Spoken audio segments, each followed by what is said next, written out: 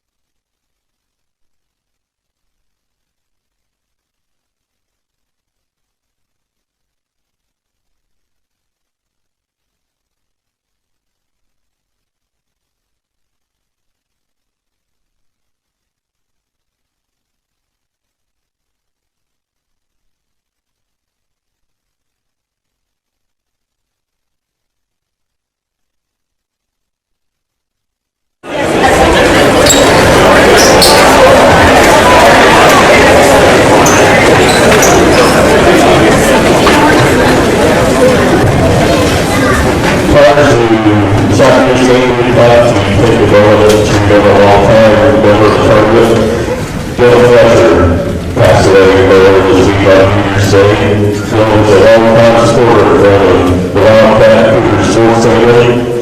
And Phil has been in work in the town for more than 65 years. He was a door monitor for around 30 years.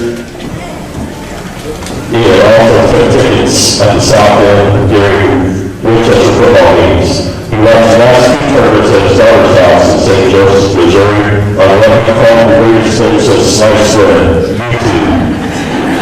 He watched every game while enjoying a Pepsi and a bag or two of popcorn. At his home plant, he taken well enough to remember no pleasure.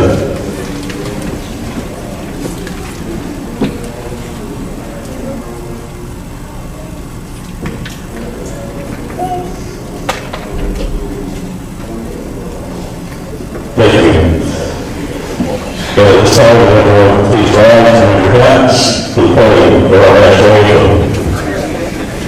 2, 3.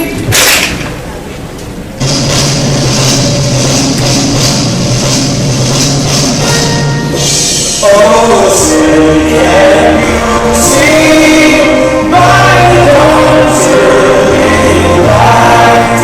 What's around me with and twilight's lasting. Just and bright stars through the perilous fight. For the members we lost, we'll gallantly sing. And round is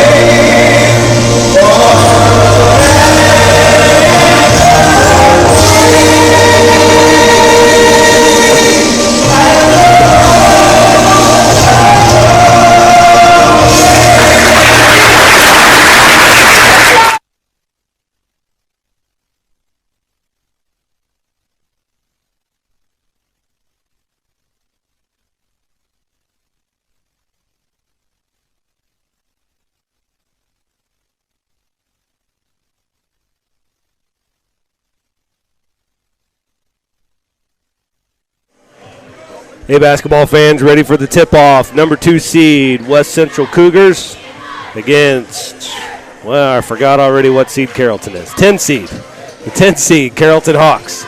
Real quick, I know we just did a national anthem, but we had a moment of silence for Bill Fletcher, who passed away earlier this week.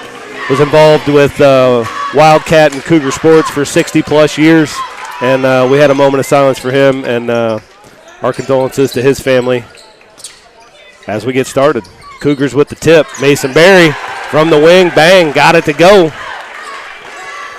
Mason Berry really starting to shoot well in these last few games. Yeah, that's huge. All right, here we go. That's Howard with it up top. He's tied, almost tied up there by Evans. Over to Stump. Stump, left-hander, dribbles lane. Good defense by Brown. Better offense by Stump. Gets that layup. Back to Barry. Barry finds Little in the short corner. Barry will tee up another three. That one's no good. Ford battling in there for the rebound. Out of bounds to Hawks.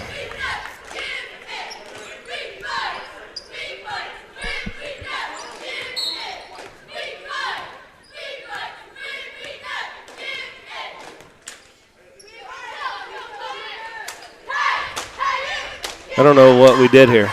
Well, needed to stop the action because a Carrollton player needed to tie his shoe, but there is a conversation going on between the official and the head coach from Carrollton. Not sure what the conversation's about, but the official is very adamant, and whatever it is. We're not going to do that. Nope, whatever it is. No, he didn't, I kept hearing him say several times. All right, that's Howard. Who's that one? That's 23. That's the one. That's Connor Campbell there. Barry down in the corner, Ford. Carrollton leads this one 4-3. Little, Evans. That pass taken away by Rhodes. Carrollton's in man-to-man, but we look a little discombobulated there. Rhodes over to Howard. Evans gets that steal. He chases it down in the corner. Back up top to Barry. Over to Little. Ford's open in the corner. Ball screen all the way to the bucket. Gets fouled on the way in. He's going to get 2 shots there. That's going to be on 54. That's Braylon Rhodes. That's his first. 2 shots for Ford.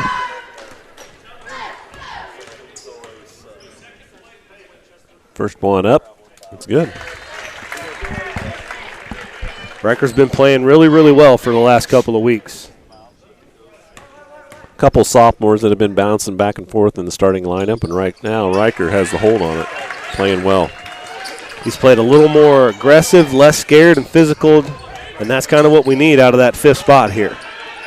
Pressure from West Central. Carrollton handles it. Howard with the basketball up top. Guard around for Rhodes. Nothing going on as Ford is all over Mr. Howard. Stump with the basketball on the wing. Shot up, hits it. He's a nice player. You don't want to leave him open. 5 quick points for Stump. Evans trying to answer on the other side. His 3 no good. Rebound to Stump. Up ahead to Rhodes. Back to Stump. Carrollton leads this one 7-5. Stump guarded by Ford out top. Ford gets a hold of it, knocks it away. Up ahead to Chance Little. He gets fouled. They're going to count that bucket when it goes. Chance Little bodied up there by Stump as he went up, but got it to go anyway. So Chance is going to get a chance at an old-fashioned 3-point play. 7-7 early in this one.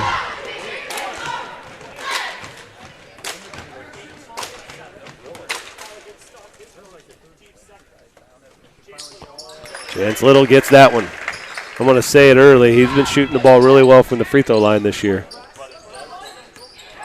Gives the Cougars the lead. West Central in a press here. Over the top to Rhodes. Rhodes looking for somebody in the middle. 10-second call there. That's 3 quick turnovers for Carrollton. It's exactly what that press is designed to do. They're not trapping, trying to get steals necessarily. They're just trying to control the pace of the game, maybe force a 10-second call or a bad pass. Right, someone. and if I'm Carrollton, I'm not over. I mean, you don't want the turnover. Don't get me wrong when I say that. Evans with the long shot. He misses short. Rebound by Little. He gets knocked to the floor, and they're going to call him for a travel. But if there's a silver lining to you getting a 10-second call, it's something you can defend instead of just throwing a wild pass, giving up layups. Little takes a seat. Caden Meyer into the basketball game. Howard over to Rhodes. 2 guys in the middle for Carrollton there. Rhodes having a hard time finding somebody to hit it to. Up ahead there to Campbell. Campbell back to Howard. Over to Lucas Howard. Stump looking at that 3 for a second. That's Campbell working against Carson Brown. Rhodes free throw line jumper off the glass, no good. They're going to get a foul there on Campbell pushing Brown in the back.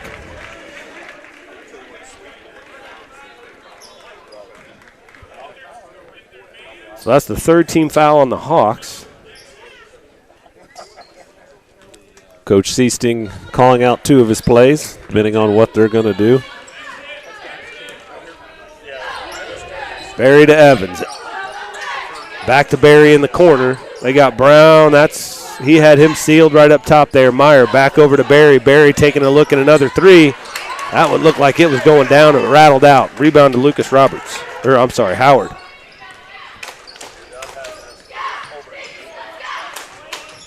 Up to Rhodes. Back to the basket. Stump on a guard around there. No good. Campbell with the rebound. That's going to be a foul on Brown, as his arm was definitely angled to get that foul. Campbell's a big kid. Campbell will have 2 shots. Still an 8-7 lead for West Central. He gets the first free throw. Ford's going to check out. That's Cam Sievers checking in. Well, it's packed, Coach. It is packed in here. What a crowd. It was packed earlier for the Route Liberty game as well. That was a good atmosphere for that game. It'll be a good atmosphere in here, too. Campbell hits both.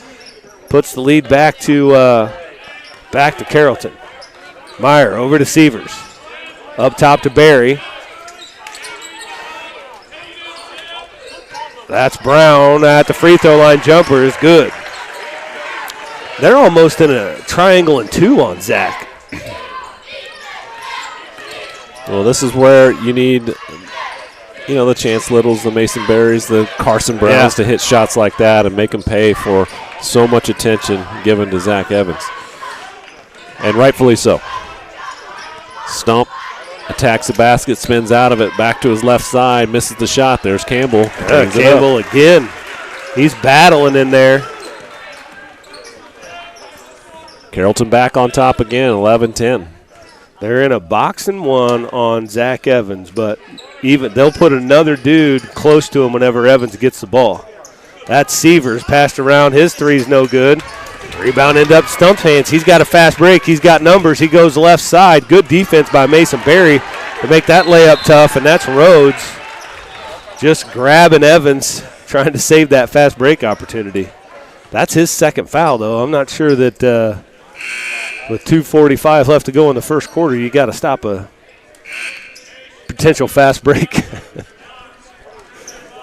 So he'll go have a seat. Number 30 checks in. That's Carter Randolph in for the Hawks. Up ahead to Evans. Good ball screen there. Over to Little. Little finds Barry in the corner. Barry lets that one go. No good. Rebound to Howard. The Cougars a little bit cold from the outside, except for the opening three-pointer from Barry. They've not knocked anything down from behind the arc. Nope, 1 for 6, and Evans is going to pick up a shot, and that was very much a foul on Evans. Nice shot by Howard. And that's Lucas Howard. I really don't know how he got that shot to go, but he did. That was fading away like almost behind the backboard. Line drive that basically hit nothing but net. It's a 13-10 Carrollton lead. Lucas Howard has a chance to make it a 4-point lead. First foul on Evans, second team foul on the Cougars. That rebound to Ford. Up ahead to Evans. Down to Brown in the corner. Over to Sievers, one pass to Little. Ford now hand off to Evans. Evans with a deep three. No good. Rebound. Sievers. Put back. Doesn't go. Rebound down to Campbell. The Cougars just can't buy a bucket right now. Can't buy a bucket. Surely that won't last all game. That's Randolph. Up top to Howard. That's Howard for a three, and he got that to go. That's Caleb Howard. Deep three from him. Carrollton leads it 16-10, and Coach Seasting wants to call a timeout. 1:40 left here. Looks like he's got a 30-second timeout. So what do you think? I mean, we're getting shots. We're just the Cougars just aren't knocking anything down right now. Well, and the same applies for Route when they were playing earlier, even Camp Point Central earlier with Payson, that you sometimes get their best punch right off the gap, and you got to figure out how you're going to adjust to that. And it's not that we haven't seen this before, and we'll see the adjustment, as I know Coach Seasting will do. And kudos to Carrollton because they've done exactly what they wanted to do here. Yep, they've controlled the boards as well. We're not getting a lot of second chance opportunities on the offensive end, and they've gotten a couple offensive rebounds and converted on their end. That's Riker Ford. His three's no good. He chases his own rebound down. He's got Little in the corner. His jumper, that looks short from up here. And they're going to get I don't know if they got a foul or just a knocked out of bounds. Just knocked out of bounds, no foul. Mason Berry back into the game 4 receivers. One new player in the game for the Hawks is 24. That's Eli Rhodes.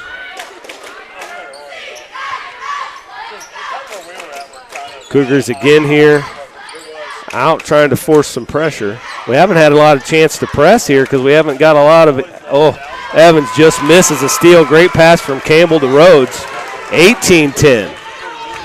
Evans driving baseline. He gets the foul and the bucket on Campbell. Evans taking it upon himself right now. You can see some aggression in his eyes every time he gets it. He's looking to make something happen.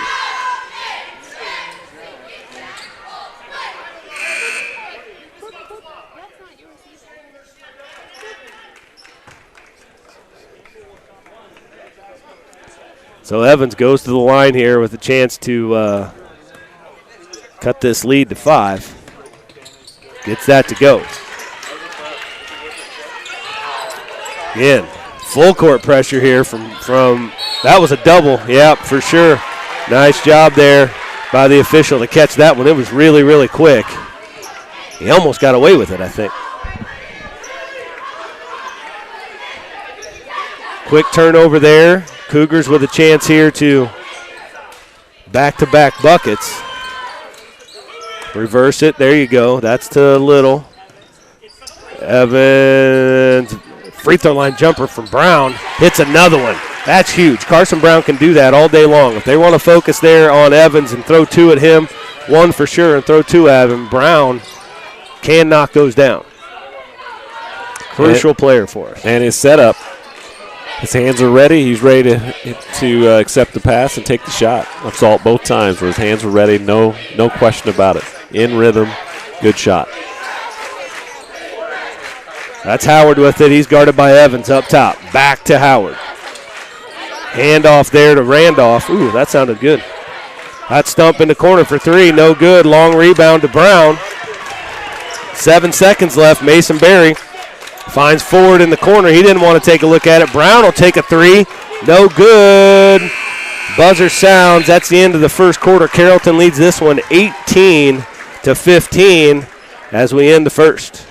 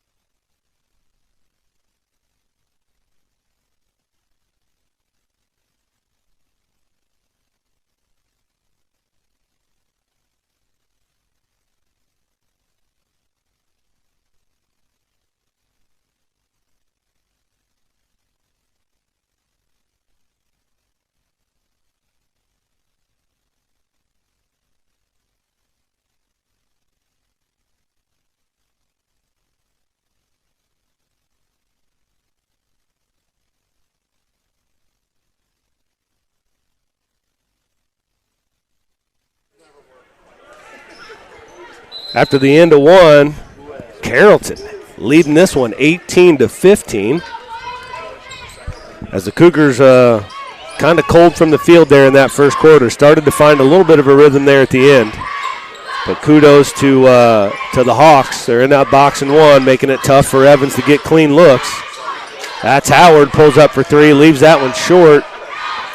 Loose ball got picked up by Barry in the corner. He's trapped.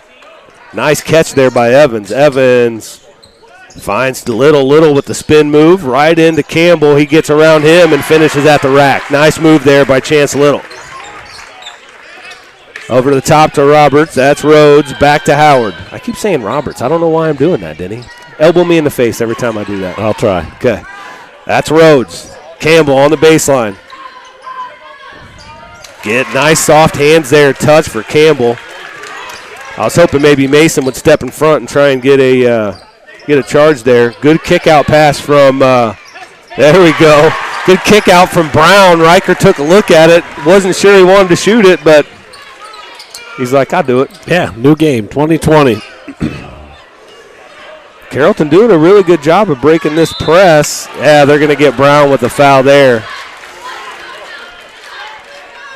I think Stump actually did a really good job of maybe even like kicking his leg a little bit to catch some of that contact because Carson was just trying to, do the old cut in front. Yeah. And Stump got wide. Gets the first free throw, lead back to 1 for the Hawks. Meyer will check in for Brown. Brown's going to sit with 2 fouls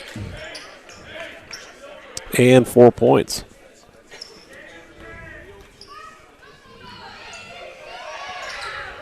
That one looks off from here. Good box out from Meyer. Little ends up with it, though. That rebound really, it goes to Chance, but Meyer with a great box out. Evans, floater, no good.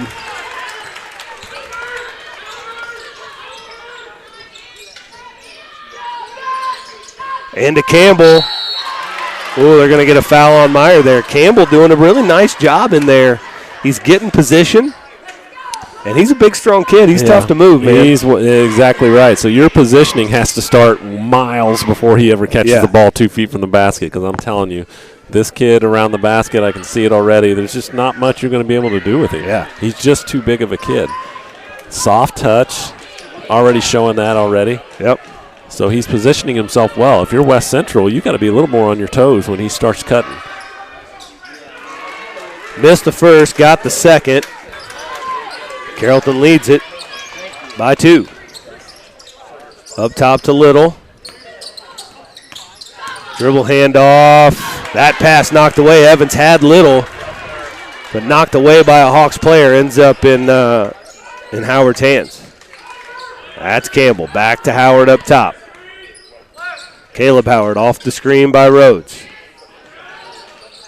That's over the top somehow to Stump, and he catches that and gets that to go off the glass. That's a great catch.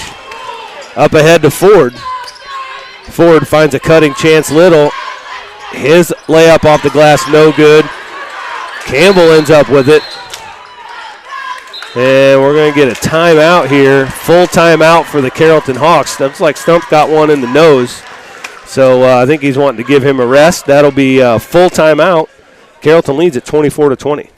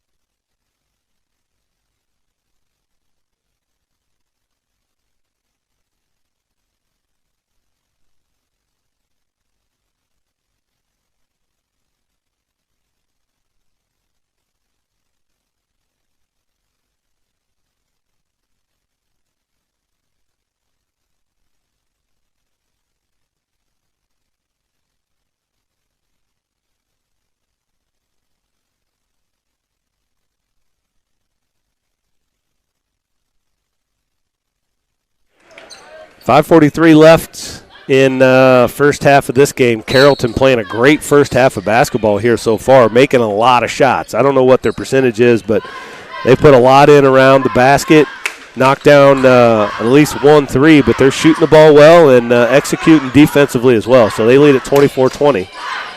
Campbell says, I'm having a good game. I'll take a 3. No good there. Rebound. Another offensive rebound by the Hawks. Right now they're winning the rebounding battle. That's Howard. Back to Campbell. Howard at the top of the key. That's Rhodes against Meyer. His turnaround jumper is good. Back up to a 6-point lead for the Hawks. Barry. That's Zach at the free throw line, gets that to go. That's his first points of the game. No, he has. He should have 5 points. He got the and one, if you remember. Oh, yeah, that's right. They don't have that 26-22, Carrollton on top.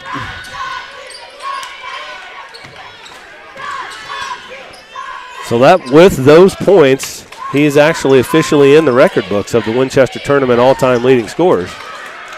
In the top 50, I guess, or whatever. It's 160 to get you in, apparently.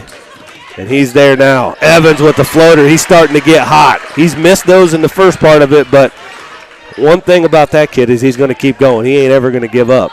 Nope, shoot or shoot. Right. 26-24. That's Stump with it. Over to Howard. Evans misses on that steal. Back up to Howard. That steal by Barry. He's got some numbers here. He pulls her back out, though. Up top to Ford. Swing pass to Little. Back to Evans. Evans coming off that ball screen. Another free throw line jumper from Evans is good. Nothing but net there from Evans. He's heating up, folks. And if he starts heating up, look out. Ties it up at 26. That's Howard with it. Back up to Rhodes. Meyer comes out, extends a little bit to give Rhodes some pressure.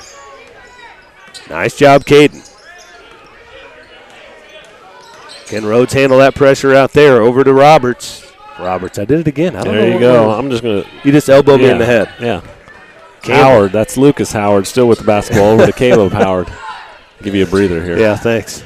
Rhodes. High post to Campbell. There he goes again. He's going to go baseline. Spin on Little. Scores. He's having a game. Campbell is having himself a game. That's 14 points for Campbell. 28-26. Carrollton on top. Back up to Evans, so the Hawks have gone back to a full man here. They're no more boxing one. That's Barry. That three's no good. Rebound to Howard.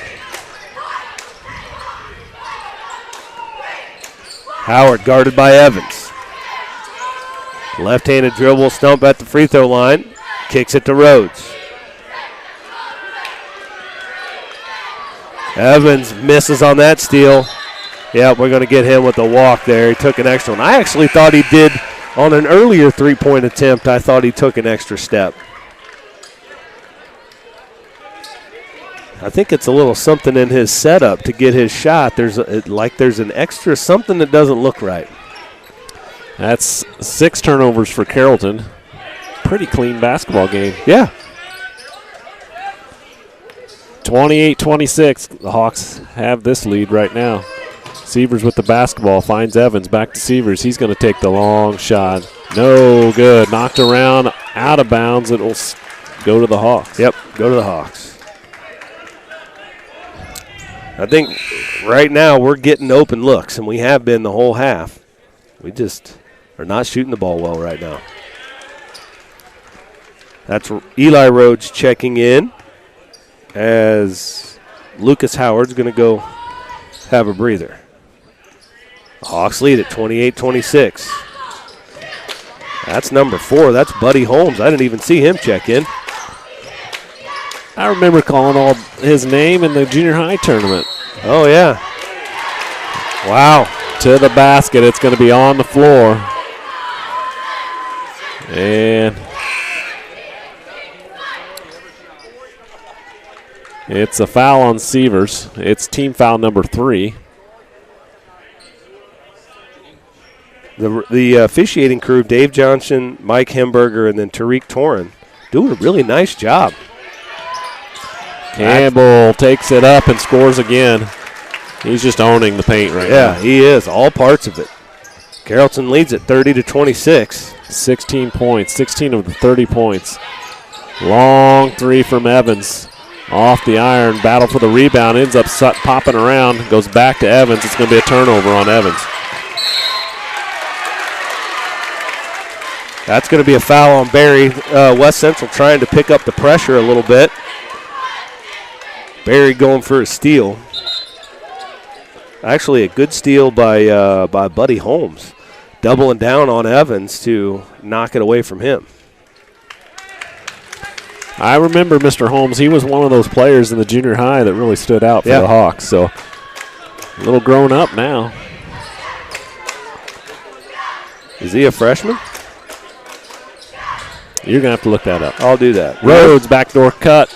There's Stump. Stump tries to find Campbell. He throws it away. It's going to be a foul on Stump. Turnover number 7 for the Hawks. He is a freshman, by the way. He was a nice player, like I said, for the Hawks for the last couple seasons on the junior high team. Little checks back in. Severs goes have a seat. The Hawks lead it 30-26. 1:03 to go.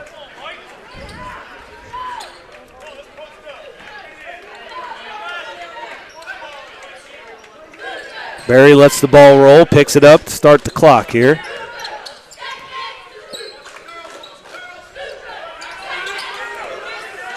Oh, Evans was open on the baseline. Barry, back to Barry. He's cutting middle. Pull-up jumper from Barry. Nice. Right from the volleyball line, got that one to go to cut this lead to 2. That's 5 points for Barry.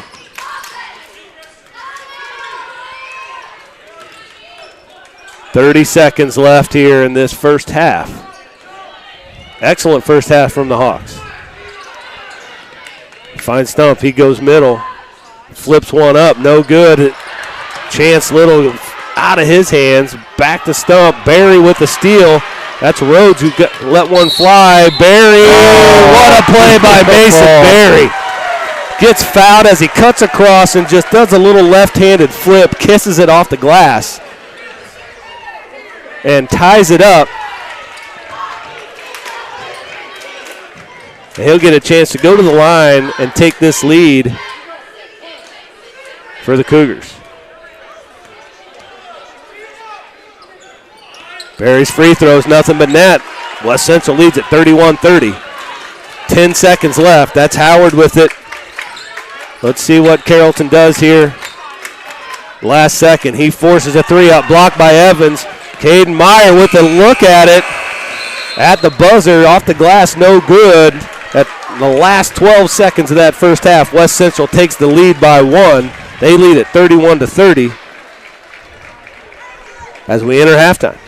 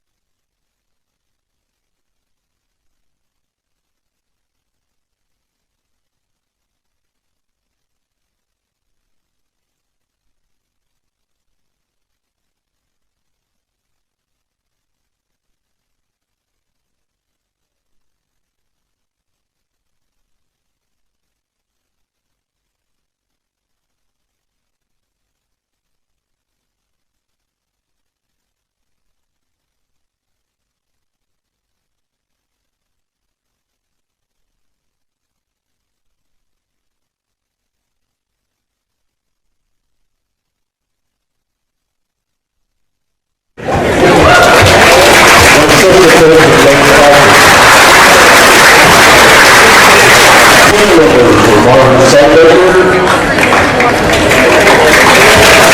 Third grade,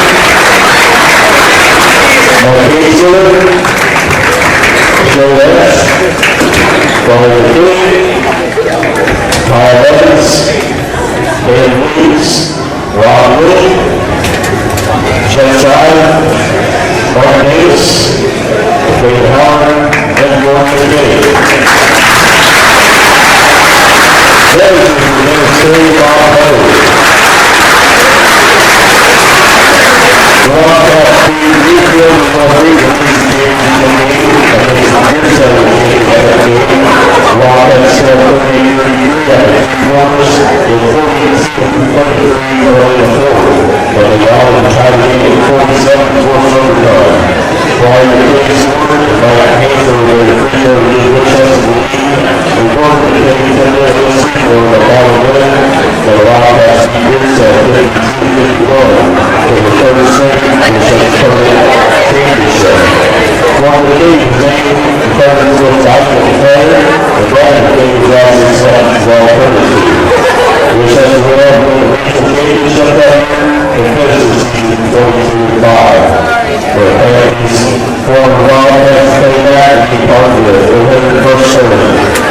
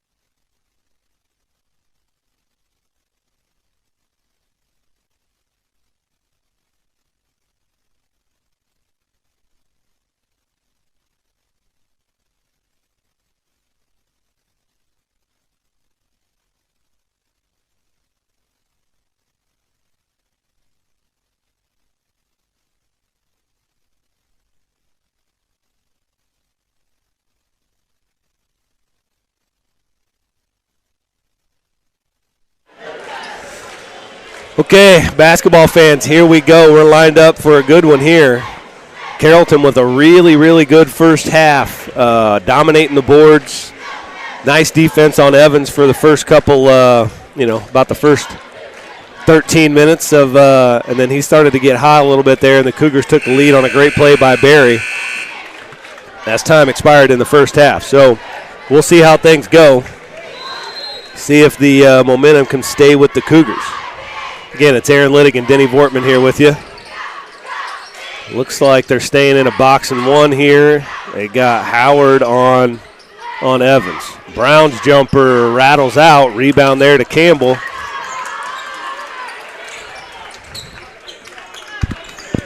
First possession for the Cougars, empty. What are we going to get there? They're going to get a legal screen on Howard. Let's Lucas Howard, his first. Team's first of the third quarter.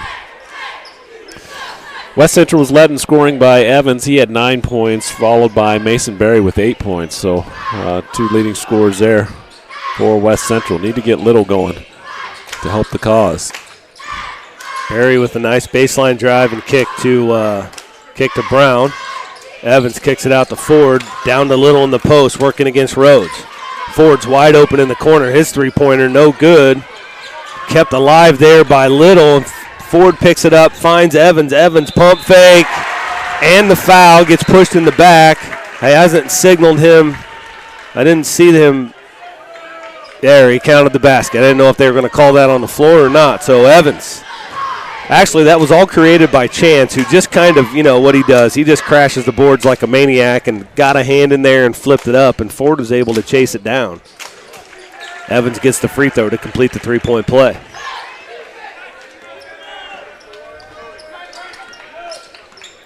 Howard's going to bring it up. Crosses the timeline, crossover. He gets going downhill. Carson Brown, great secondary help defense. Chance Little with the rebound. Up ahead to Barry. Barry finds Evans. Evans setting up some offense here. To Ford. A little bit of a flare screen for Evans. He was looking for there. He finds Brown in the middle. Brown's free throw line jumper's good. Carson Brown, that's 3 of those free throw line jumpers for him.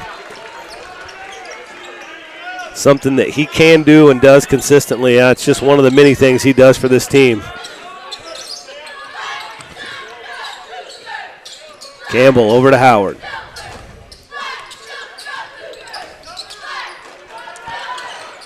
And right now Campbell's been playing out on the perimeter there as he just turns it over. He didn't catch that ball, but kind of wondering why they're going away from the cutting inside. I mean, he dominated the paint in that first half. Yep. 16 points for Campbell to lead all scorers for the Hawks. The Cougars looks like they're looking to get the ball to the middle a little bit more here.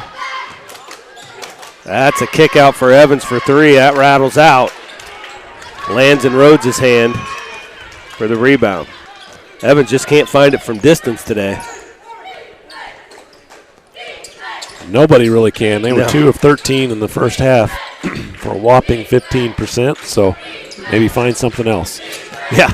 As you saw, both teams didn't get out here. West Central was about a minute and a half left on the clock before halftime, so always curious to see what adjustments are going to be.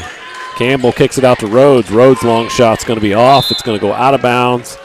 West Central basketball. Campbell might be a little fatigued. He seems to not be getting up and down the floor as well. That first half, he was all over the place. Might be a little fatigued. Could be a different second half for him. Backdoor cut by Evans. Nice pass by Chance Little there. Evans misses on the baseline jumper. And now Tim Lashman's going to have an opportunity to put that mop to work. He's been at it a couple times already, so doing great work. Love to see the mops out. Again, just another thing that we talk about all the time when we talk about the tournament and all the things that we do at the tournament and just people stepping up, being door guys, being mop guys, whatever it takes. We appreciate it. Aaron Liddick got a taste of the mop. Yeah, I like it. It's fun. Steal there. Evans gets a dunk. That gets the crowd going. Evans, I don't know how many dunks that year is this year for him. Maybe 10 plus. I don't know, but that got the student section up over there, and even some old folks with white hair. I saw them get up for that dunk.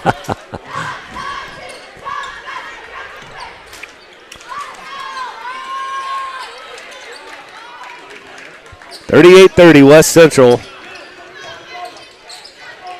Starting to figure it out here in this third quarter. Trapping Rhodes there, down to Stump in the short corner. He works through a couple of people, finds Rhodes again.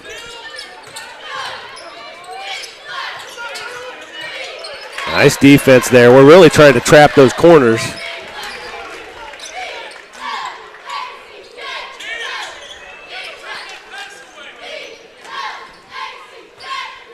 Coach Seastings wants somebody to take a certain pass away. It's definitely Chance is who he's yelling. Yeah, okay. That trap up top to Rhodes. Evans sticks his hand in there.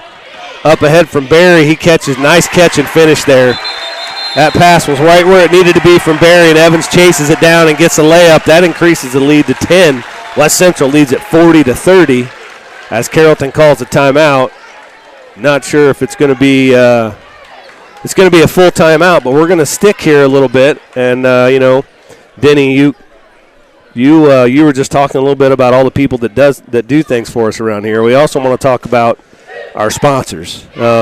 And from the West Central side, there's so many of them. So over this whole entire week, we're going to make sure we get some of them announced here and talk about them a little bit. But we'll read a few names here just to make sure they get out there. 4-1 Trucking, Bank of Bluffs, Clevenger Contractors, Farmer State Bank, Central Valley Sports, First National Bank, Littles, and Nutrient Ag Solutions. That's a good start to thankful for all those companies. Yeah, and a lot of those that you just read off have been with us, every year for the last 6, 7, 8 years, going into the full packages and things like that. And, again, we can't thank them enough. It's their funds that allows us to put it back into the student athletes, whether that be fencing, as you see some fencing projects being done, a new softball Little League field being redone right now. Whether all that money goes back. The audio board, yep. Whatever, all this stuff, it comes from those folks. So we'll try to get everybody in. We definitely will get everybody in by the end of the tournament. Stick with us. We'll do it during West Central games especially. We want to make sure that our people hear that we're very grateful for all the things that they do for us. Yep, Carson Brown closed out a little hard there on Charlie. That'll be his third foul, I believe, and Caden Meyer automatically gets up. And,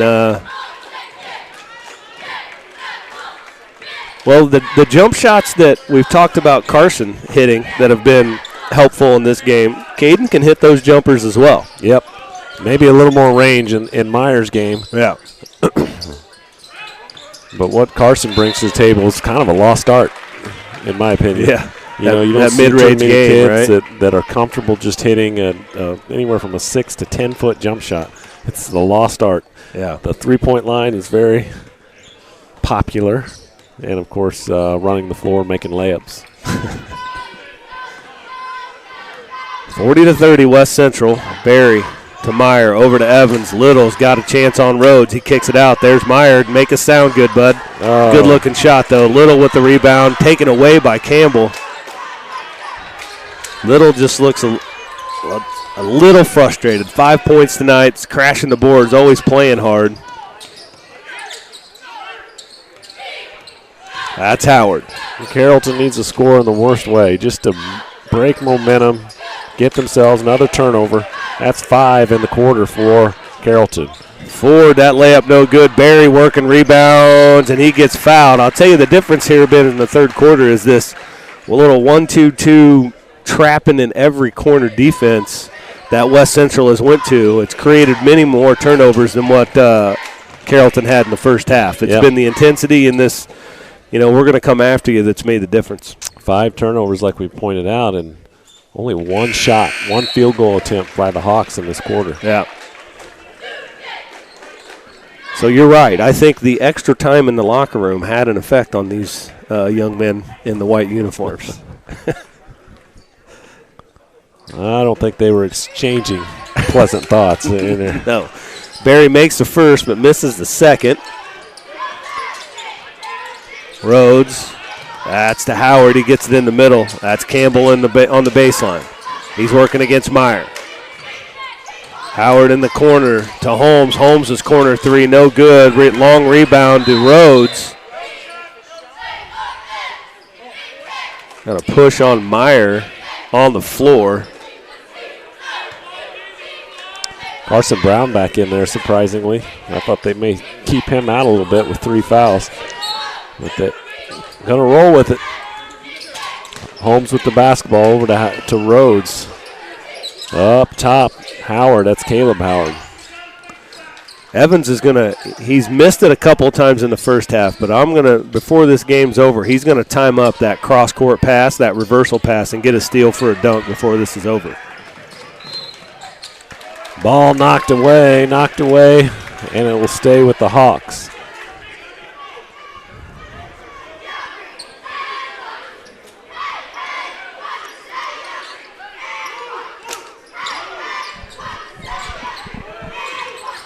Howard comes in there. Barry and Evans are going to trap there.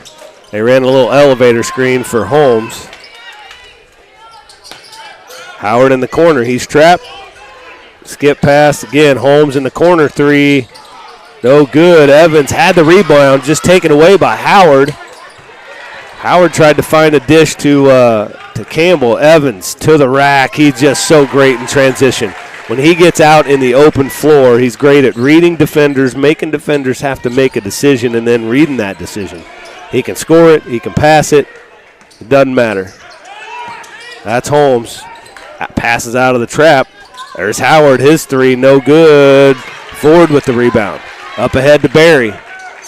That's a foul on Rhodes. That's very similar to a foul earlier in the game where I think he just decided, I'm going for this ball no matter what. Evans' last points gives him 17 for the night, leading all scorers. 1:26 left to go in the third quarter. 43-30, West Central.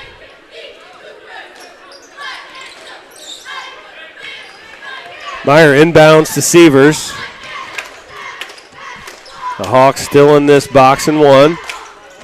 Ford dribbles around. Meyer, his chance at a three there. No good. Rattles out. Rebound kept alive by Sievers. And he's going to be fouled by Campbell as he pushes him out of bounds.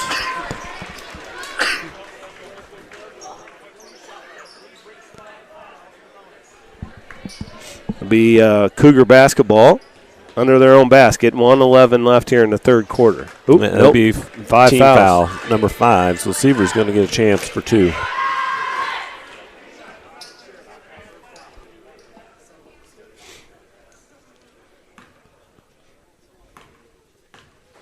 The gym got quiet.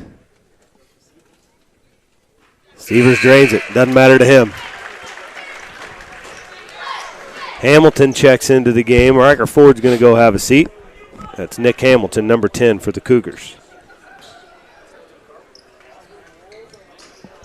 Sievers gets them both.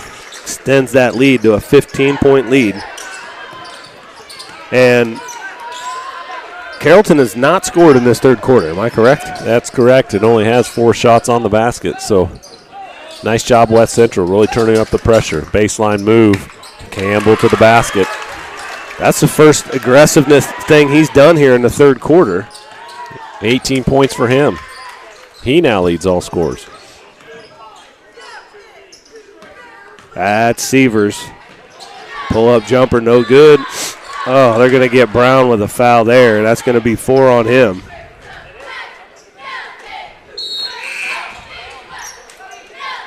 That'll bring Little back into the game.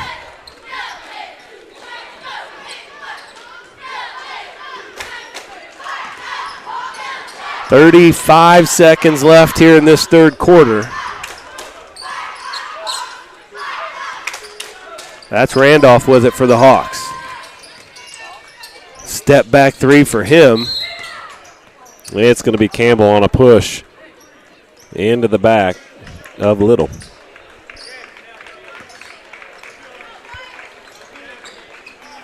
And that's 4 on Campbell.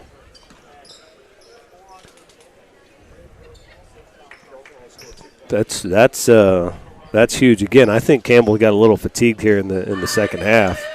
He finally got an opportunity to score there a minute or so ago and went baseline and used that nice soft touch.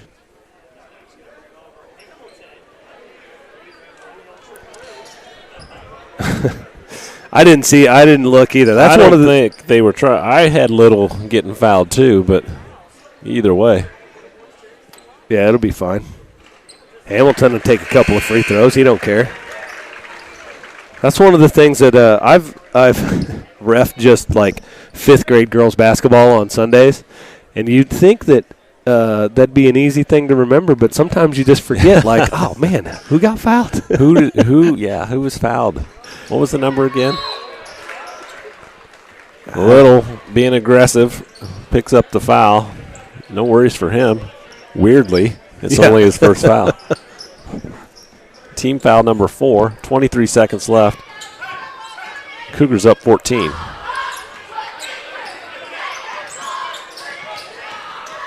Howard brings it across the line. That's Holmes. Back up top to Howard, over to Caleb Howard. 6 seconds. 4. That's Randolph for 3. Rattles out. Chance Little has a chance. Save the lights, Chance. Save the lights. That's going to do it for the third quarter. West Central comes out a different team than they were in the first half. They lead at 46-32.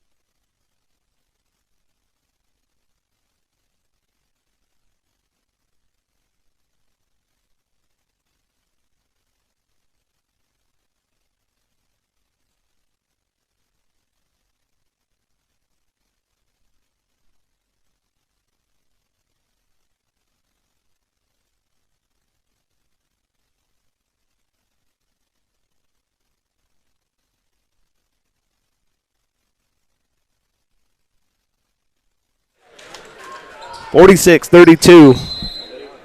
The Cougars lead this one. Something's not right. We're going to,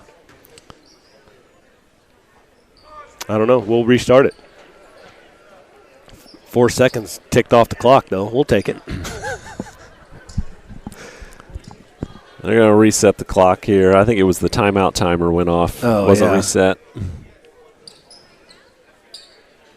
There we go. We're back to 8 minutes here.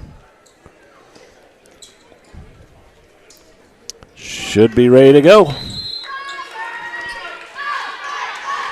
West Central basketball, 8 minutes left in this game number 5 of the first day of the 101 Winchester Invitational.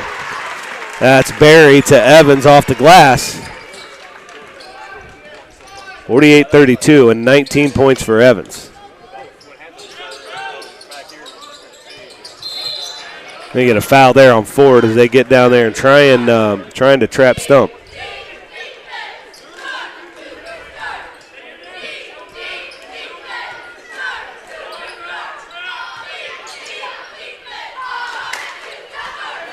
Rhodes inbound.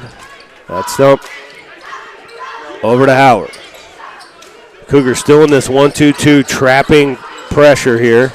They got Campbell in the corner. That's Campbell again. He's going to drive baseline. No good there.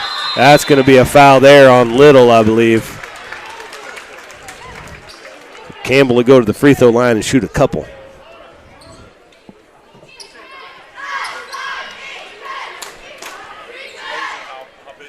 That's only second foul on Little. 2 quick team fouls on the Cougars, though, here in the fourth. First attempt for Campbell rolls out.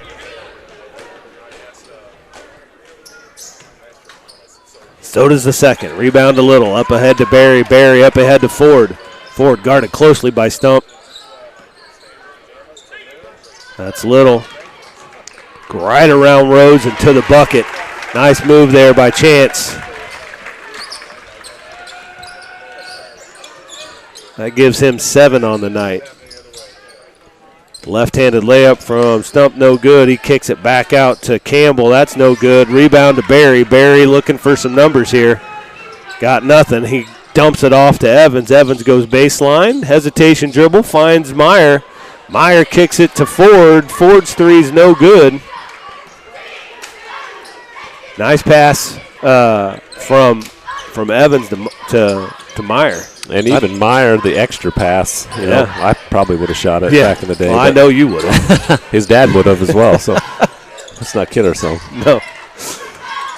That's Rhodes with the rebound. Off the glass, no good. Good box out by Little. Barry, long rebound.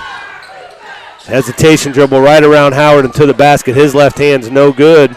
He's blocked from behind by Campbell. Ooh. 50-32, Stump with the elbow, shot no good. And Carrollton has just run out of steam. Yeah, I think you're exactly right. He used a lot of effort and played very good basketball. It's going to be a turnover, West Central. It's a little sloppy right there. Ford got caught in the air. Carrollton only has 2 points to show in this whole half so far. Yeah. Not getting a lot of shots. They only had 7 shots compared to 14 shots in the third quarter of West Central. Randolph. That's Campbell. He's trapped again. Skip pass over to Howard. Randolph finds Rhodes. That's a step back three from Campbell. No good. Rebound to Barry. Barry's got a lot of rebounds in this game. Are you keeping track of rebounds? I'm not. I don't have enough pen.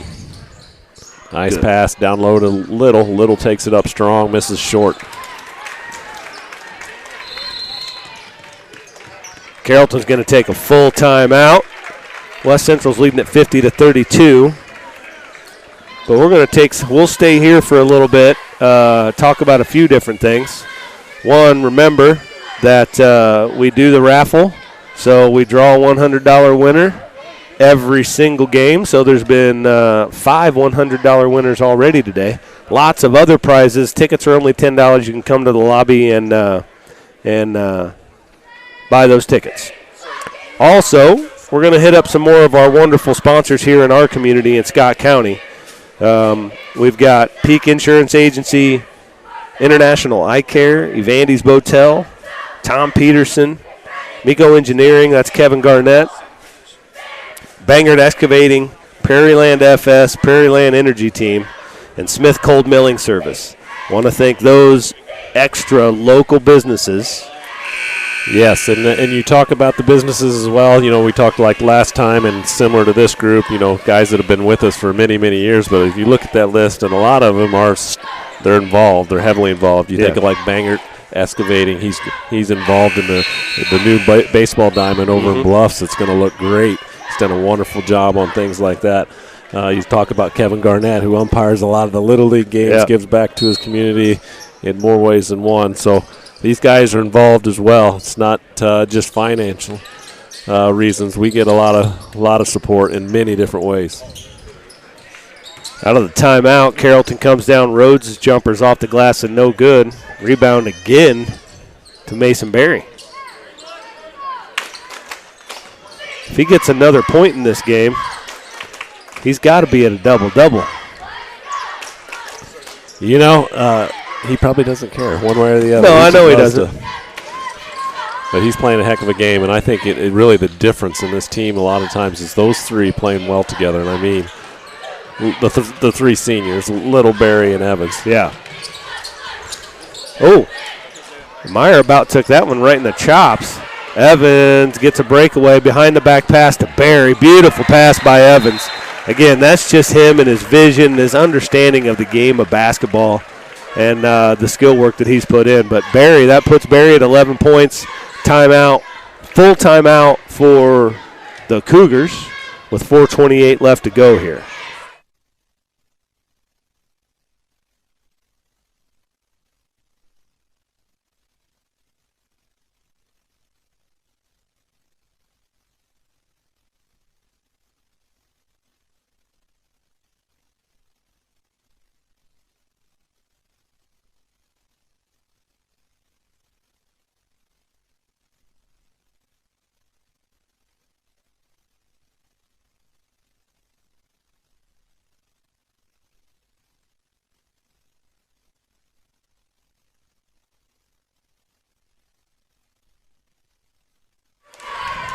.428 to go. West Central's up by 20 now. Really excellent second half so far by West Central. Off air, we were just chatting a little bit. It's a 21-2 second half. Yeah. So that's Denny's math, not mine. I couldn't figure that out. Yeah. We'll go with my math. Yeah, you could go with your math for sure.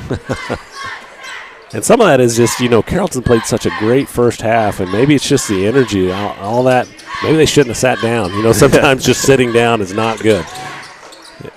Rhodes with the wing jumper. It's no good. Battling around. It goes to West Central. That's a good pass there from Barry to Brown. Some contact, but he gets that to go.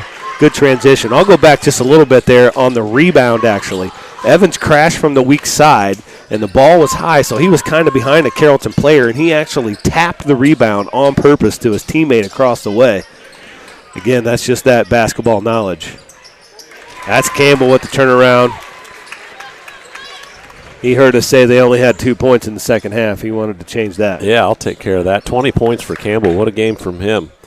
And again, we talked about him in the first half, he had 16 points in the first half. He has all 4 points in the second half for the Hawks, but he was just somebody we couldn't control. Ford to the basket. Awkward fall there. Hope he's all right. Howard up to Randolph. What are we going to get, a charge or a block? 2 shots. Wow, even called. It was, I hope he gets some help on that. It was on a pass, not to be picky in a game like this. But Brown will foul out. That was his 5th foul, team foul number 3. They are going to give him, nobody's going to go talk to him. Yeah, no, for sure. That's Brown fouls out there. He's got 8 points, but a big 8 points, really. That kept us close enough in the first half, his 2 jumpers, whenever Carrollton was going on runs. And foul trouble, has limited his minutes here in this game. But those jumpers were big for us in the first half. Definitely rhythm jumpers and, like you said, big jumpers at the time when we really needed to just kind of get back into the rhythm of an offense. Carter Randolph gets that one.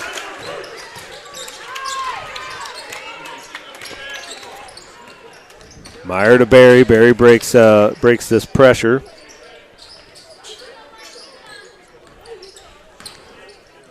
Evans to Ford. Stevers, they had Ford on the roll right there, but he's swallowed up by Campbell. That pass by Severs, chased down by Mason Berry. 2:45 left to go in this game. Randolph really trying to bring some pressure on Berry. They're going to get a foul out there on him. It'll be his first, team's first. Hamilton going to check back into the game for Riker Ford.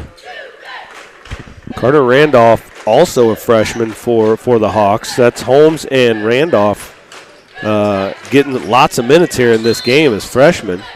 And they look really good. I mean, you can tell they're freshmen just by, kind of their size a little bit. But 2 good-looking young players there for the Hawks.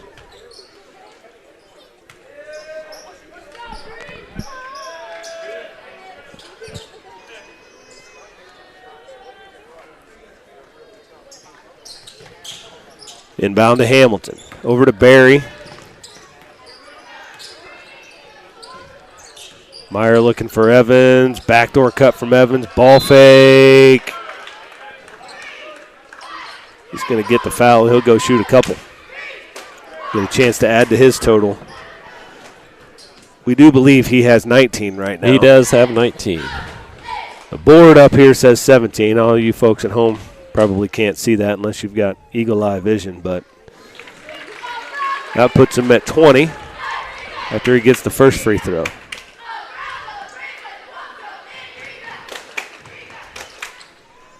Second attempt from Evans, nothing but net.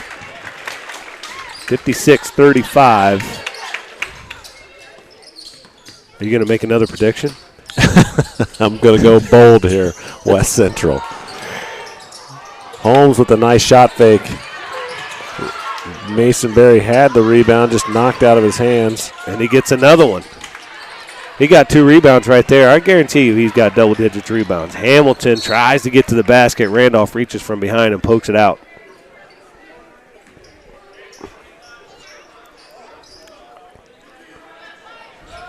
I'm calling it a double-double. I don't care. I bet you're right. After you brought it to my attention early in the second half, he's had to have had 5 or 6 since then.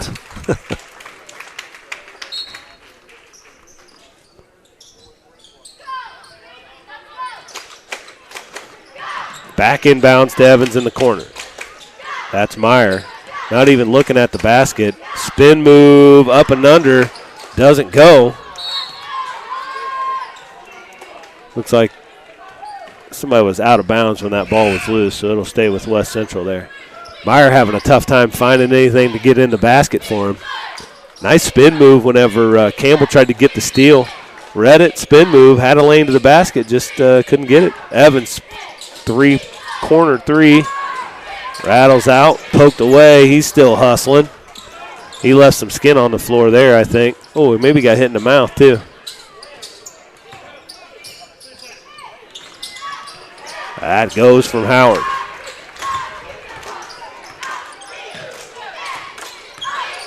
Seavers bringing it up. Meyer guarded by Campbell up top. Nice punch behind the back there. Hamilton gets it knocked away. Meyer's wide open down there for way too long. Forward with the spin. When he spun right into Campbell, and he just kind of took it away. Campbell over to Howard. Campbell's going to get another jumper here. Gets that one to go. Under a minute left here. That's 20 points now, or 22 points now for Campbell. Evans loses the handle on that one. Howard up ahead trying to find Randolph in the corner for a three. It goes out of bounds.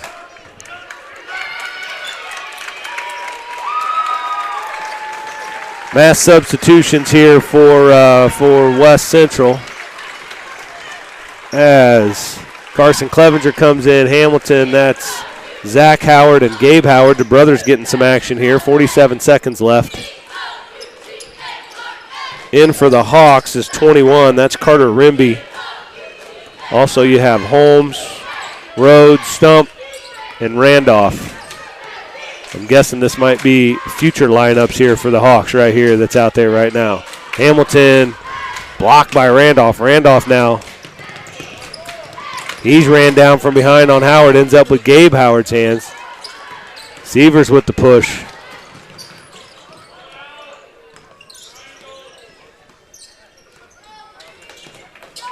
And the Cougars are going to be happy just to run this one out. Tough first half for West Central. Great first half for Carrollton. And they come out in the third quarter, change the defense, switch to that trapping 1-2-2, and they really changed the tone of the whole game from there. Carrollton scored, scored 9 points in the second half, so they really struggled. And we'll get some stats here real quick when we get them figured up. But nice game by Evans from West Central, and a nice game from Campbell, who really led all scorers with 22 points. Yep. Well, we'll come back here in just a few with some stats. Denny's going to tally them up, and we'll be back. And then the second game, next game is going to be Porta AC Central, the number 7 seed, versus number 15 seed North Greene.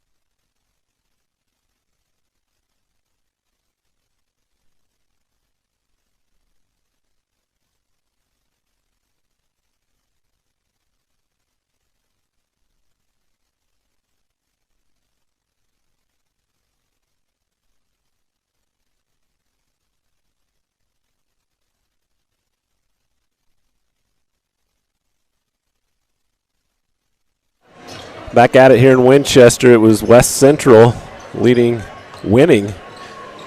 game number 1 of session 2, 56-39. Leading scorers for West Central, Zach Evans with 21 points, Mason Berry with 11, and Carson Brown had 8 points. West Central shot 86% from the free throw line, 40% for the game, and really shut the door on the Hawks here in the second half, who only scored 9 points. Campbell led all scores with 22 points for the Hawks. The Hawks shot 39% from the field, but again was really just kind of shut down. Had to end up having 8 turnovers in the second half, 16 total for the game, as compared to 6 turnovers for West Central. Again, a big victory and a big second half for West Central. They win this one 56-39. We are waiting on the next contest. Jason Likes will give you this one. It will be the Porta AC Blue Jays against the North Greene Spartans. So that's about 10 minutes away. We'll take a quick break and we'll be back with that one.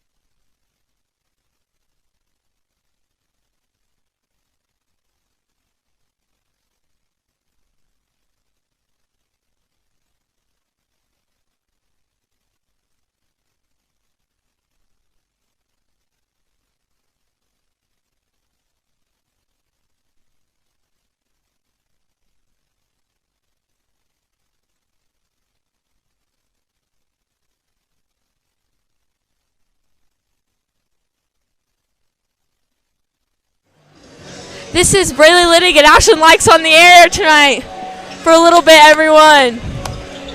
Thanks. Yep, thanks for listening. We'll be back with you after, right when we're about to hit tip-off. Yep.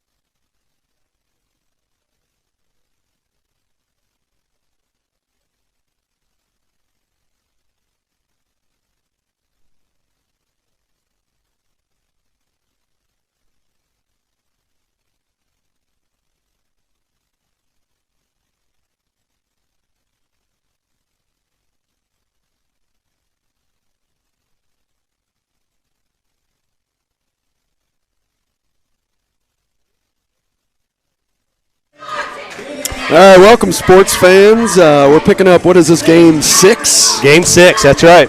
Of the 101st Winchester Invitational Tournament. Your home team is the Porta Blue Jays. Your away team is the North Greene Spartans.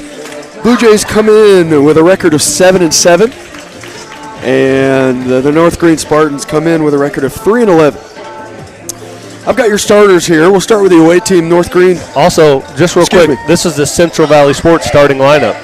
Brought to you by Central Valley Sports. The Central Valley Sports starting lineup. Thank you. For North Greene, we got Ethan Clark, number 0. We got number 3, Garrett Hazelwonder. We have number 12, Jacob Hinsey. Number 13, Brody Berry. And number 23, Luke Ferris. That's your starting lineup for North Greene. And for the Porta Blue Jays, they got number 4, Griffin McClure. Number 11, Drew Marr. Number 21, Brady Kinney. Number 23, Levi Hoagland. And number 24, Ethan Mahoney. You know, Coach Littig, I've not seen either one of these two teams play. Neither have I, bud. I know that they, lost a couple key pieces, and I'm talking in terms of Porta, lost a couple key pieces with Artheloni. And who was the player that got injured here last year? Do you remember him? Yeah, I do. But I do remember, player. But I can't remember what his name was. Yeah, big post player. But in terms of North Greene, I will tell you Luke Ferris returns. He's a player to watch on this North Greene team. Brody Berry, energy pack. Yep. Small but dynamite type player. Small but dynamite. That's exactly right. So a couple, and I know that Ethan Mahoney is a player to watch for Porta. So this should be an exciting game here. We've got let's see, Porta is the 7 seed, North Greene's the 15 seed. And again, like you said earlier, I've not seen either one of these teams play, so it may take us a little bit to get to the names. I always fumble around names for about the first 4 or 5 minutes. Amen, amen. So this good news is, if you're watching, yeah, you probably know who it is. If you're a fan, you're a fan, you better know. Yeah. Come on now. Hopefully. We this is, let's see, we got 3 games left. Porta AC and North Greene right now, Griggsville, Perry, and Brown County after this one, and then the last game of the night at 8:30 is Triopia against Carlinville. And it's Aaron Littig and Jason Likes with you here. Yeah.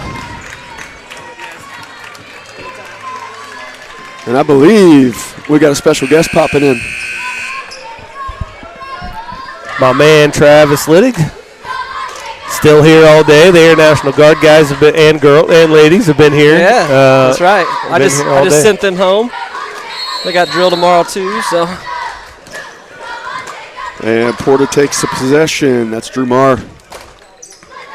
Moving it to Griffin McClure down the floor. And we're underway. North Greene in a zone here to start. One of those things that's pretty popular right now is kind of a 3-2 looking zone. Yeah, 1-2-2 if you will, but it kind of flattens out. Yeah. Some people like to extend, some people like to keep it in tight. That's 21. Who's that in the corner? That's Kenny in the corner. That's Hoagland. Back to Hoagland. He drives middle. Porta settling for moving it side to side. A little dribble penetration, but nothing to make the defense have to play honest yet. Yeah, trying to figure out what movement's going to work against this zone. They're moving it all perimeter-wise. Not really much penetration with the pass or dribble. Marr takes that 3. Long rebound there to Hoagland. That's McClure with it now.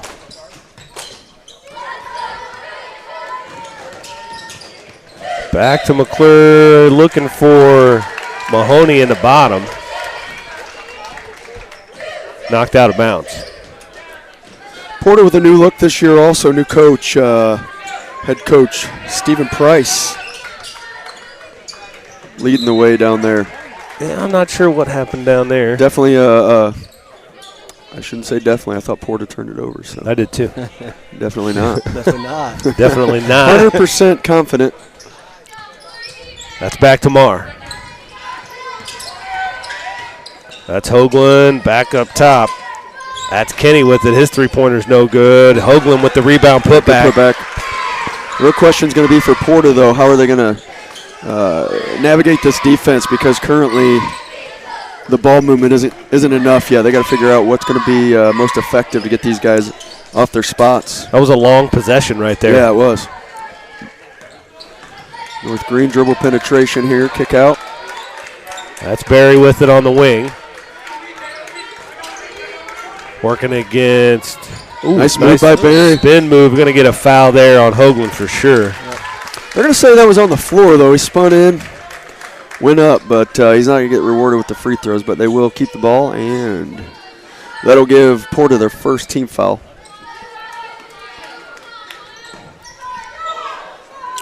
Up top to Barry, back into the inbounder. That's Hinsey, number 12. Porta comes out in man defense. Ball screen three. That was smooth. That was a smooth-looking stroke right there from Hinsey. That's Jacob Hinsey, number 12. That's McClure with it. Still trying to survey this zone and figure out the best plan of attack. Looks like North Greene's kind of content on just kind of playing inside and letting them shoot three until they make one. Hoagland there, guarded hard by Ethan Clark on the block. Yeah, he's undersized, but he's working, but he just hurt his ankle. Let's see if he's working his tail off down there. He is working really hard. Long three by McClure there, no good. So the other way goes North Greene. Kick out by Barry, dribble penetration. Tough shot there by shot, Hinsey. yeah. Well, loose ball comes back out to North Greene, though. Set it back up. That's Ferris with it. He looks to drive. Hinsey thought about a three, decided to kick it. The foul ball's going to be out underneath here. Porta foul. Not sure who it's on unless it was on the ball here. I think it was a reach around down low. Gotcha.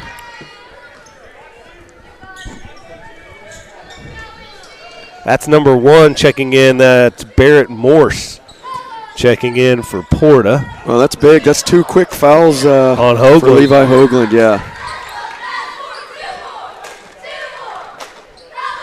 A little sloppy here the first 3 minutes of this game. But North Greene leads at 3-2.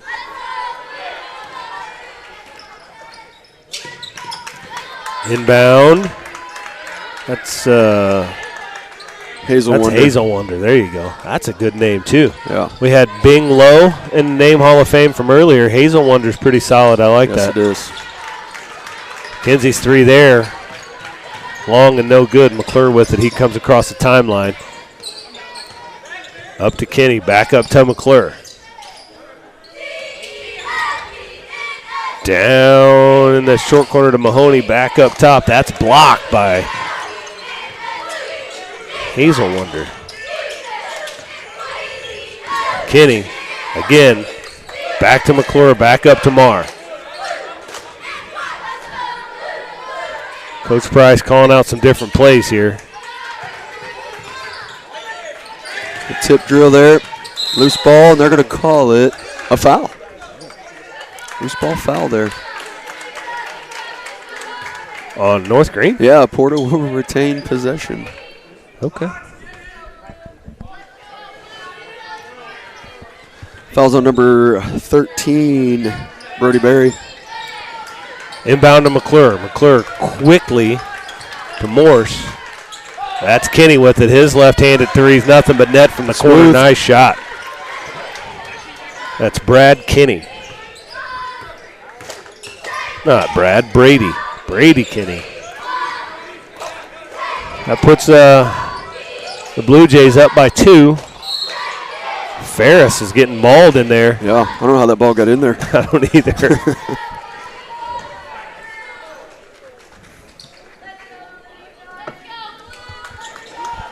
The game today that I was most impressed shoe-wise was the game that I didn't get to call. I was mopping that game, but the Route Boys had some Dwayne Wades. About 3 or 4 of them had Dwayne Wade's, which is a new shoe that has kind of just come out in the last year and a half. He's got some different versions. I was waiting to hear who had the best shoes on today.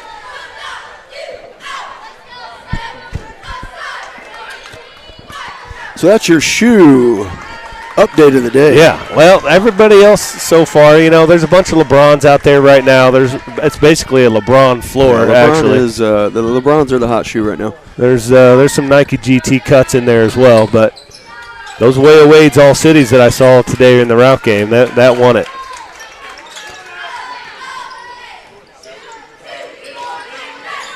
So back up top to McClure. That's Morris with it. Again, a lot of just perimeter passing from the Blue Jays. That's Morris, his wing three. Looked good coming out. Kenny get the weak side rebound, no good. Rebound to Ferris. North Greene looks to push. Little contact, good finish right there. That's up ahead. That's Ethan Clark, who's been battling down here in the bottom part of this zone for the Spartans. That's Mahoney working against Ferris. Switches feet there on the move. Going to be a travel. We got another good name coming in here. We got Jet Carrick. What? I don't think they had any Jets or Bings back in the first Winchester tournament. Do you think so? No, I don't think so. There could have been a Bing. Yeah, you're right. There could have been a Bing. But Jet is solid. I like it. That's Ferris for three. No good. Tipped out. McClure with it. Left-handed dribble over to Kenny. He knocked one down earlier. He gets a second one. The lefty's hot. That's Brady Kenny. 6 of the 8 for Kenny. Ferris off the glass, no good. Rebound there to number 4. Who is that? That's Moffitt.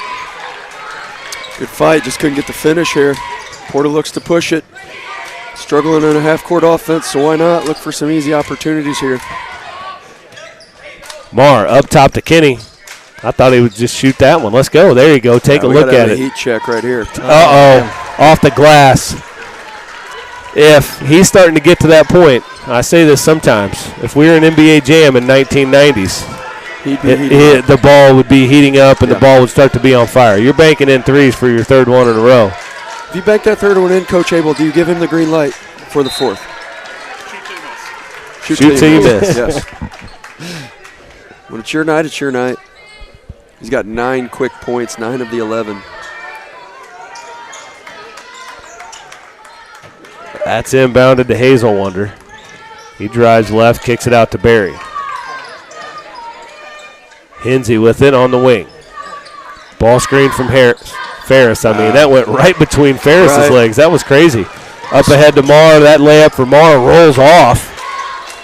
Barry now up ahead to Hinsey. 3-on-2. And probably one too many passes. Like to see him go up with that ball, not even worry about moving it across. Ferris is getting frustrated out there. He's had some looks around the rim and has gotten nothing to fall so far. But sometimes this is all you need right here, is go to the free throw line, see something go in the bucket, and it changes your mindset a little bit. There's no doubt these guys have nerves playing this first game. It's a packed gym. Got us broadcasting. You think that plays into it? They've heard. They want their name dropped. Ferris. That one doesn't go for him. So McClure has a seat, number 5. That's Keegan Dale. I think he's a great nephew of Norman Dale, coach of the Hickory Hoosiers. We've had a lot of celebrity descendants today. We'll keep them coming, guys. If you've been with us all day, it's been a theme. So that's Marr with it out top. Dale with it. Getting down to 45 seconds left here in this first quarter. Porta AC leads it 11-6. Dale up top to Morse. Ill-advised pass there. Cutter was going away. Turned that into a turnover. Yeah, I didn't see it. It's Hinsey. Call was confirmed, though, right behind me by somebody. So, yeah. Coach Abel looking over the top of me. I'm on a wooden plank, too. He's still over the top of both of us.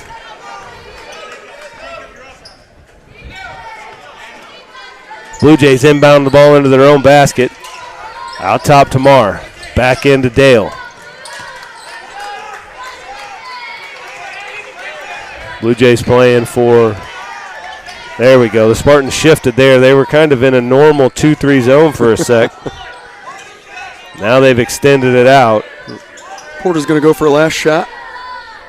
I bet they've got a play designed here. That Marr gets it. Here we go. We're going to run him off a couple of double screens to get him in the corner. Ends up with a team control foul here. Foul away from the ball. Some sort of screen. Well, they were running Marr off two double screens on the baseline, and I think Morse just tried to do that little slide step to make sure he catches that defender trailing Marr. 7 seconds here for Barry to push down the floor. Almost lost it. Low pass. This will be no good, even if it goes. They waved it off. Good. It was no good, but that's Dale. Right? Was that $500 from Peak Insurance? Yeah, I think so. That was a baseball pass banked in there to end the first quarter. The Blue Jays lead at 11-6.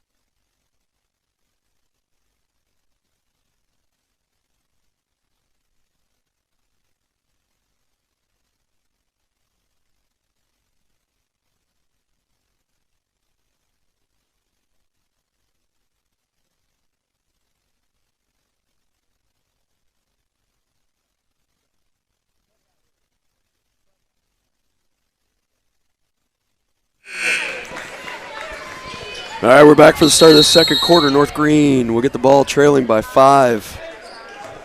As Dale defends. Brody Berry up top. Good look at 3 right off the bat here.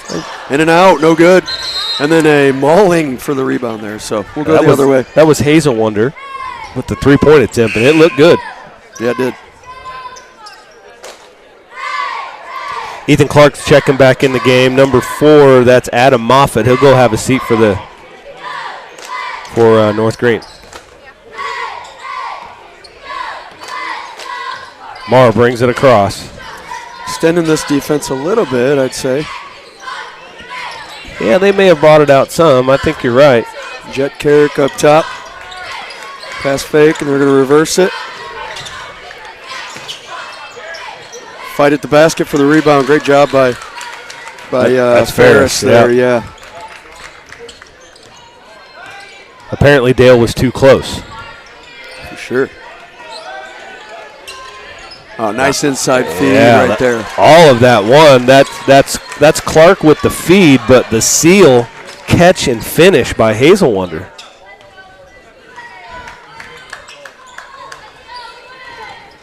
That's Kenny with it. He hasn't shot since that banked in 3. No.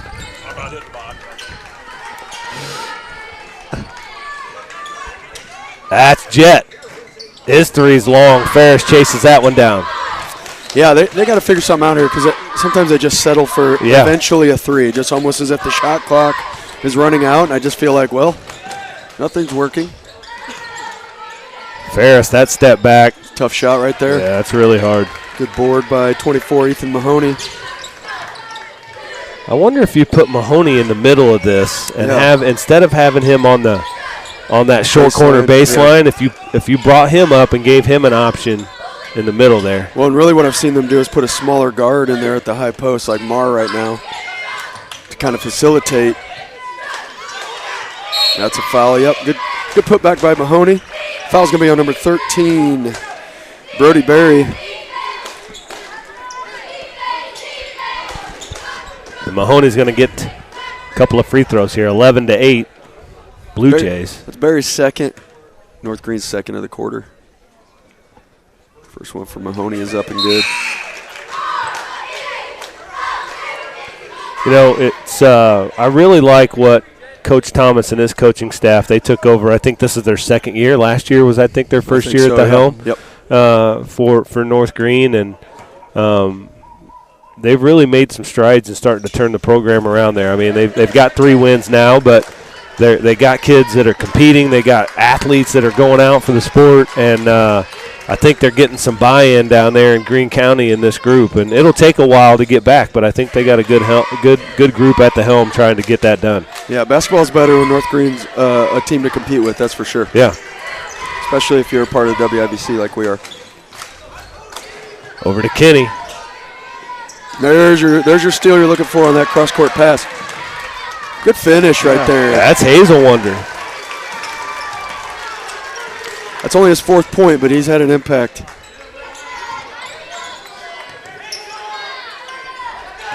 There's your high post to Mahoney we talked about. That's right. Well, Coach has got an earpiece.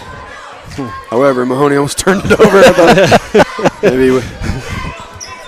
I know all I'm doing. I'm getting 21 the ball. Yeah, he hasn't got a shot off right in a there. while. There's Mahoney at the top. That jumper looked good. Well, and one Didn't thing go. you might lose with Mahoney up top is any chance for an offensive board. Who knows, you know? So yeah, that's pull true. that guy up, and you might lose track of what's your bread and butter. So Very unguarded. Take that 3. good fight rebound by Hazel Wonder. Ferris resets, makes a good decision there. Ferris had a chance to put it on the ground there on that shot fake because he got his defender to go. It was just congested for him. Yeah. Good defense there from Dale. Hazel Wonder sealing on Mahoney. That's not Hazel Wonder. And it's not Mahoney. I think That's right. I blacked out. Mahoney gets it down low, uses his power, but he's stuck behind the backboard. What do we got here? We got a travel by Mahoney. Just good defense. I like Mahoney being aggressive, but you ever been there where you go up and you got the rubber part of the backboard in your way? What are you going to do? 13-10, we've got ourselves a battle here. North Greene looking for a signature win in this tournament for the first time in years. So. Yep, shuffle. That's Clark with the shuffle. Well, Aaron, you're talking about Coach Thomas. I think we played in some men's leagues with him. Yeah. I think you can see the team plays a lot like him, man. He plays with a lot of energy. So it's good to see him. Like the team's kind of playing how he coaches and how just his personality. So I think he's doing a lot of good things over there at North Greene. For sure. That's McClure up top. Just under 4 minutes to go here in this first half. Dale goes through his hands. That's Hinsey. Doesn't get it to go, but Barry with the rebound off the glass. Acrobatic. Good finish there from Brody Barry. The Spartans on a run here. And the Blue Jays have not gotten it to Kenny at all. Their leading scorer, 9 of their 13, and they haven't made a conscious effort. Forced it inside to the high post there, leads to a turnover. We've missed this guy. This is Porter Dossett in the game here for North Greene. He's been in for a little bit. I saw him come in earlier. Hinsey loses it. Tough pull up. Oh, banked it in. One bank deserves another. Off the glass, that's Ethan Clark. And now Porta AC wants a timeout as the Spartans come firing in and take the lead by 1. It's a 30-second timeout, so we'll hang out here just a little bit. We got 2 more games tonight, and I'm excited to have an opportunity there. We get to watch Griggsville Perry play. They're the 3 seed against Brown County, and then also Triopia and Carlinville. So a couple of area teams there that could be some exciting games. We've had some good ones. The Route and Liberty game obviously was really good. The first half of Carrollton West Central is good. This is another good one right here. Yeah.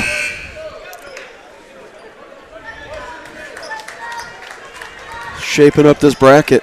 You going right or you swiping left? What are we doing here? Yeah, I don't know. Well, a couple of things here. Just I want to give a shout out to Legacy Solar, Sun Power, and Image Design and Landscaping in the Petersburg area for their advertising and sponsorship here for the WIT. North Greene comes out of the timeout with a little full court pressure. They're saying that wasn't tipped. Yeah, so backcourt violation. I thought it might have been tipped. It looked a little bit. We got a great view though, but whatever. They're down there. They know what's up. Play on. That's Dossett. Clark to Barry. Hinsey with it. Barry between the legs forces that one. Oh, yeah. They're going to keep it here, so. And, they're going to talk about it. Okay. They changed the direction there. I think that's the right call. I think we need to say Brody Barry is the son of none other than Brett Barry. Maybe godson of Holly Barry. I don't know. I'm running out of, I was trying to think of a quick Barry there.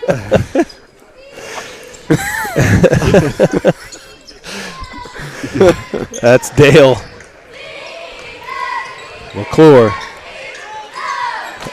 Now I'm going to say Mahomie every time because it's in my head. Son of Patrick Mahomes. Kenny in the corner. The Spartans have done a great job of shutting him down since he hit the 3 threes, and he's really not got any open looks. No, and nor have they really tried to get the open looks. It's if we move it and we're open, let's go. So let's see a little more creativity to get people the ball here. You can't sit on a heat check for 2 quarters. Yeah. We did the whole NBA Jam thing, and the guy hasn't shot it since. I mean, when I played it, you pull up a half court, you're making that. So pull up. That's Ferris. Hinsey hit a 3 early in the game. That one's no good. Good offensive board there by number 10. Excuse me, is that Moffitt? Nope, no. That's Dossett. We got a weak side foul on the rebound. Hinsey climbing up from the back. For the sake of referees, I'm going to make it clear that there is no foul called over the back. No. Just a push.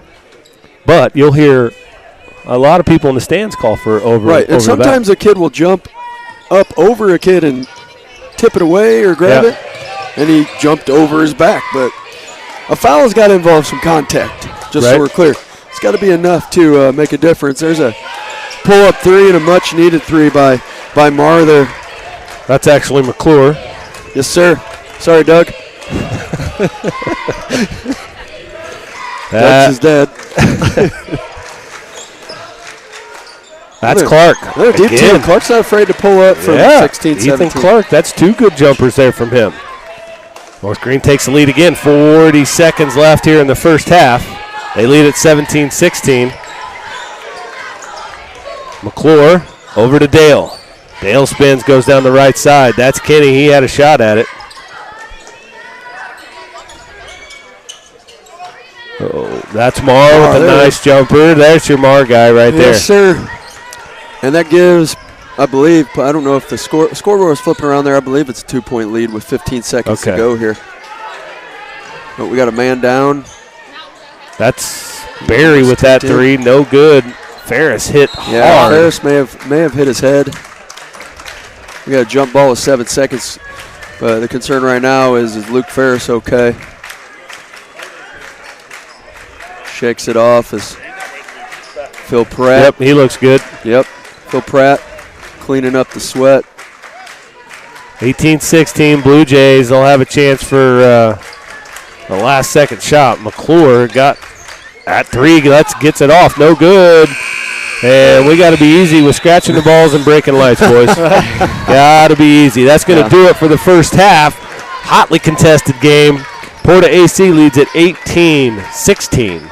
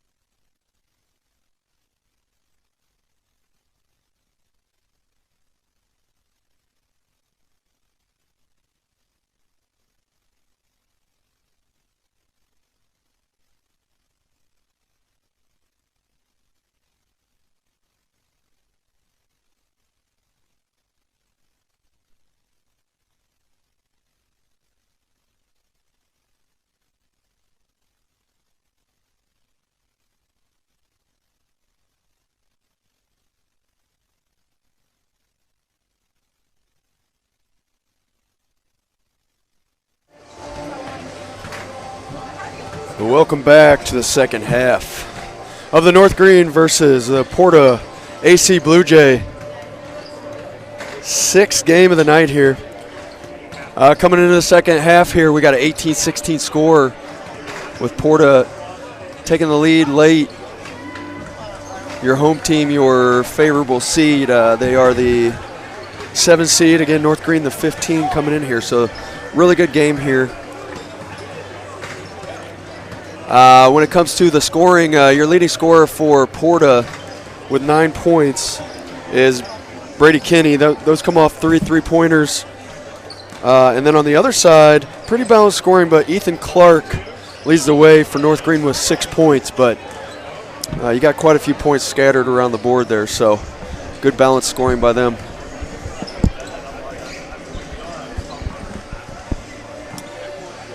Aaron's not back, but Travis. Yeah. How we doing, Jason? Good. Who'd you bring with you today? So I had Sergeant Garvin. He's actually the recruiter out of Winchester here. A couple other schools. Sergeant Hammond, he's from Chicago. We opened up a storefront actually in the last couple years in Chicago, which has been great for us. And then Sergeant Rivera, Katie Rivera. She's Springfield High graduate, so she does a lot of the Springfield schools. I think she has PORTA too, so. Yeah. It's kind of nice. They get to root for their teams, their schools they have. Right. It was kind of cool this year because we finally had enough. Sergeant Centauri wasn't here. He took care of student flight today for drill, like the folks that have enlisted but haven't went to basic training yet. Okay. But it was kind of cool at the beginning of the year because we had a full team, so we did a kind of like a draft for schools. Yeah. So we had the ESPN music going. They were trading teams. So trading high schools. Yeah. North Greene ball to start. Looking to pick up where they left off with a strong first half. And make a case for the first upset bid of the day here. So that was a good first half. Clark kid hitting a couple jumpers made a big difference for him. Ferris was off that first half. Yeah, he didn't make anything, but he gets the first jumper here. Maybe that'll make the difference here. He ties it up. Honestly, they need him. And the fact that they hung in that first half without him scoring was big. He had 1 point in the first half, so. If they can keep Kenny down. I think that's his name, yeah, Kenny. Yeah. Look, Mar and McClure did a good job in that first half. And that's Mar for 3 up top. That's a big shot. Bam, gets it. That's only his 5th point of the game. So Barry brings it up across. He's got McClure on him. High post entry. Hazel Wonder. Kenny gets a hand on it. That's Hinsey with it up top. Guarded really closely by Mar. Right hand dribble. Good screen and roll there, but it wasn't there. Watching the Hinsey kid, good effort there by McClure. The Hinsey kid really moves really well. Like, he's got some good handles, some nice, he had some speed stops behind the backs. It's just, I think, maybe some decision-making that he needs to get a little bit better with. Right. And Coach Thomas actually calls a timeout there. Doesn't like how the offensive sets are looking. And so we're going to take, looks like a 30-second timeout. So, yeah, Jason, it was kind of nice. We had Sergeant Garvin was actually just here at Winchester probably about a month ago. Did at our high school? Yep. Did some PE classes with the kids, worked out with them a little bit. So we try to get out to all the schools we can. It's hard because we have, like in the state of Illinois, I think the Air National Guard has maybe 10, 11 recruiters. So that's a lot of schools we got to try to. Yeah, that's a lot of territory. You look at the Army National Guard; they have over 100. So that's why you see them a lot more. But we are out there, so that's why we try to get to these events so that everybody sees us. And if anybody is interested in talking to any of my recruiters, they can call my office number at 217-757-1185. That's Travis Liddick. Master Sergeant Travis Liddick. Also, congratulations to Michelle Lawson. She was the $100 winner at halftime for the ticket drawing that we have here every year. All right. That's game 6. Two more to go tonight. Is this the second year for that too? Hasn't been going that long where they've drawn out for $100 winners. So not for every game. So this is the second year that we've been able to do it for every game. They used to have an early bird. Yeah, an early this is bird. more or less an early bird. If you're in, you're in. Good ball movement there, but a little too cute. So turned over. North Greene, and Barry comes down and kind of starting the way we started the first half with good defense and a tough time scoring. AC's gone to a zone. Maybe they've been in it already, and I just haven't noticed. I kind of read them earlier. It was man, so they went to 2-3 here. Ball's tipped. Yep, good call there. North Greene trying to figure out this zone now. Inbound to Ferris. Sure there'll be a corner pass coming here soon. Step back. And it's good. That's Hazel Wonder. What did the kids say today? That was wet? Yeah, I think so. Doesn't sound right coming from us. We're too old to say. No, yeah. That's Hoagland with it. He started off pretty good for the Blue Jays, and then foul trouble sat him out the entire first half. Marr takes a look, rattles out, rebound to Clark. Good look for him, though. It's not a bad possession. 21-21. I've really been impressed with North Greene's defense. I mean, I feel like if they're going to win this game, it's going to have to come down to the defense that they're playing. That's Dawson hit. Nobody's going to guard him. You got to be able to be willing to shoot it. Hazel Wonder, rebound, foul. He's having a really good game. Yeah, he is. And another kid that just looks like he's got the feel, the way he moves, feels like a basketball player. Nothing but net there. If only he had D-Wade's on. I know. He's just got LeBron's on. But if he had some way Wade All City 12s, those pink ones, he'd probably be way better. Just kidding. Yeah, gets his own rebound. Barry looking for Hazel Wonder in the middle. Kicks it back out. Ferris will take that three. Bam. They're going to need him in this second half. We already talked about it, but it's going to be huge. That's 6 points for Ferris, and looks like more to come the way he's playing right now. That's Jet over to McClure. Just ball movement not crisp here for Porta. Rebound to Clark. Notice I'm just calling him Jet. Everybody else gets last names, but I'm you got to like the Jet. I'm going with Jet. All right. Barry again, back to Dawson. Forced that one in wasn't there. Nope. McClure down the middle. He tried to create a seam. Yeah. Where a turnover leads to a turnover. Get us a possession. Get us one shot at least. Good decision there by Barry to pull that one out. Dawson, just make the easy pass. There you go. It's not there. Ball reversal helps. Ferris is feeling it. Was feeling it. That one misses. And Brody Barry goes 4 rows deep.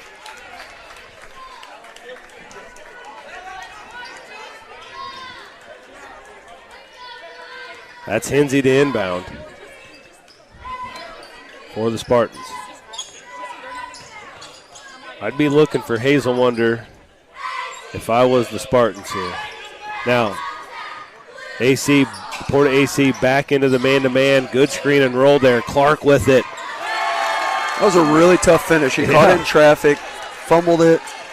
Well, he's a thick kid, man. Oh, yeah. He's not very tall, but he's put together. I'm going to say he's not he knows his way around the weight room. I would say that. There's your Porta timeout. 27-21. North Greene taking the lead here. It's going to be a full timeout. We'll take the break as well.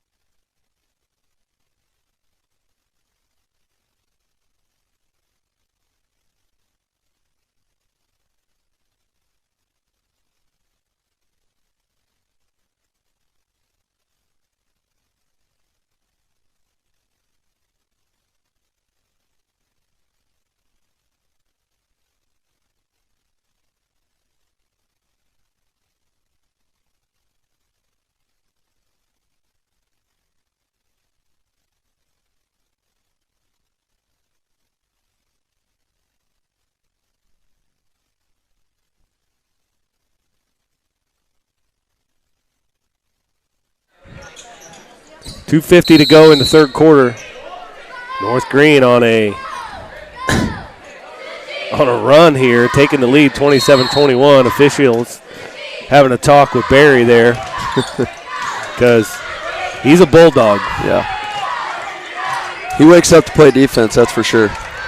Love players like that. That screen and roll went away from it. I'd love to have all of our West Central Cougars 7th grade boys basketball players that are here tonight watch him play defense. There's your turnover. Try to get inside to Mahoney or Mahomey, whatever. Yeah. If you're close with him, whatever. Yeah. Well, another pressure I'll point out there that I love seeing here, and it speaks to what we talked about earlier about Coach Thomas and his staff, is this whole bench over here for them and the crowd is into this game, and that's just part of that team atmosphere that he's bringing, and that's going to make the difference in turning that program around. Barry to the line. I think it's worth repeating, Travis, you said it. North Greene defense is different. Yeah. Right. I mean, I've seen them enough and watched them give up 70, just a sieve running through them. And they're not even big. I mean, they're bought in. Working hard. That's Moffitt battling for that rebound. Kate keeps it alive. Barry ends up with it. Ferris dribble drive. Kicks it to Hazelwonder. That would have been a dagger type thing. Oh, we're going down. That should be a North Greene foul. Mahoney. That just looked like it hurt. I didn't even see it all, but it looked like it hurt. I'll tell you what, the best thing that happened was Mahoney was the one falling straight on his back, but he fell on a player falling down at the same time, and I'm sure the player that got landed on doesn't agree with me, but that's probably the best thing that could have happened for everybody's safety.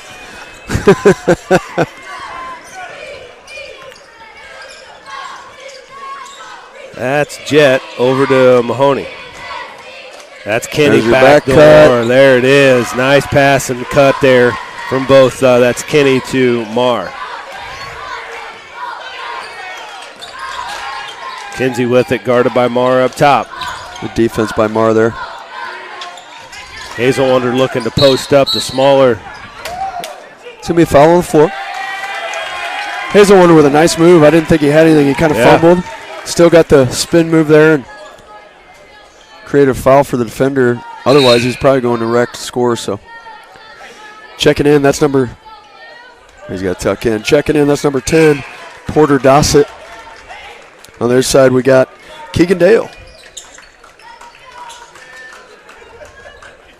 Good to see Keegan fix his hair. He had a little bed head going on earlier. Straight sideways. Well, I don't know if. Foul on Moffitt, looks like. Is he fighting through him? I think he set an illegal screen. One. Yep. And then Moffitt had a little Conor McGregor walk as he was heading down the other end there. When Conor strolling, strutting. Yeah. 28-23. Sorry, that's McClure handling it. Keep it crossed to the early hot hand. Kenny, he's at the post now. Getting a little chippy. Kind of sending cutters from the backside through this zone. There's your one-on-one at the post. And Chuck Brown was open, but he's out of bounds. That's right.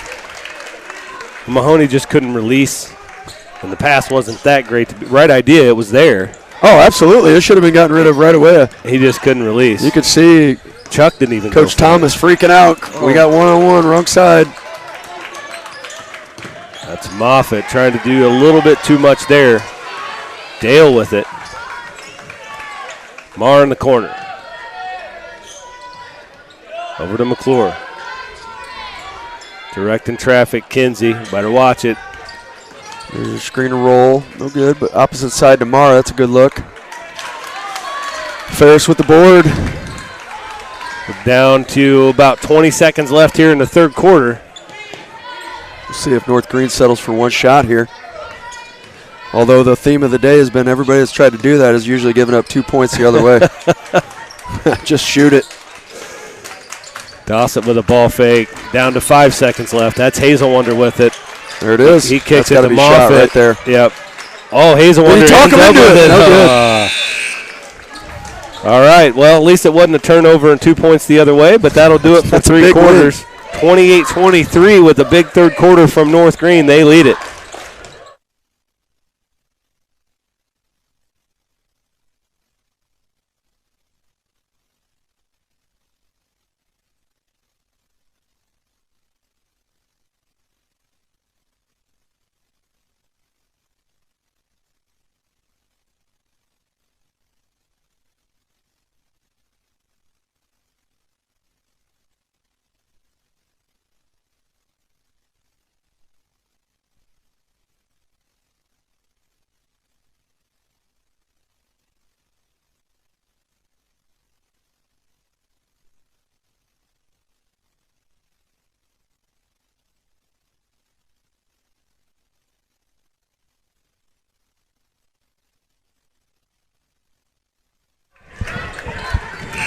All right, this is going to be an exciting finish right here. It is 8 minutes to go. Trav. North Greene. Yeah, so appreciate you guys having me on here. I just want to jump on here real quick before the starts. We're with the Air National Guard, the 183rd Wing out of Springfield, Illinois. If anybody's interested, like I said, you can call my office, 217-757-1185. When next time out or something like that, we'll talk benefits and things like that. But I just want to kind of give a quick shout out. So if anybody's interested or kids interested, they can reach out. Cool. Thanks, buddy. Yeah, thanks, Travis. Appreciate you guys. We appreciate you. That's Still waiting for that push-up contest, though. Yeah, I had it. You weren't there. Oh, is that what that's happened? that was McClure there. Big that three was by McClure. McClure. We got a game here, boys. 28-26. Can North Greene hang on defensively? That's been what's kept them in this game, is their defensive energy. Ooh, got a foul on Another Hazel offensive Wonder. foul, yeah.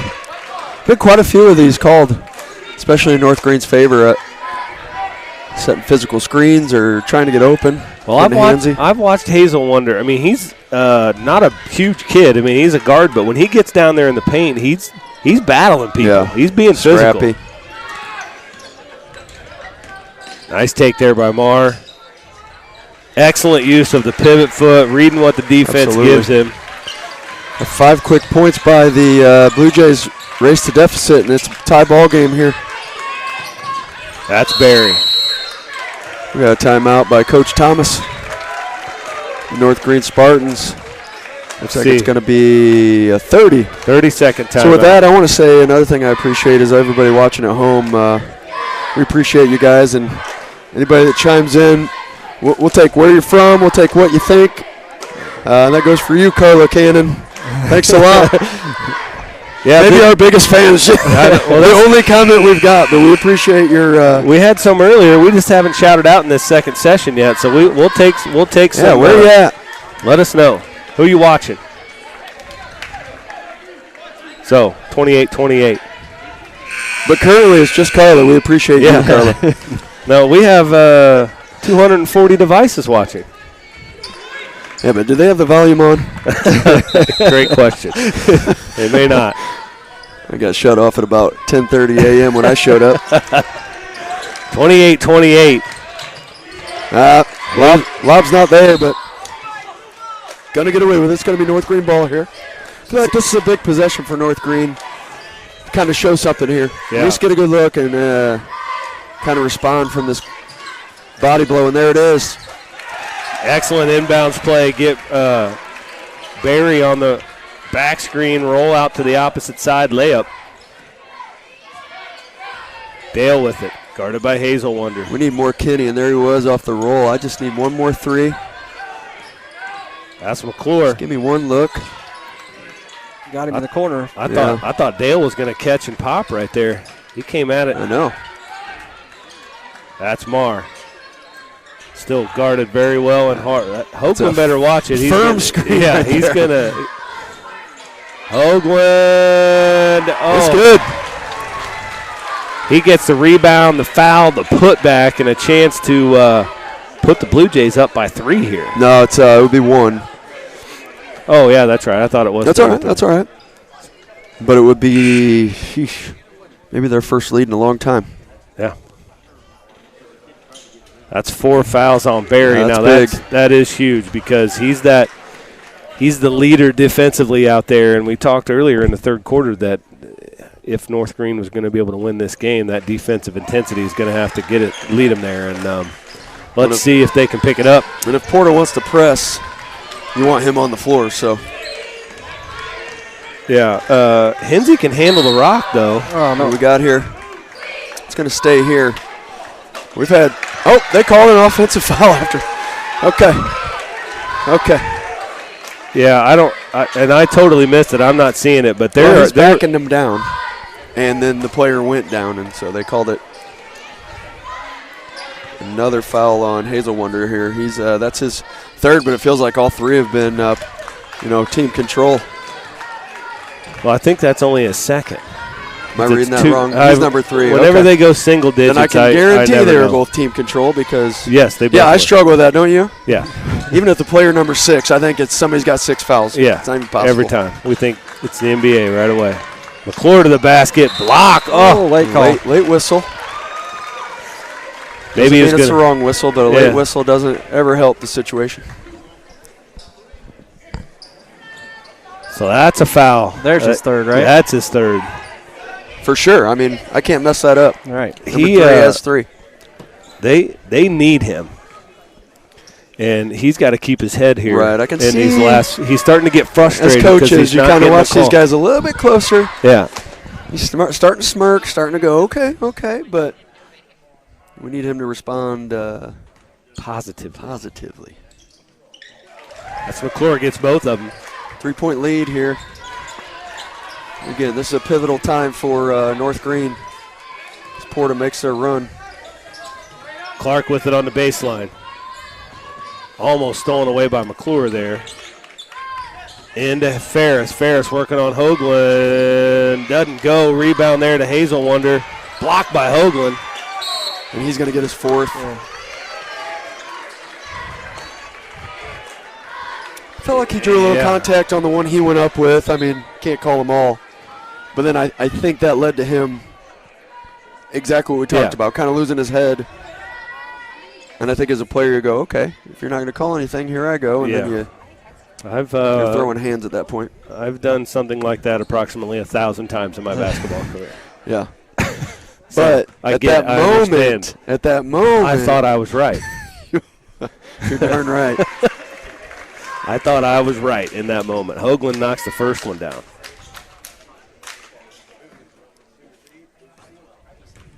Quickly, that puts an important player in foul trouble there with Garrett Hazelwonder. So he's got to be smart now. There's 5 minutes left in this game. If I was Coach Thomas, I might get him out of that post area, or just get him on the bench for a possession. Just kind of reset his mind frame right now. Ferris for a step back, but he's going to get 3 out of it. Yeah, they're going to give him 3. A little bit of a forced shot there. I don't necessarily like the shot selection by Ferris. The step back 3, 1 pass into the possession, but he made it work. So, what a coach will tell you is, we'll take that shot. You don't have to. We don't need a hand in his face. We don't need too much there. Just close out a little bit and let's go get a rebound. Ferris gets the first.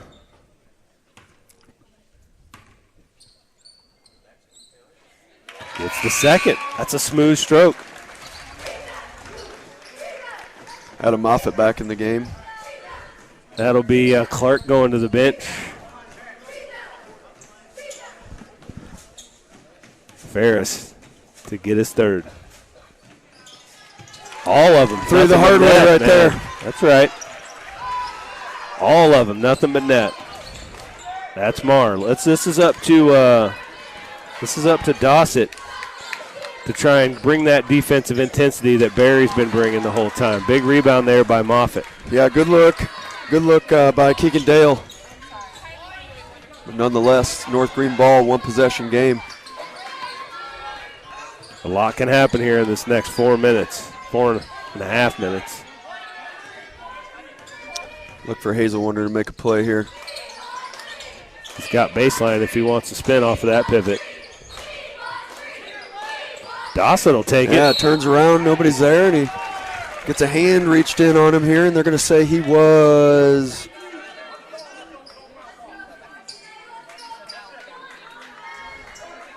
Housekeeping by the referee there. Somebody had something to say. They're calling it on the floor. Okay. Seen that a lot today. Just 50-50. Are they going up?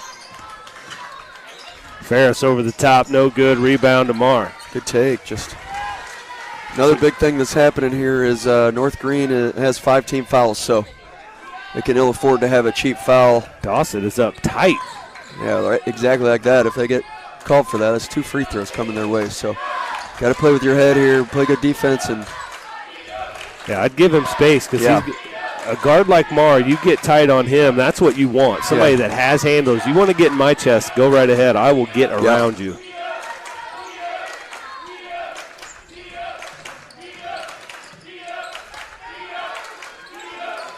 So the Blue Jays. There it is. There it is. The Blue Jays will be perfectly happy passing this ball around. 22 outside. feet away. Yeah. Getting a hand check call.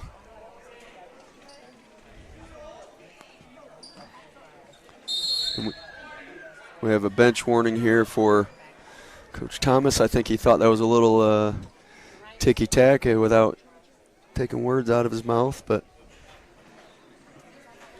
we're surrounded by coaches here. I heard Coach Thomas say, everybody hand checks. That is true. That was the one, though.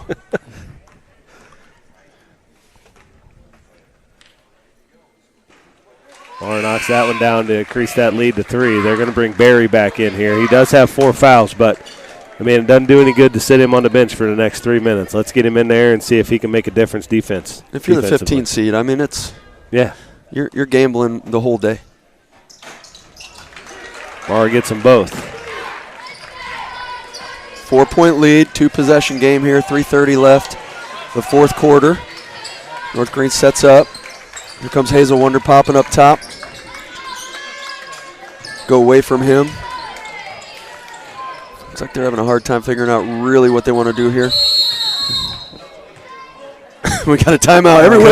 Every whistle is exciting at this point. I don't know what we're going to get. Coach Thomas is thinking the same thing you just said. I don't like what's happening. Let's get a timeout. Let's go. Look at this. Nick Kay again. Awesome job, Jason. Thank you. Jason Liddig watching from New Berlin tonight. Caught 3 of the games today. You guys are doing a great job. Thank you, Jason.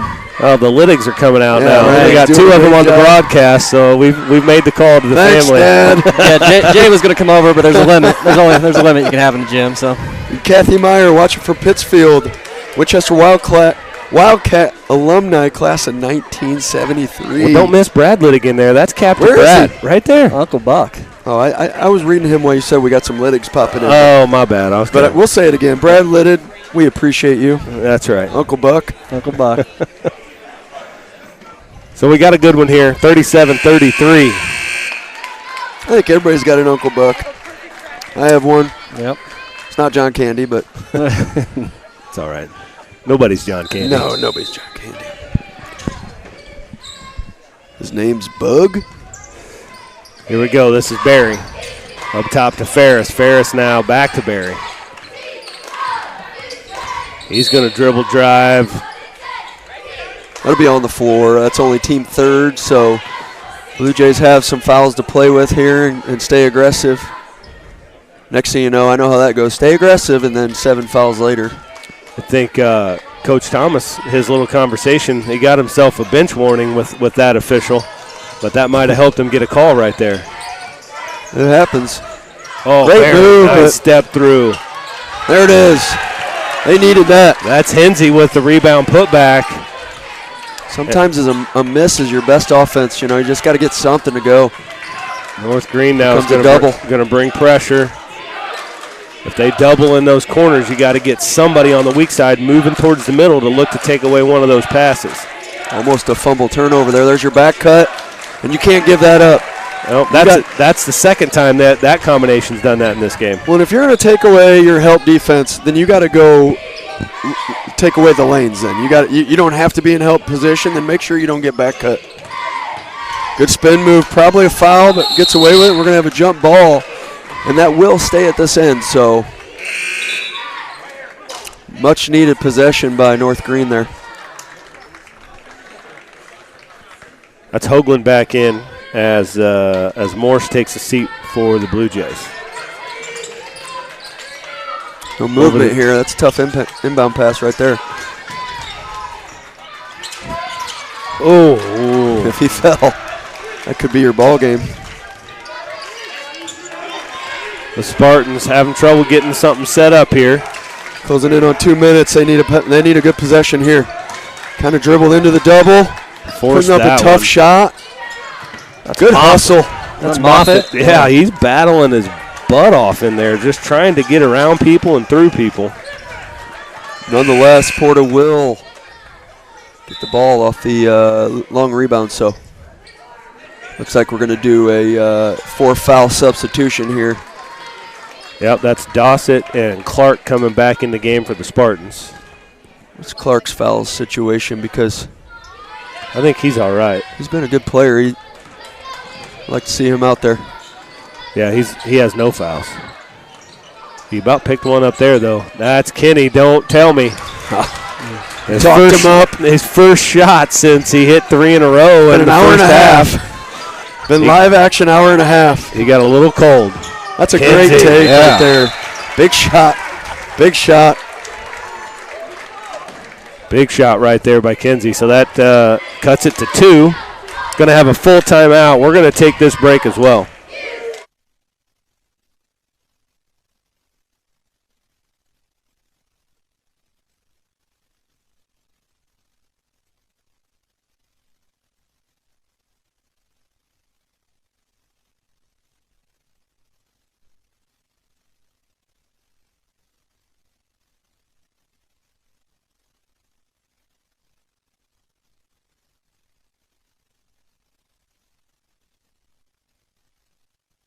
I don't want to talk here real quick because things have changed with the 5-foul rule. So at this point, I know 2 points you probably aren't fouling even if you have a bonus situation, but it just makes you have to start that process earlier because you know the other team's getting 2 free throws. So I expect heavy pressure here, but I would not be surprised if they foul. I mean, not intentionally, but just ball or foul at this point because it's just tough with this 5-foul rule. It just kind of changes the way we used to coach things. You really have to try harder on that steal. No help, unless you're doubling, but no help. Aggressive. They could get a 10-second call. Oh man, that just broke perfectly for Porta AC right there. Yeah. Almost a steal. Leads Went them right into the a hands fast of the Porta break. player. And then they're going to come down and make a dangerous pass here. They need a good look. Yep. That's Clark. They don't need a 3, but 3 would be big here. Here's your look. Ferris for 3. Oh, how did that not go in? And then North Greene had position, but just couldn't corral it. All right, you're down 4 now, minute 5. They had that middle, 1 half step faster, and they get that steal. Yeah, they were right there. I believe he said unicorn. That's our foul call. No secret. I had to name it something dumb because if I said the word foul, we just guarded the best defense I've ever seen in my life with no contact, and you could run a quarter off on us in a fouling situation.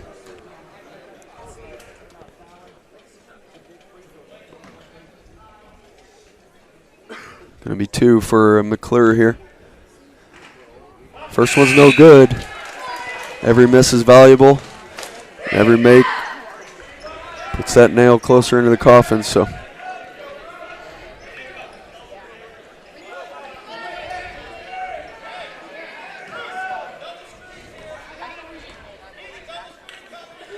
second one's up and good. 5-point game, 104.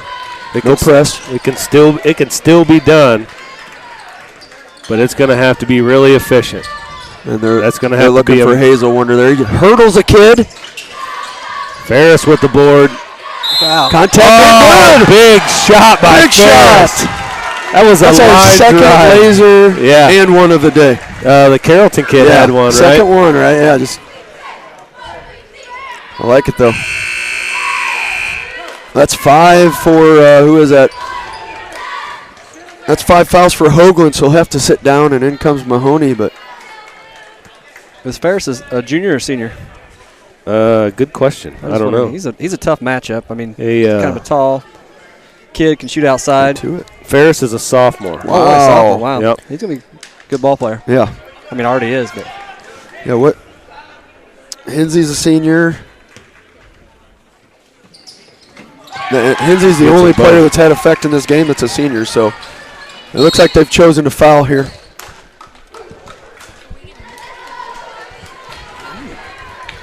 Get away from me. 42-40, 47 seconds left. McClure back to the line.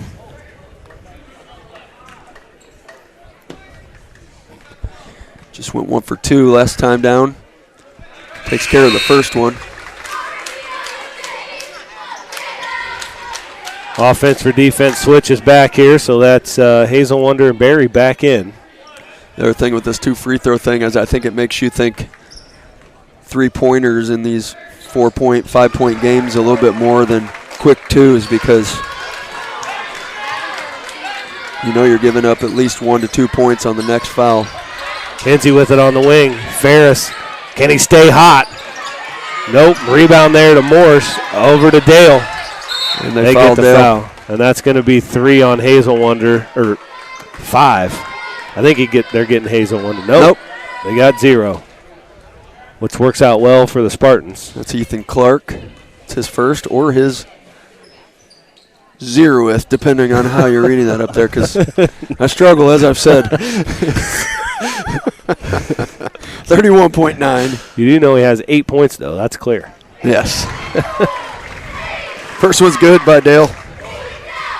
Free throw shooting is what's kind of extended this for the Blue Jays, making the difference. And Dale gets the second one as well. 30 seconds left. They're down 6 now. Got to be efficient. That's Ferris. That one's going to be a little bit short. Rebound to Hazel Wonder. He's getting mauled down there. Yeah, he got boxed out a little too much, in my opinion. You know, you can box a guy out, but once he leaves his feet, I mean, that's a foul. But he's wearing him like a backpack. Yeah, that's a bonus now. So yeah, 2 for each. They need both of these, and then they need a quick turnover or a quick foul. Hazel Wonder, so far, so good. Yeah, gets the first. Your plan is still in play. In comes Kenny. Out goes Dale. Moffitt waits to come in for Shooter since he has 4 fouls. No good, though. That's going to put them in a tough spot here. But Ferris will take one here. That's his first.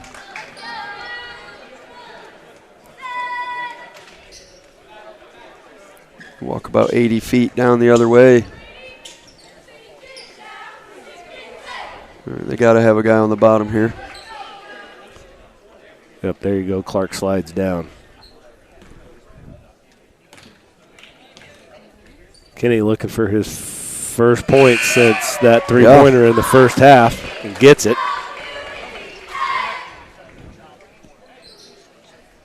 Makes the lead 6. Making it harder and harder for it to be a reality now for the Spartans. He gets them both. Winner of this game gets West Central.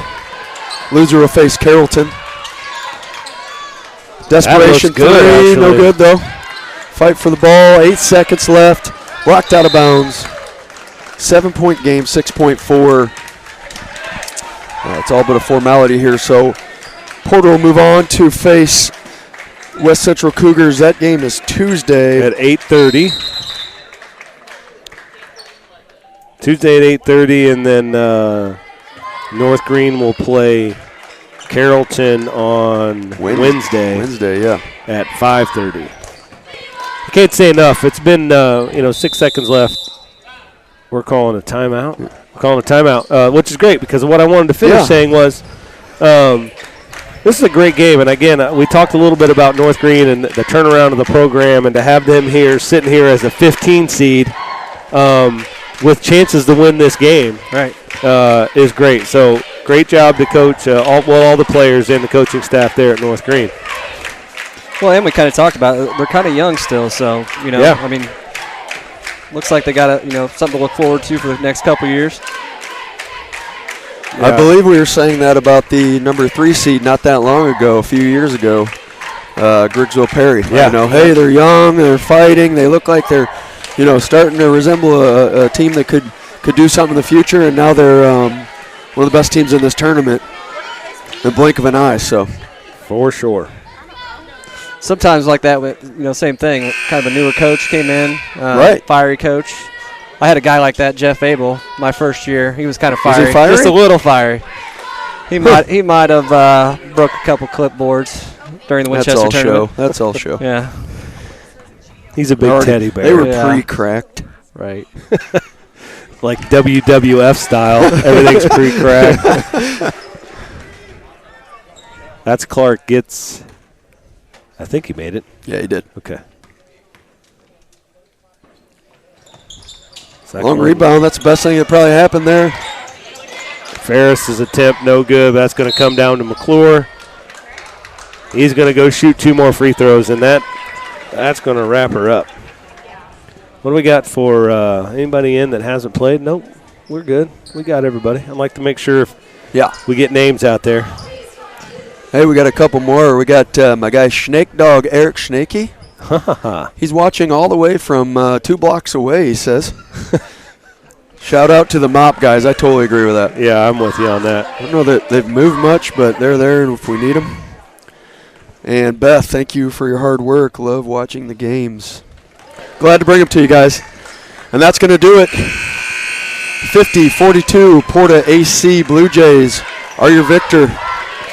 Well, fellas, I appreciate you guys having me on here. Probably my last one for the night. So, once again, for the Air National Guard, we're out of the 183rd Wing out of Springfield, Illinois. We talked about it earlier. Biggest thing about the benefits that we offer. I know there's probably a lot of parents on here listening. 100% college tuition. You can't beat that. Student loans are getting more expensive. Yeah. That's one of the biggest benefits. But also the camaraderie. Coach Abel was he was in the guard with me. He always told me, man, it's like a basketball team or a sports team, football team, because you get that camaraderie again. So, and then also the networking, so finding jobs on the outside world. So, like I said, appreciate you guys. You guys do awesome. And then if you want to get a hold of us, you can call my office again, 217-757-1185. You guys enjoy the tournament, and I'll see you around the rest of the week. Thanks, Travis. Thanks, Travis. Appreciate you being up here. Up next is going to be number 3 seed Griggsville Perry Tornadoes against the 11 seed Brown County Hornets. It's coming up in, 10, 15 minutes or so, something like that. So we'll be back for that. Thank you all for joining us.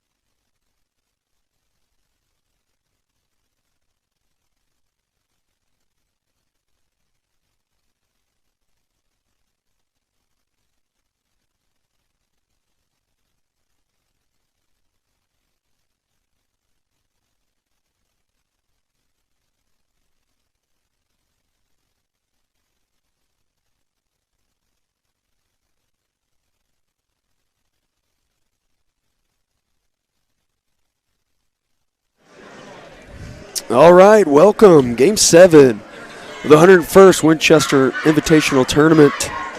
As our matchup is the number 3 seed Griggsville Perry Tornadoes and the number 11 Brown County Hornets. Brown County comes in with a 3-12 record. Griggsville Perry comes in with a 12-2. Your starters for Griggsville Perry are Wyatt Lipkeman, number 3, Dane McAllister, number 15, Michael Myers, number 25, Lane Lipkeman, number 32, and Eli White, number 35. On the other side for Brown County, we have Maverick Henry, number 5, Jagger McGrath, number 11, Drew Markert, number 12, Angel Duarte, yeah. number 24, and Noah Ingram, number 40, and we are underway.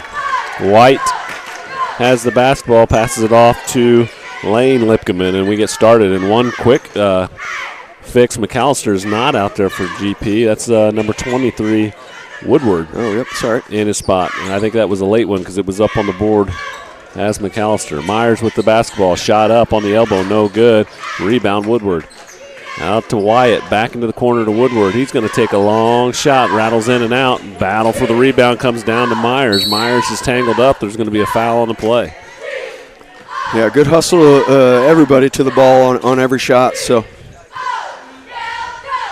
it's a staple of Griggsville Perry. Just hustle, hustle, hustle. Oh, you got to watch for the shooter. There's Myers into the corner. He couldn't get one off. And Griggsville, he'll get that one off on the wing and hits it. 3-point bucket by Myers. Yeah, good look there. And here's your press, and right away you got a turnover by Brown County, but theme of the day, turnover leads to a turnover, it seems like. Watched Brown County earlier with West Central early in their season, and Duarte really had a good game. So let's see what he... Lipkeman finds Woodward underneath. An easy bucket. Nice move. Nice little jab step. Get the defender leaning one direction. Takes it to the basket for an assist. My apologies for having the ads on the screen there. Hopefully Coach Vortman's descriptions were everything you needed. Lane, or that's Wyatt Lipkeman up for a layup. That was Lane that stole it away, and it's quickly 7-0. That's what Griggsville will do to you in a hurry. Turn you over. Right on cue. Oh, Wyatt Lipkeman throws it up there. It's good. 9-0 Griggsville. Looking to put this one away early. Full court pressure by the Tornadoes. Duarte with the basketball. He throws ahead, but before he can get it out of his hands, he travels. Quick sub here for the Hornets. That's number 22, Carter Havens.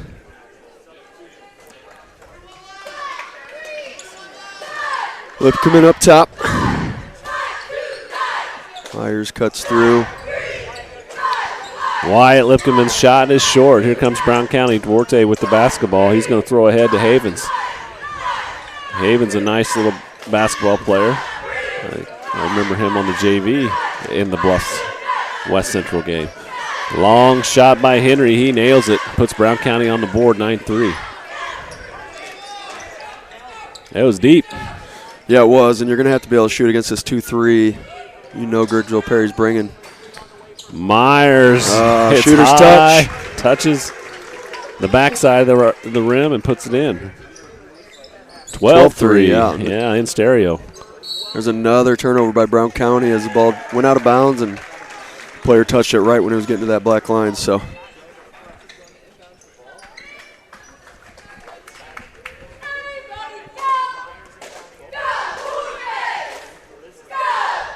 Brown County in a 1-2-2 or 3-2, if you will. Wyatt Lipkeman, ball above his head, finds Myers, backdoor. He missed the layup. Nice pass by Myers. Second shot is blocked, but there's going to be a foul. That's Market with the foul. Got the defense to just kind of suck their way up through the little backdoor alley-oop. Myers missed the shot, but what a pass.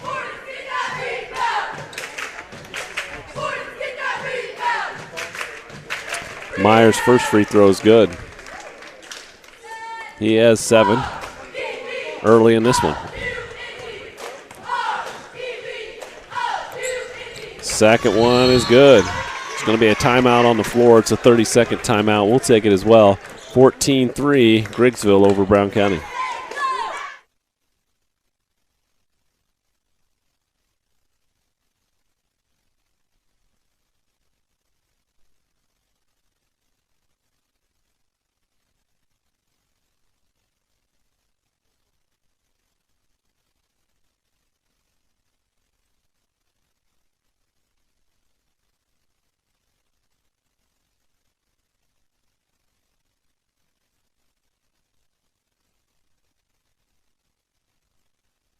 Back on the floor. He's back.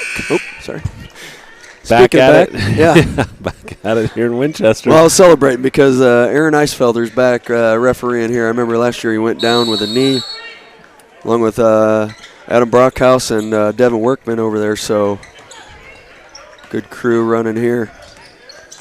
Duarte down the floor, knocked from behind. Woodward comes up with it, up ahead to Wyatt Lipkeman. He scores. Just, lightning in a bottle. Yep, just so smooth in transition. You've got to be able to handle it. And one thing, if I had to make one suggestion to young kids, including Brown County right now, is pressure's coming, and you're so quick to put the ball on the floor. Use your ball skills. Use your jab steps. Catch the ball, face up, see what you have first. And you got a lot of guys that are just turning the corner and trying to put the ball on the floor. Yeah, that's how you beat a zone press, by passing. I mean, you use your dribble to fill space, make two guys start to commit to you, but you really want to work all 5 guys to beat that press and not just try to dribble through, that's for sure. We always talk about putting the defense on, make them react, and make them react quick. And it sounds backwards. I am but struggling on the ads today, but hey, shout out to our sponsors. Yeah. Front and center. Myers with the basketball, a little runner, and he scores. Probably missed 10 to 15 points off my ads on the screen just here. listen. Just listen. Oh. Across the timeline is Brown County, but quickly stolen by Lane Lipkeman to Myers. Pass to Wyatt, but he's fouled on the pass. Hard foul there by number 24. Is it Angel or Angel, do you know? Duarte. Yeah, I don't know. I'm going to stick with Duarte. I do know that. Yeah, let's just roll with that. Got another sub coming in here. That's Tanner Seitz for Brown County, and he'll give Duarte a seat. That's 2 fouls on Duarte on that last one. That's a big one. Ball in the corner, shot up. No good. There's a new one in the game. That's McAllister, and he started when he played against West Central. Nice rebound, passes it off. Griggsville scores 20-3. Brown County, that's Havens, and that's going to be a timeout for Brown County. It was creeping up on them. It's going to be a 30-second. Preventing the 10-second call, or more or less right there. That's right. 30-second timeout, 3:48 left in the first quarter. It's 20-3, Griggsville.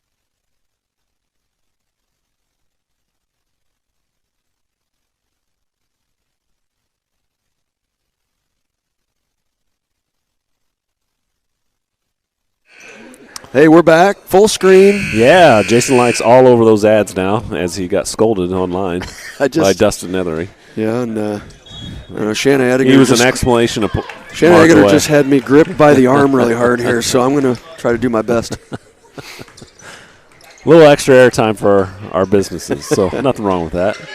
Brown County breaks the press. They're going to attack. Shot up. It's no good. Rebound, Woodward. I don't mind that shot right there. No, good shot. They're hungry for points, but here come the Tornadoes. Myers with the basketball to the basket and scores. He's having a game already, 12 points of the 22. Brown County stolen again by White Lip. Up and no good this time. Henry follows that up with the rebound. Henry with the basketball. The only points for Brown County. Long three by Henry. Havens with the basketball. Over to Henry. He's going to shoot another long one. It's going to be short this time. Rebound, McAllister. Lipkeman with the basketball. Woodward. Corner, Myers. Myers going to leave that one short. Rebounded by Market. 22-3. Brown County's going straight to the basket, and there's going to be a foul, a blocking foul. Checking in, that's Jagger McGrath. Started the game, coming back in, and Tanner Seitz has a seat. Myers picks up the foul, his first, team's first. All Griggsville right now, 22-3. They try to get into the market. It's another turnover. Woodward. Wasn't there. Woodward down the floor. Myers into the corner. That's Lane. He tries to find Wyatt, but he throws it away. The ball almost did some damage right there. Still full court pressure. Stolen easily by Wyatt. Lipkeman. Layup is good.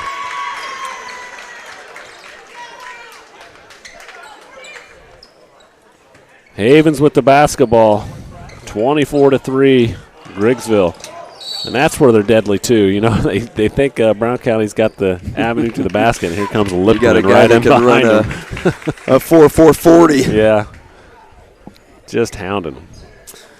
These boys play golf, too. As a fellow golf coach, saw a lot of them this spring, or fall, excuse me. We have superintendent from Griggsville up here, Jeff Abel, and I'm just looking at them. Good kids. Yeah. The whole group of them. Talked to a little bit about them. And I've seen both of them at camps that my son goes to, so good basketball players. There's not a lot to read off them. They don't say a word. They work hard. Good three though there, Maverick Henry. He has all 6 Brown County points. Much needed basket. Lane Lipkeman over to Myers. Just a little wheel cuts here. There's Myers cutting. Right behind it was a nice slip cut by Wyatt. They missed him. Myers free throw line jumper. He's making it look easy, isn't he? Yeah, it's a great take. He's got the right size to pull off that shot anytime he wants. 14 points for Myers. Got to get across that timeline before 10 seconds. McGrath with the basketball. He almost gets in trouble. Havens with a nice ball fake, and now it's out to Henry. 1:15 to go here. 26-6. Griggsville. Havens with the shot. Battles for the rebound, and Lane Lipkeman comes away with it. Skips it over to brother Wyatt. Thinks about 3. Doesn't take that one. And they're going to get in the set. Wing pass here to Myers. Just working the ball so well. That cut right there, if you're not going to jump to the ball, they're going to get you every time. You know, and the other thing that's happening is even if they're not getting it, they're going to end up wearing you down and get whatever look they want eventually if they're just patient. Lane misses that shot, and a rare turnover for Griggsville. That's McGrath all the way to the basket. Here's going to be Okay. I thought Lane was in. I'm sorry, that's Wyatt. It's going to pick up the foul. This game was a little closer. That would have been a little more of a serious call there, but I thought he did a good job of jumping in front. But Mr. Workman had better angle than us, so a blocking foul it is. The first one's good there by number 11, Jagger McGrath. Can't help but want to say Yager. He misses the second one. Yaramir clears it.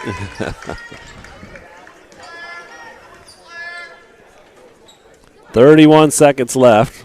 Brown County's transition to a man defense here, just kind of throwing everything they can at him to try to get some sort of turnover, some sort of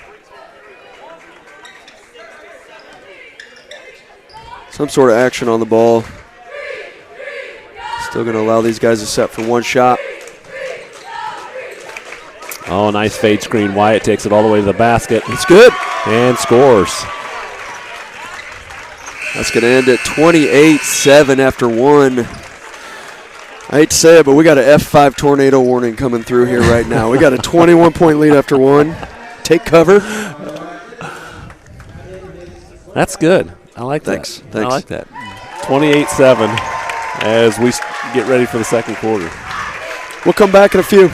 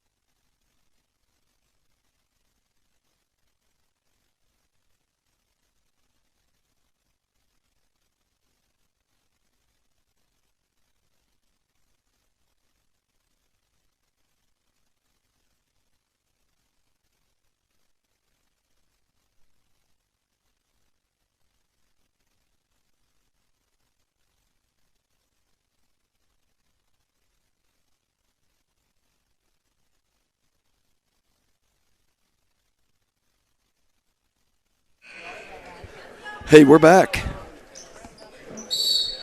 Brown Second County quarter. basketball here starts second quarter. 28-7, Griggsville. If you don't know Griggsville Perry, you don't know that they have this patented 2-3 defense. You got Lipkerman twins on top, just wreaking havoc. And 3 guys on the bottom doing their work, so it's just it's a tough task playing these guys. Yeah, it is. That was Ingram's shot, no good. Griggsville away, and they're going to set this up. Lane Lipkerman will set it up. Here we go, back to the cutting action. They're so good at the cuts, but they're also, you fall asleep, they'll slip these. There it is, right there. Myers slips the screen. He can't put it in, and Brown County comes away with it. That's tough. Runs right through Lane Lipkerman, or tries to. Yeah, and I'm going to give Lane credit there. He had pretty good position. It's just, up to the referee on what he wants to decide. Those are such bang-bang plays, but to get a kid to step in front like that and take one in the chest, I mean, tough to see him not get rewarded, but play on for Brown County here. Fensick in the game for Lane Lipkerman.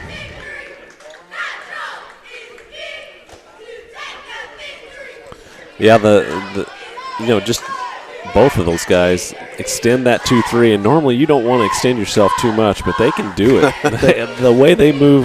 And what are they listed at, 5'8"? I mean, it's not like they're long, they're long for their size, but they're not big kids that can just cover a lot of ground, but they make it up on effort. Yeah, effort. Smarts. Yeah, and that's what the second thing Basketball I was going to say. IQ is huge. Being able to anticipate, have a good feel for what's happening. Reading. I can imagine they get a million tip layups. Yeah.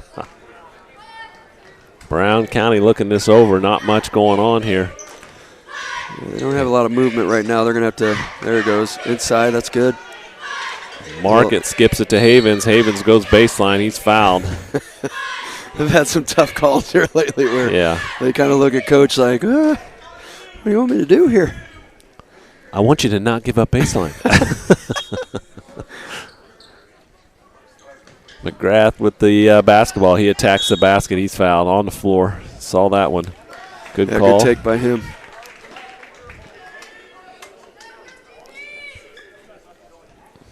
That foul is on McAllister. His first, team's third already in the second quarter. Havens kicks it into the corner. McGrath with the basketball. He tries to get something. Nothing happening. Henry with the basketball. He's shot a couple bombs already.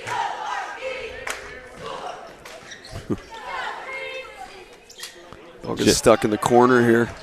Good cut, though, by McGrath. McGrath, shot no good. Ingram had it for a second, knocked away. Knocked away by Woodward.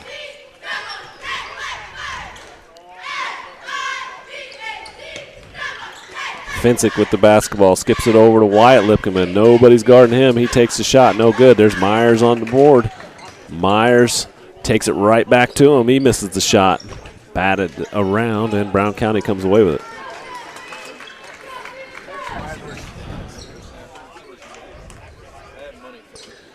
Henry with the basketball.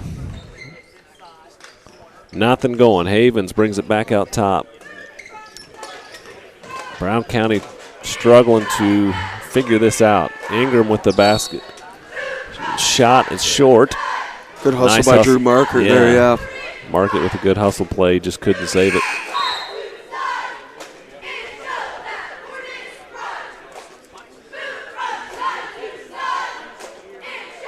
Duarte comes back in. I believe he has 2 fouls, yep, so he'll have to try to stay clean these last 5 minutes. Easier said than done against these guys. Woodward's shot is short. Havens with the rebound. He pushes. Up the floor they come. McGrath splits the defense, kicks it out to Henry. Duarte with the basketball. Echo to Henry. He's shot nothing but bombs. Here, another one. Misses that one. There's Duarte. Shot blocked by McAllister. Brown County maintains possession. Again, McAllister blocks another one, but he's going to get a foul.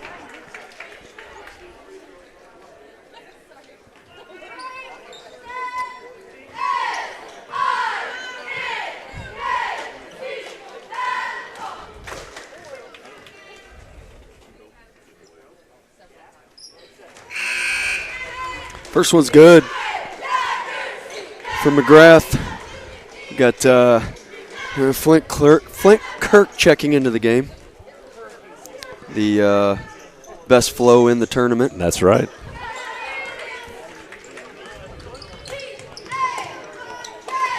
(28-8), Griggsville.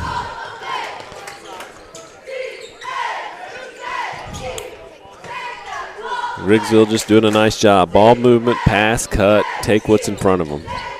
Wyatt Lipkeman with the basketball. Skips it over to Finsick. To the high post, Myers. Moving the ball around. There's Kirk. He was wide open. Didn't take it.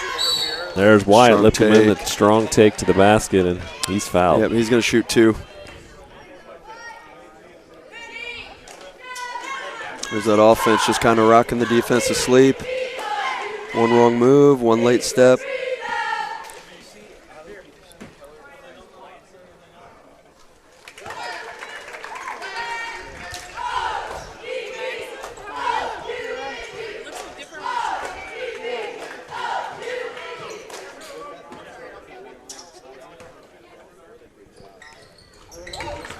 I believe that's 12 points for Wyatt Lipkeman now. Yep, he makes both of them.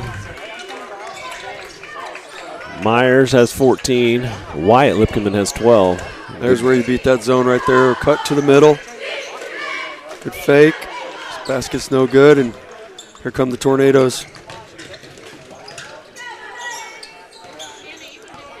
Kirk with the basketball. Not interested in looking towards the basket, it didn't look like. Lane Lipkeman. Screen by Myers. Pick and roll. The pass was just too high. Poor pass there by Won't see Lane. too many of those. Yeah. Turnover, Griggsville.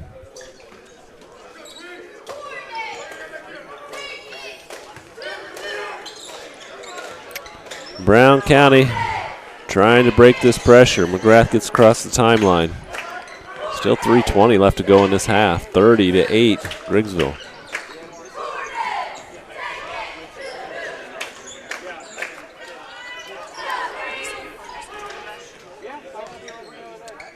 McGrath with the basketball, kicks it over to Henry. Henry penetrates, falls down, but does get the pass off. Tries a backdoor pass. It's picked off by Myers. Up ahead to Wyatt Lipkeman. He scores.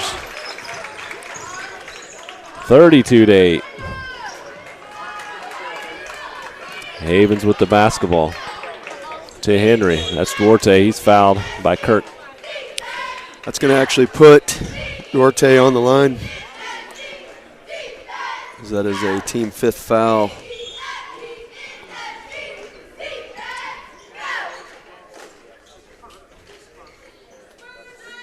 That's 2 minutes and 43 seconds to be aggressive on this aggressive team and maybe get some free throws out of it.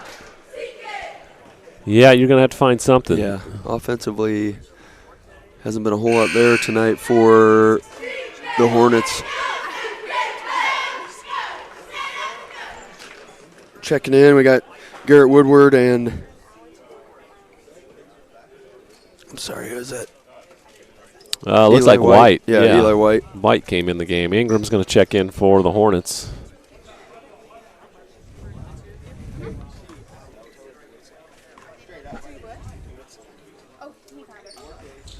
Two misses, though, go the other way. Ball's in the hands of Wyatt Lipkeman.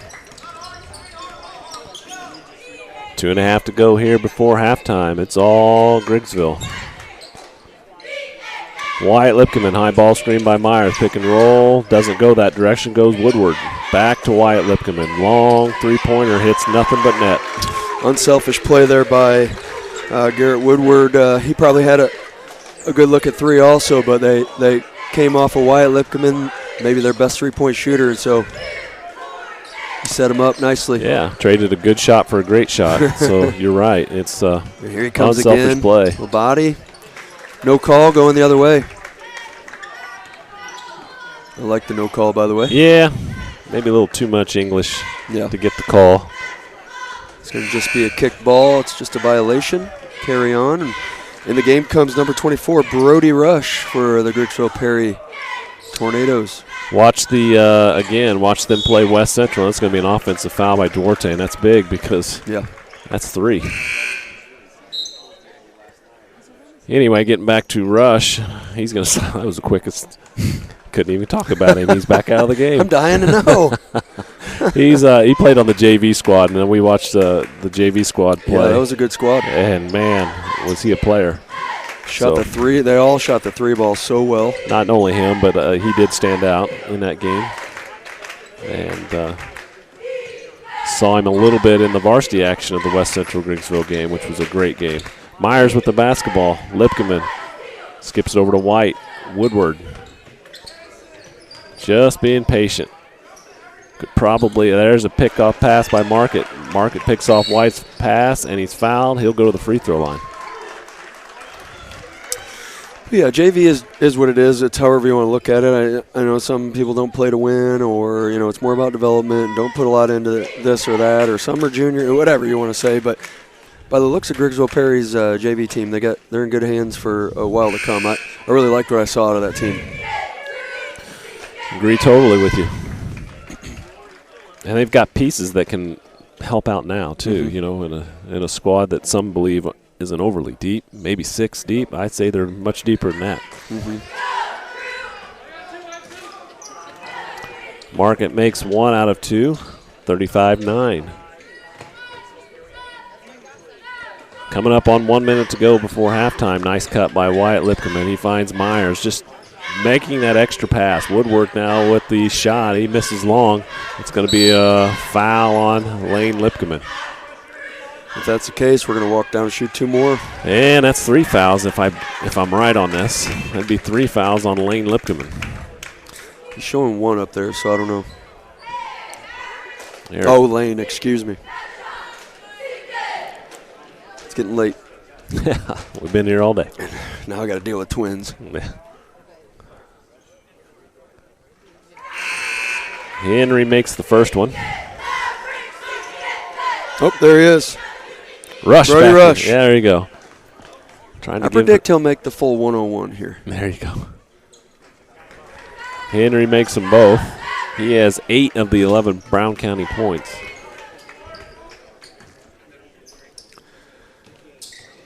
Myers, ball above his head. Now he puts it on the floor, skips it over to Wyatt Lipkeman. Guess I don't have to say Wyatt now. We know he's in the game. Nice cut by Myers. Scores easy. Finish too. Rejects the screen, comes back off of it, and scores easy. Gets them overplaying. There's your turnover, quick bucket. Steal by Myers, up ahead to Lipkeman.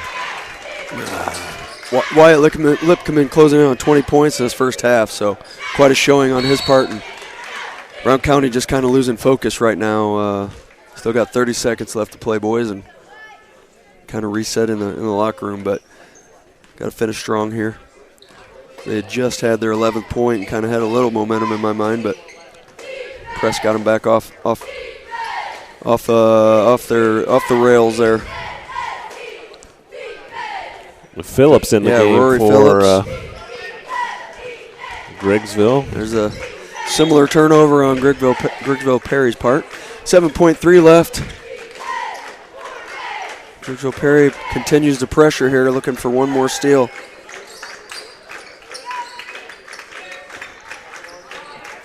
Henry with the basketball splits the defense, but throws it right to a Griggsville player. That was Myers that was helping down the floor, hustling down the floor, and stole that one. Well, Coach, we got about, 10 minutes? Yep. 10 minutes, and we'll be back. It's 39-11 Griggsville.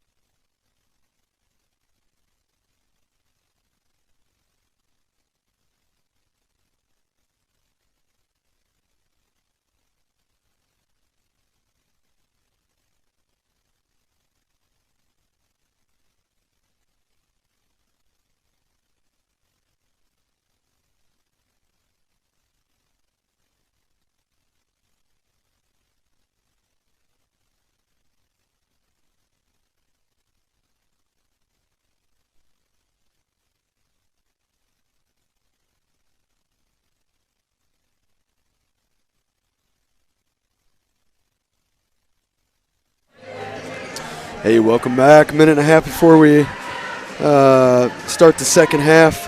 Want to acknowledge some sponsors here from the Mount Sterling area. Tasty Treat Drive-In, Brown County State Bank, and All About Dance and more. On the Griggsville side, we got Teddy's Bar and Grill, Griggsville City Clerk, Farmers National Bank of Griggsville. Dealey's Garage. I know Dealey's that Garage, one. Yeah. thank you. I'm glad you had the in on that. I've been there. KJFM and WBBA. Thanks to all of you for your support. We appreciate you, and we know your community appreciates you also. In terms of the 7th winner today of $100, it's a local kid, Cameron Sievers. Oh, wait. He may need a high school kid. Excuse me, Travis Sievers with the win right there. I have a sneaky suspicion Travis isn't getting that money. That's right. My Gas name's money. on it, Dad. Yeah, Gas no money. matter if he gets it, it's coming back anyways. That's so. right. What do we got for points here, Coach? 19 points for Wyatt Lipkeman that lead all scores. 16 points for Myers, and that's the bulk of Griggsville scoring. For Brown County, not a lot to speak of, but you do have Henry that has 8 of the 11 Brown County points. So it's all Griggsville right now, 39-11.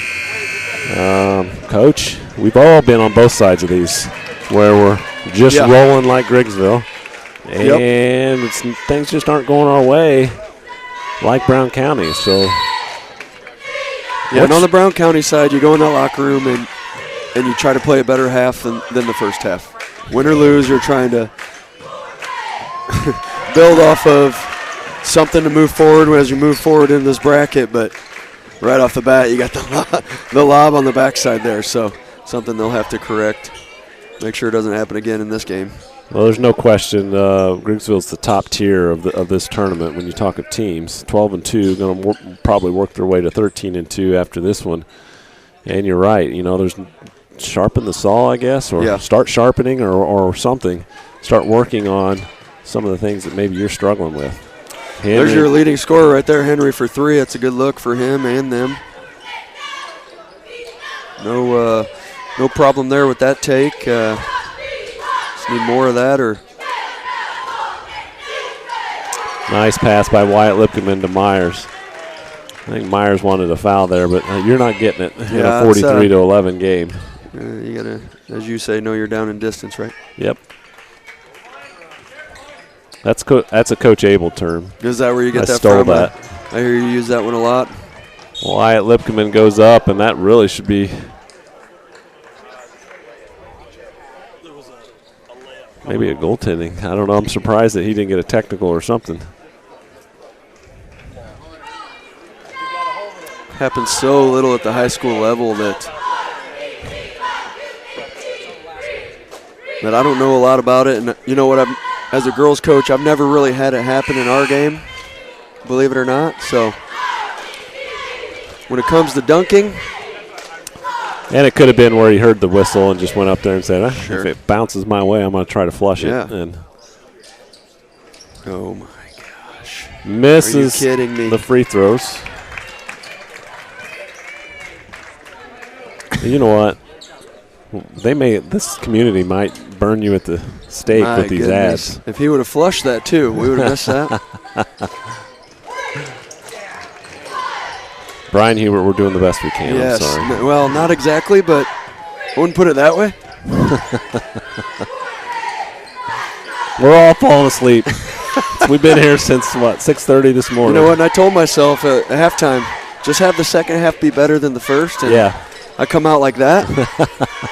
Great lob, great finish. Woodward on the finish. Nice job on both ends.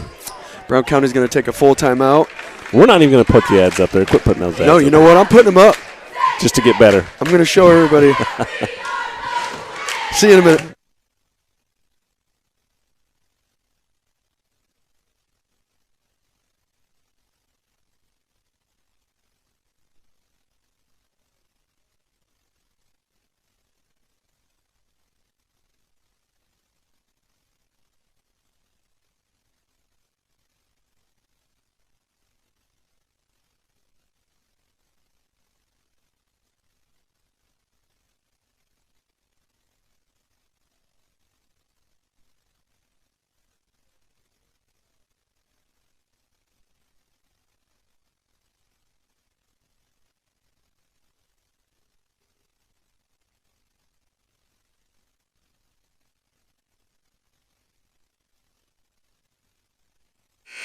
All right, we're back, and the ads are gone. Good work, Jason. I take full credit for that. It's my first day doing this ad thing. Brian Hubert blames you. Yeah. It's Nobody not to his blame fault, but guys. myself. Well, yeah, it is his fault. I'm sorry. Brown County basketball.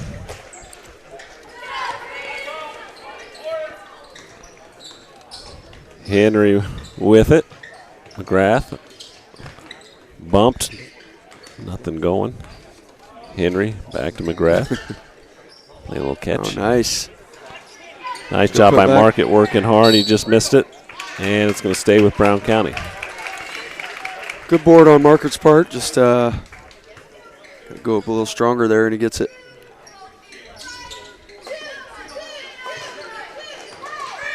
Henry for three.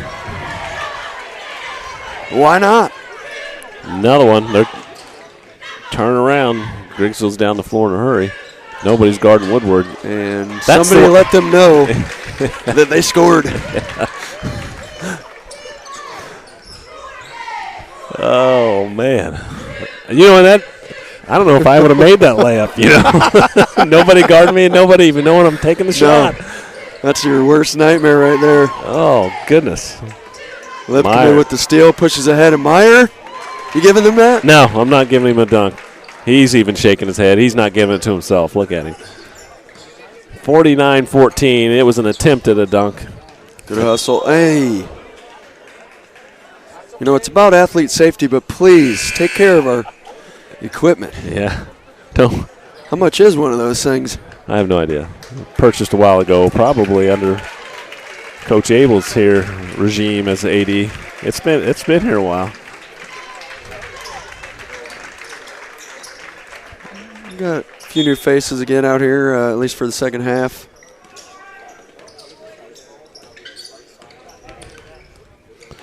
Ball's worked up top, yeah. Yeah, Havens with the basketball. Got a couple Sealy in the game for Brown County.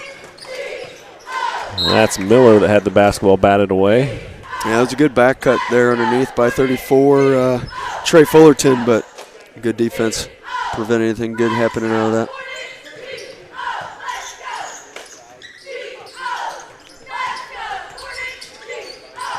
Staple defense right there, on ball, hard to breathe.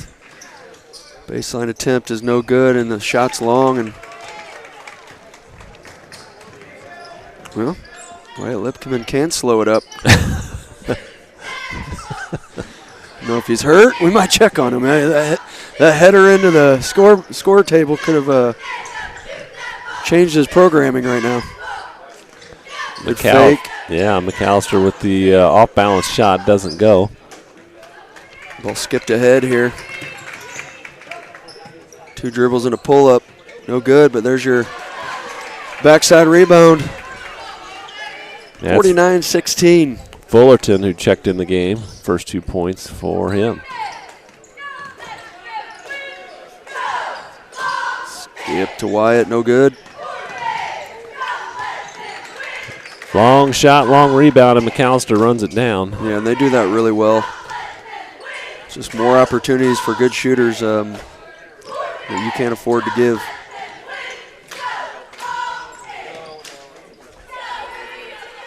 Griggsville working the ball around. 3 minutes, coming up on 3 minutes left in the third quarter. Backdoor cut. Nice job by Brown County. They sniffed that one out. Up ahead. I don't know how that got through. Yeah. Went right through the hands. Knocked away by Lipkeman, but Brown County runs it down. Sealy with the basketball. Ooh, lazy pass, gets away with it. There's your baseline attack. 10-footer's no good. Flint Kirk. That was Havens that missed the shot on the baseline. Skip pass over to Wyatt Lipkeman. He's going to take it. Misses long. Good box out. Good box out by Fullerton. Kirk goes over the back.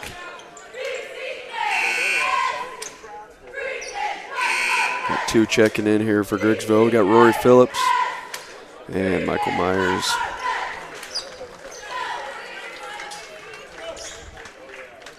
Well, good news.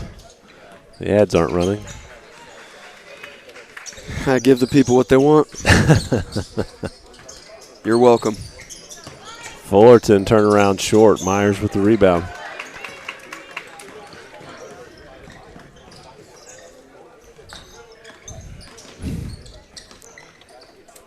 You know, Aaron Liddick didn't miss a beat on that thing over there.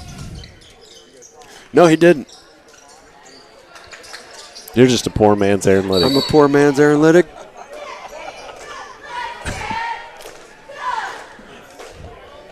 Kind of giving the people what they want, right? Yes.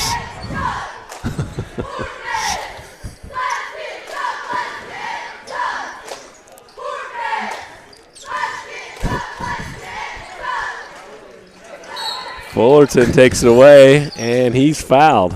Yeah, we're going to give a shout-out to Kurt Lawson here. He's my assistant for high school good girls line. basketball. He knows I like him, and quote of the day here, why is the game on? I can't see the ads. That's good. That's good, Kurt. Game's getting away with the ads, right? Oh, my. Okay. Again, the game's getting late. Havens' ball gets knocked away. All right, Here's what do we got Myers here? at another Redemption? attempt. Oh, he just didn't have it. He's still shaking his head. Tired legs. Myers with 22 points. You know, that was almost a nightmare. Dare I call it Halloween too? You know what I'm saying? Still 1:20 left to go in the third quarter. All Griggsville, 51-16.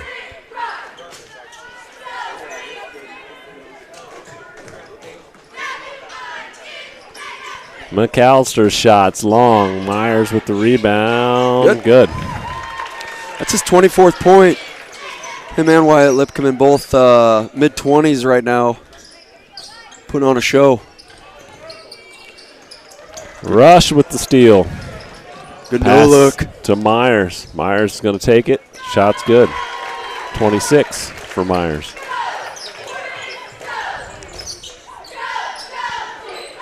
Brown County's waved the white flag a little bit here, taking some players out, letting some guys get some time. And Griggsville Perry's got the pedal down. What did I just see? McAllister elevates. Wasn't expecting it. I was almost asleep. So the ball, did he get his hand caught in the net? No, he was above the rim. Okay. I couldn't see that. There were some ads in my way, and A big ad on the video board. Driving baseline, there's a foul.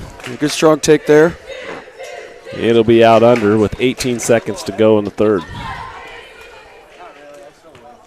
What we got left tonight? 6-seed Triopia, 14-seed Carlinville. I doubt anybody really here has seen much of Carlinville. Nice take. Little scoop shot by Miller's good. Joe Miller. 10 seconds left in the third. Rushed, kicks it, Fensick into Kurt. I haven't seen him shoot. Number 20 will take this long shot. It's a long and misses long. And that's how the third quarter will end. 55-18 Griggsville. 60-second break. We'll be back.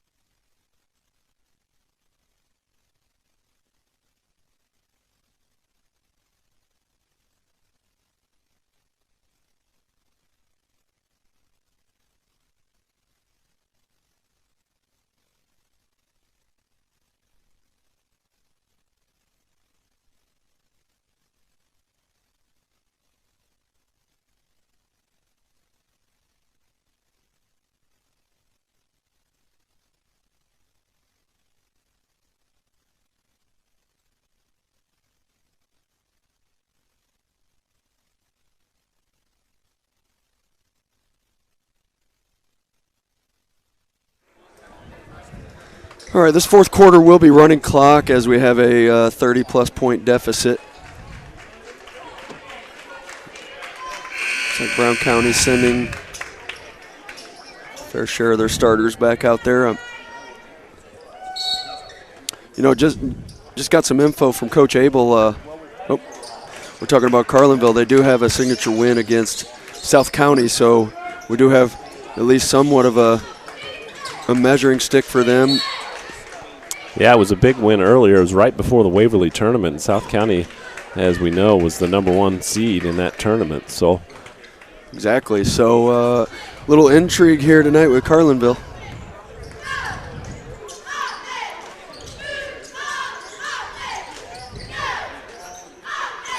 Griggsville basketball, working the ball around.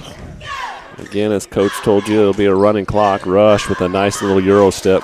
Outstanding. Really like his play in the time that I've seen him play. Froze up his help defender with that jab on the Euro and slid right through there. Really nice move.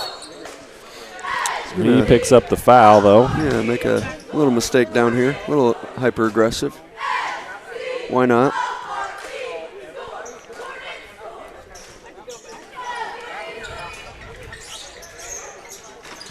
Duarte's shot's no good. Battle for the rebound. Knocked out of bounds. It'll stay with Brown County. I feel like Duarte has kind of been out of rhythm since he had foul trouble and just really hasn't had extended minutes on the floor. So look for him to have a stronger showing as the week goes on. Shots up, no good. Fight for the rebound stays with Brown County. And we're going to have a foul on the floor here. 2 quick ones on Griggsville Perry. You know, it hasn't been the night for the Hornets, but I will give them this. They have worked hard this whole game. They haven't stopped. Absolutely. They haven't stopped playing. Pass gets deflected. It's knocked away.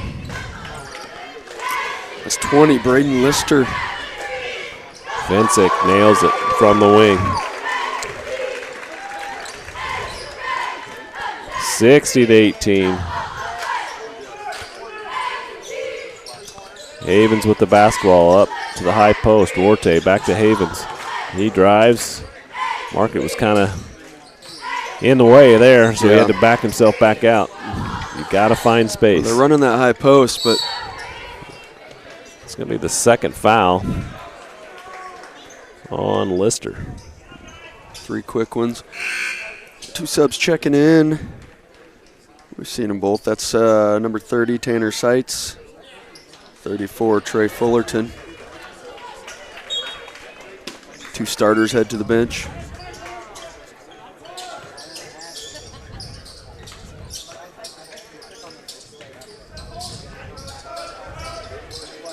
Screen coming, double screen.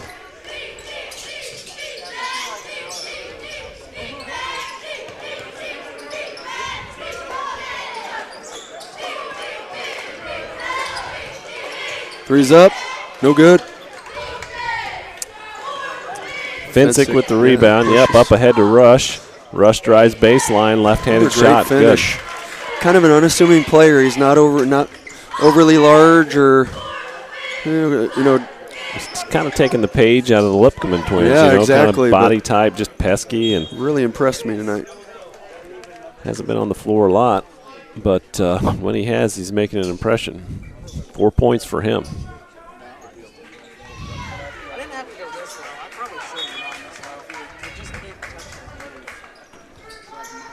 Ball comes into Carter Havens. We have a quick turnover there. That's number 3, Aiden Seeley. I think that lady's caught at least 2 passes today. Sign her up. She's over there smiling about it.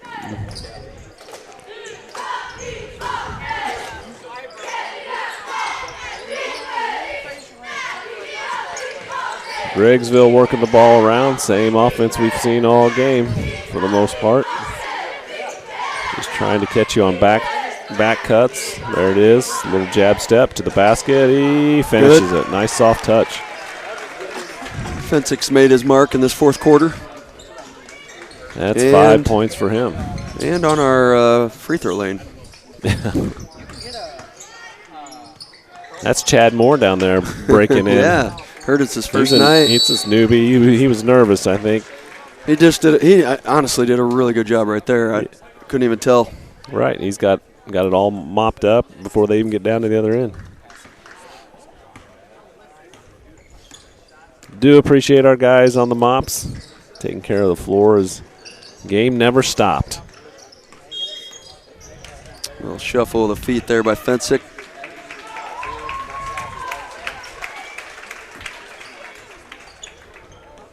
A shout out to Coach Garrett White. His golf game. We're heavy contenders when it comes to golf season, that's for sure.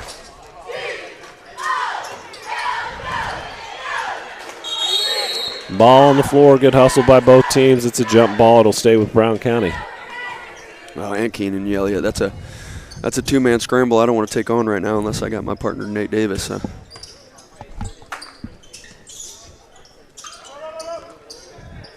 we talking about golf? That's where we're at right now. But the basket's good. I mean, if I'm not talking about it, I'm thinking about it, just if I'm being honest. So.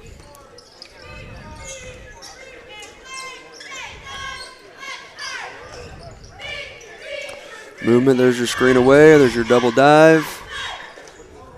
Well defended on the wing there. 140 as the clock ticks down here. This is my final game. I want to say thanks to everybody for listening today. Sorry. Oh, yeah. My bad. Not just the ads, just a lot in general. Just first games of the year. You're back with us on Tuesday, I think, right? Yes, sir. Nice cut by Kirk. There Way it is. to find him. That was Flo scores. There it is. That's really Flo passing to Flo.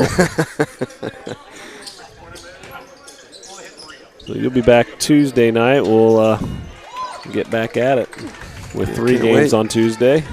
Also have my own girls playing in the North Greene's Lady Spartan Classic. They were the 1 seed there, so looking to get things started Monday against Bunker Hill.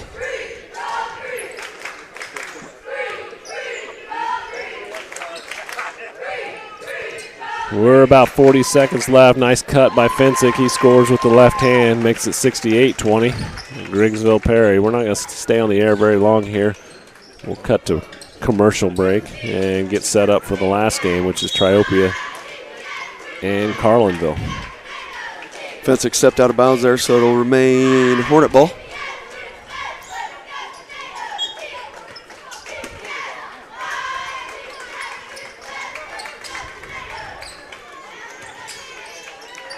Last 10 seconds, long shot, rebounded by Kirk, and that's how the game will end.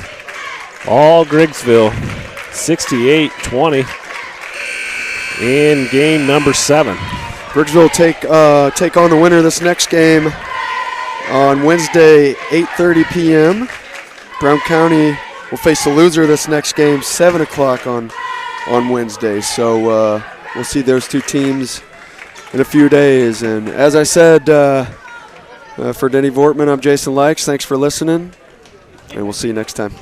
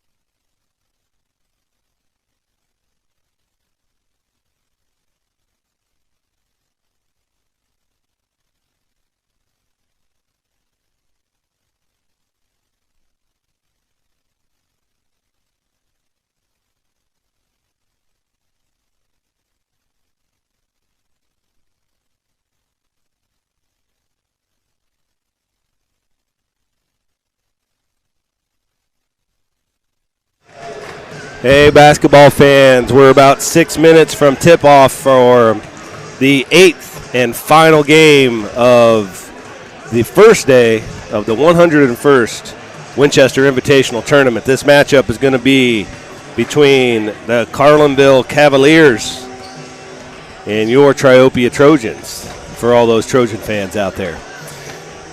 We're going to go real quick here, go starting lineups. For Carlinville, the visiting team tonight, their record is 7-8, and their starting lineups: number 2, senior Matt Dunn; number 11, sophomore Tristan Thompson; number 13, junior Dom Alipra; the sophomore 23, Sawyer Smith; and rounding out the starting 5 for the Cavaliers is senior number 41, Camden Noggle.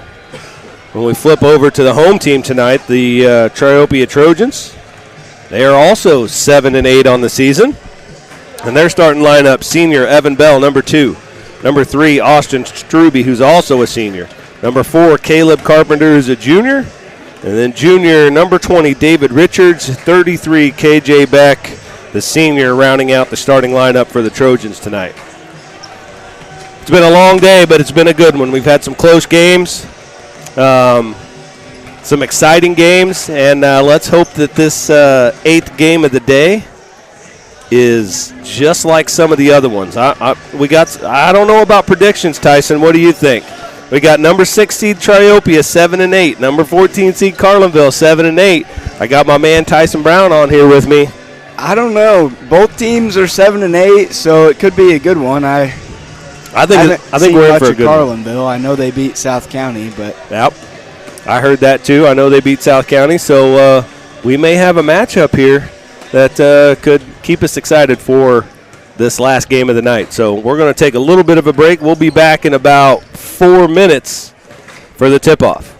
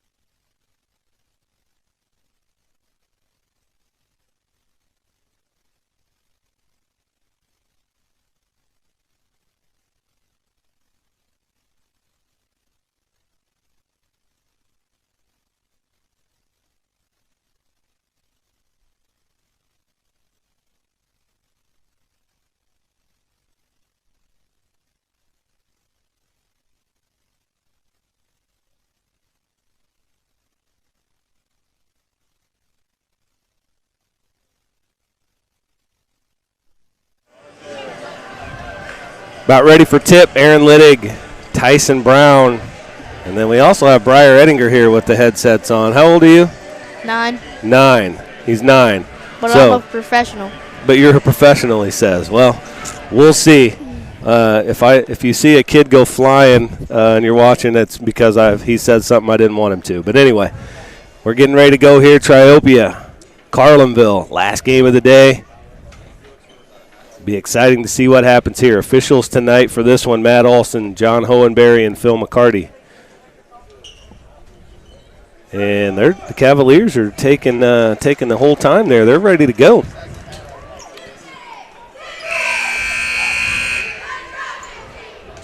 Again, starting lineup for Triopia: Bell, Struby, Carpenter, Richards, and Beck.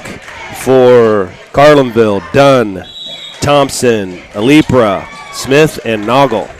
And Triopia with the tip. That's Carpenter over to Bell. Back out to Struby, his 3. No good, tipped out of bounds there by Richards.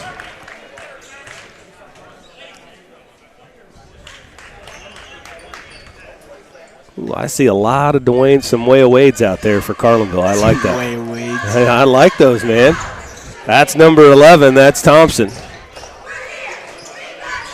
That's Noggle with it. That's 41. 23, that's Smith.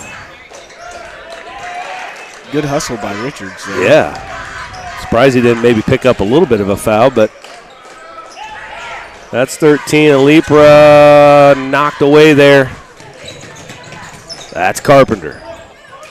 Bell will load up the 3. Long off the back iron. Rebound to Alipra.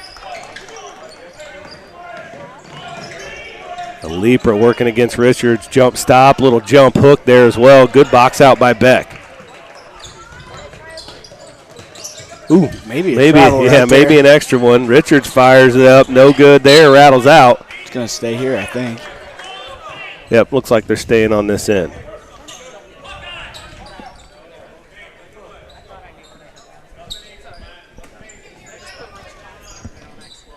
Triopia inbounds. That's Carpenter stopped along the baseline. Struby thought about it. Now he finds Beck against Noggle. A little bit of contact down there, but yeah. Carpenter now up to Richards. Over to Bell. Bell looking for Beck. He's got the baseline. He rattles that one in. Look, he might have got fouled there as well, so he powered through some contact and arm action, but got the first bucket of the game. Goes to KJ Beck. That's Alipra driving baseline. Up top to Thompson, back to Alipra. He's guarded by Richards. Smith with it. Now back over to Thompson. In the middle, Alipra.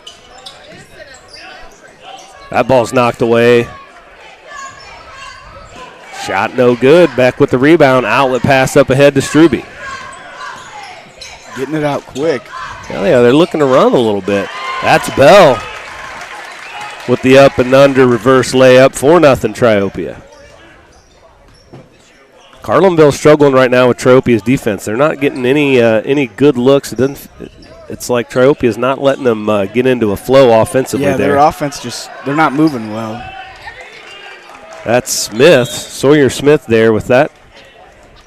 It must have got tipped, I guess. Yeah, it was partially blocked. Yeah. Okay.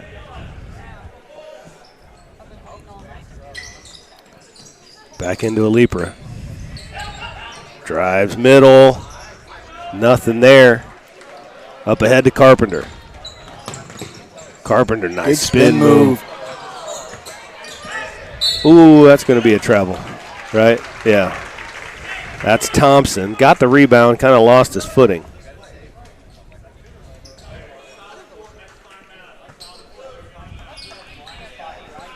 Noggle and Beck are battling right there. I can hear the official saying, take it easy, take it easy. Richards now back to Carpenter in the corner. Bell down to Beck. Ooh, that's a little baby hook there from like 12 feet or so. Banks in from the center.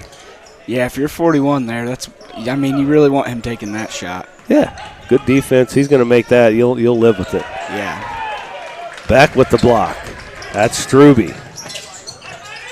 All the way to the basket for the layup. That's going to be 8-0 Triopia, off to a hot start. Carlinville wants a timeout. It's going to be a 30-second timeout. We'll take a quick break as well.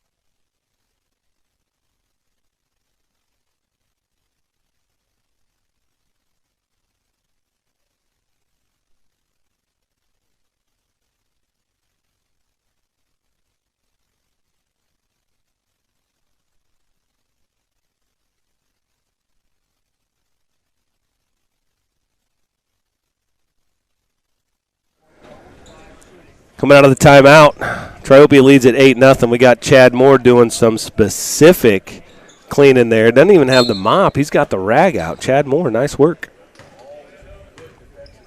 What do you think, Briar? Do you think that the game started the way you thought it was going to? Yeah. Okay, good. Good prediction. Got a substitution there for Carlinville. That's number 15, Tate Duckles, that's in the game. Dribble handoff. That's Duckles. He's going baseline. Straight to the rack. Oh, just misses the layup. Good look there from Duckles, yeah. Carpenter. Up to Beck. Coach Thompson changing the play a little bit here. Backdoor cut from Carpenter. Kick to Richards. Ooh. Maybe a travel. I agree. Beck almost dunked that off the tip. Yeah, he almost got the putback dunk there. Yeah, he did. Beck was 6 of the 10 so far for the Trojans. That's done. Over to Smith. Noggle now. Back to Dunn. His jump shot blocked by Beck. Ends up with it, though. Duckles to Smith. Smith drops it to Noggle. There's the first bucket right there for Carlinville. Goes to Noggle. We missed a sub there. Who's in for Triopia? That's one. That's Barrett Whitehead in the game. Triopia really looking to pound it down into Beck. He kicks it to Struby. Struby's little floater from the free throw line goes.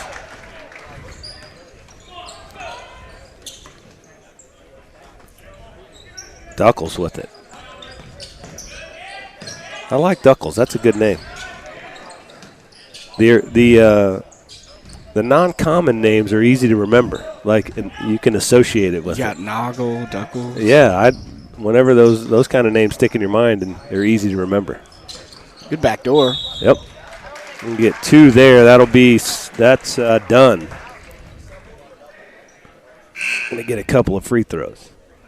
That foul was on 33? Beck? Yep, that'll be his first. We got some subs coming in after the free throw, too. We got Bell coming back in for Triopia and number 12, Jackson Dion. And then we got 12, Cole Sullivan coming in for Carlinville. And that's Noggle having a seat there.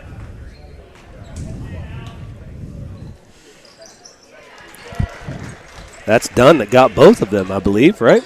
Yeah.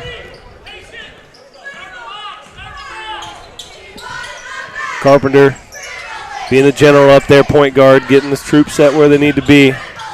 Bell up to Richards. That's Dion with it. Richards drives middle. Kicks it out to Dion. Back up to Carpenter. That's Duckles putting some pressure on the ball up there.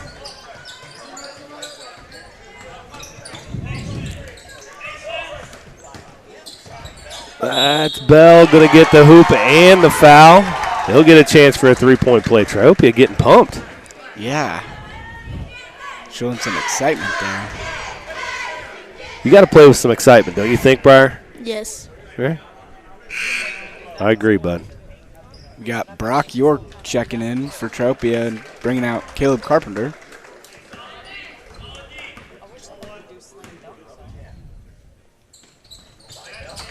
Bell converts the three-point play.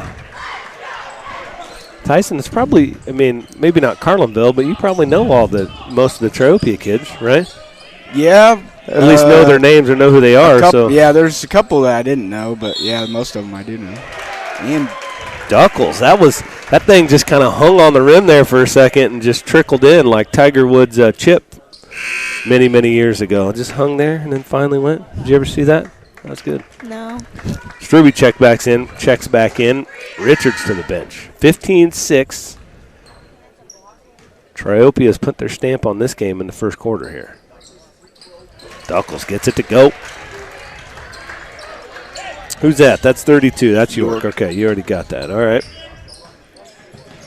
York to Bell. High ball screen from Struby. Backs it out. Dione over to York. York, jab step, dribble. Dion's looking to post up. He thinks he's got a mismatch. He wants it. Into Struby. Struby kicks it out. That's Whitehead. His three's no good. Rebound to York.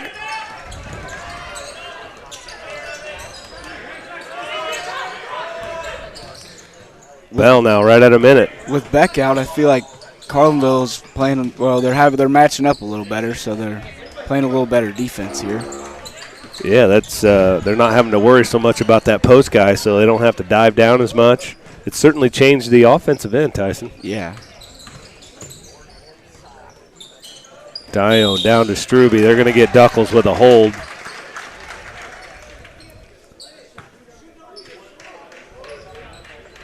They're going to get Beck back in the game here for the last 41 seconds of this first quarter. That's Duckles' first foul, second team foul for Carlinville.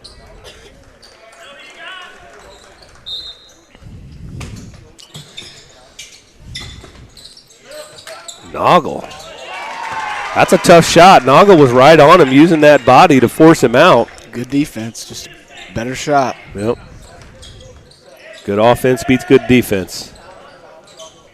17-7, 25 seconds left here in this first quarter.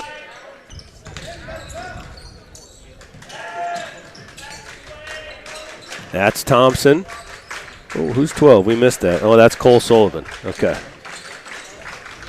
Tip to Noggle. Under 10 seconds now. Good backdoor cut and pass. Noggle with a great look. Sullivan with the finish there. That's Whitehead. His three at the buzzer. Looked like it had an angle to bank, but it just goes off the glass. That's the end of the first quarter. Briar, at the end of one, what's the score?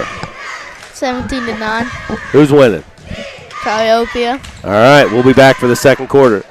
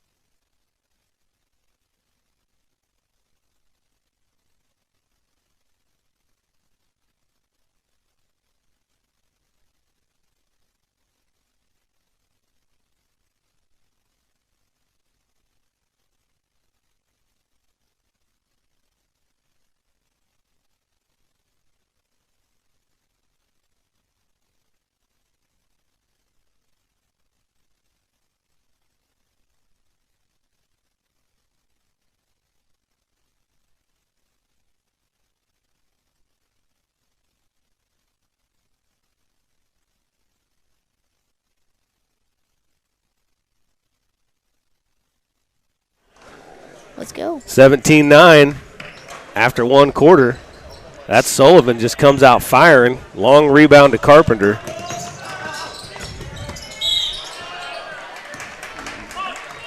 think he stepped out of bounds, maybe? Yeah, must have. I don't know. I can't tell from up here. Me either. I'm not standing anymore because my old back and ankles hurt, so it's hard to see down here. That's Thompson working on Carpenter.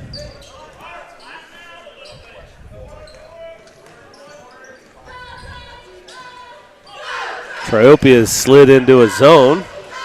Yeah, Carlinville looked a little confused there on what was going on because they switched it up on him.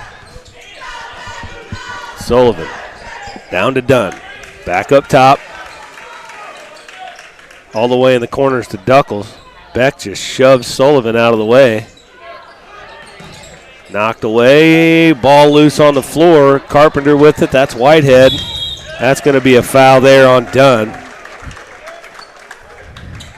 We got 2 subs coming in for Carlinville. 23 Sawyer Smith and 13 Dom Alipra. Alipra. Yep. And Richards coming back in for Triopia.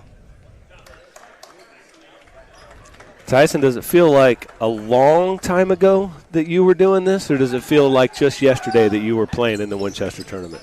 What's Like it feel yesterday. Like yesterday? It's tough just watching. Yeah. I imagine. That's Carpenter up top. Finds Bell on the wing. Carpenter again. In the hoop. Blocked good. by Yeah. Sawyer Smith.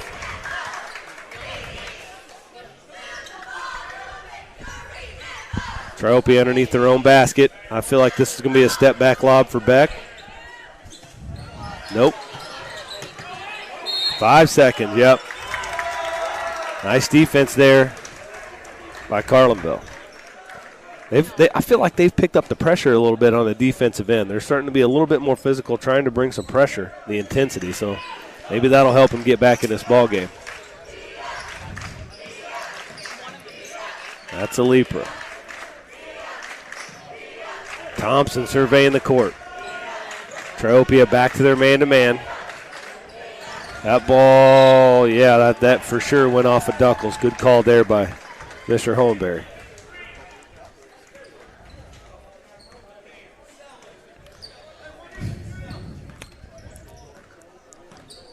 Carpenter over to Struby. Man, Noggle's got a tough gig. Nice pass there. Ooh, good blocked block. off the backboard by Smith. Nice block.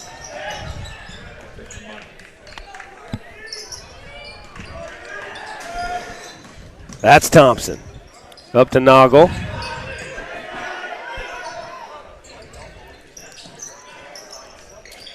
Over to Smith. That's Alipra with it. He gets a step on Richards.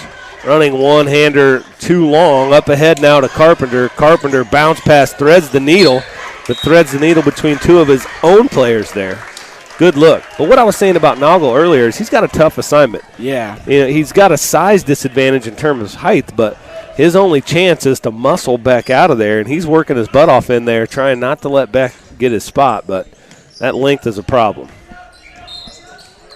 That'll be a foul on Beck as Smith drives baseline. That'll be a second.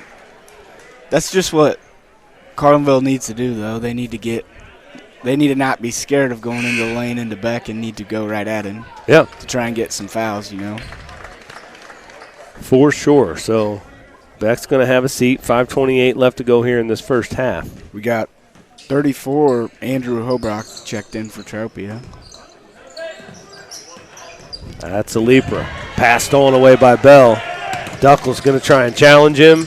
Bell lets him run by. Just like Maverick and Top Gun, I'm going to slam on the brakes and they'll fly right on by. That's Smith, baseline. Cut off. Who's that? Hobrock. Hobrock, all right. Alipra off the screen from Noggle. Good look. Just missed it. Carlinville's been a little unlucky. They've had some shots, in the lane that just have not fallen for them.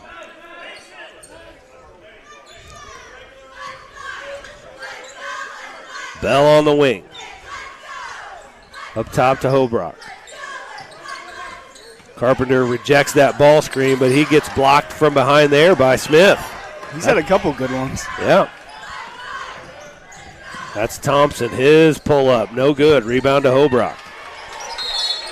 And Smith's going to pick up a foul.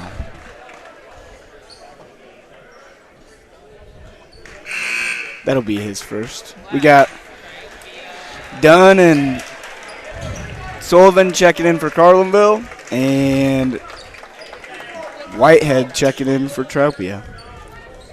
Barrett Whitehead. 19-9. 4 minutes to go-ish in this first half. Been a pretty dominant first half for Triopia at this point. They're up 10, but Smith with another block. Yeah, Carlinville's really picked it up on defense here. They're just playing a little bit harder. Yeah, I agree. The intensity's picked up. Physicality, a little bit of it, too. Like, not letting themselves get screened as easily as they were, in the first part of the game.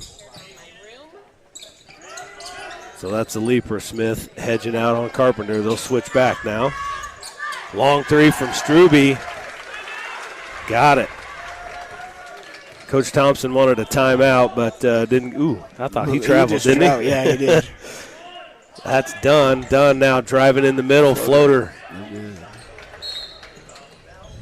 Now he gets his timeout. There it is. Now he gets his timeout. Let's see. Is he going to go full timeout? Yep. Yeah, going to go full timeout. So 22-9.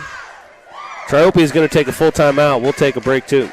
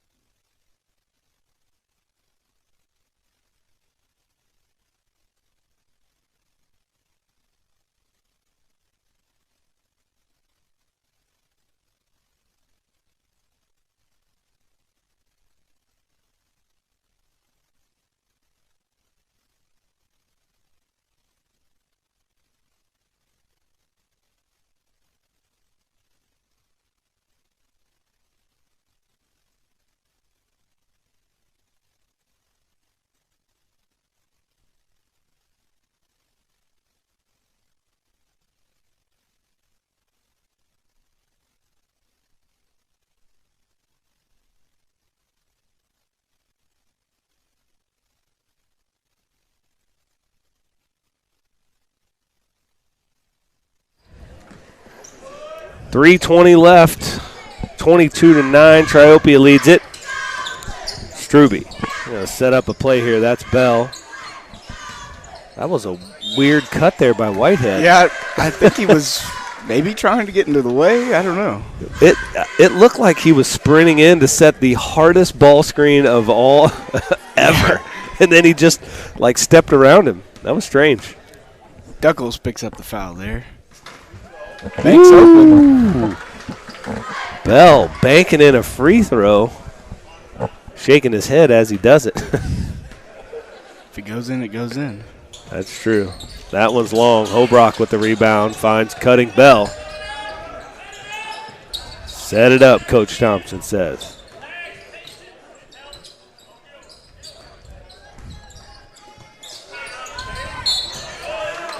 He's going to pick up his third foul. He just he's trying to get that steal, and I think if he just body him. Yeah, but he's got his arm kind of around him as he slides around to get the steal with the outside hand, and I think they're getting him on that hold. He'd be better off just not letting Struby get in that, body Struby earlier. Don't let him get to that spot. Like a three-quarter kind of. Yeah. All that positioning starts well before the guy you're guarding gets to where they want to be. You got to force them away from that spot to begin with. On the ground, that's a Lepra. Fouls on number 1, Whitehead.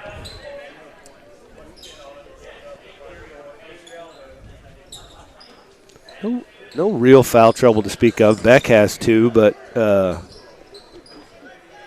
did he have 3? He's got 2. But Okay, yeah, okay. That's Thompson. That pull-up jumper, no good. Noggling, good position for that rebound. He's going to get fouled. Oh, they counted it. They're counting that thing. Hohenberry's like, I think he could. NBA continuation. NBA continuation. Maybe he just. Oh, hang on. Now they talked him out of it. It on the ground. Oh, no, you know what? I think that he pointed on the ground. Yeah. That makes more sense. Yeah, that does make more sense. But his motion was like this, and it looked like he was counting the bucket. I think Carlinville's coach wanted the bucket too. Yeah, well, because I think he thought he had it, so it hurts when they take it away. Whitehead up to Struby.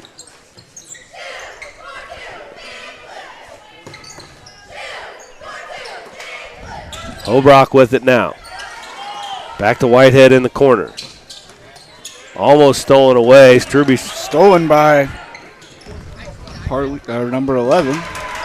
That's Thompson. That's Thompson. Yeah, there you go. Wrong one. Yep, that's all right. Fast break, a leaper with the layup there. It kind of looked like he took off like he was thinking about dunking that for a second.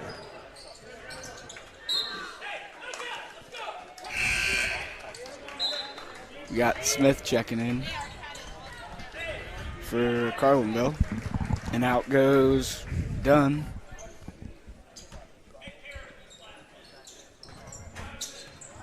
Minute 30 left in the first half. Carpenter. An Iverson cut there from Bell.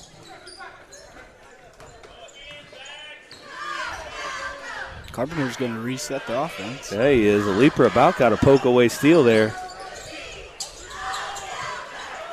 That's Hobrock hanging for a little bit, getting it off the glass. Now that the leaper came down here close where I could see him, it might have been his blood they were cleaning up because he's got something in his nose.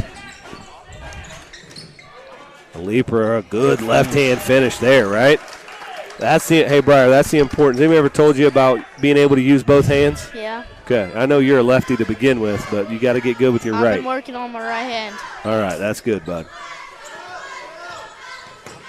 Whitehead. Almost hit the pull-up there. Yeah. Thought he was going to. Into Struby on the roll. Blocked again from Smith. They're going to get 12, I think. Yeah, that's Sullivan with the body, though. That's his second foul. And now they're at 5 team fouls as well, which won't matter a whole lot. 34 seconds left.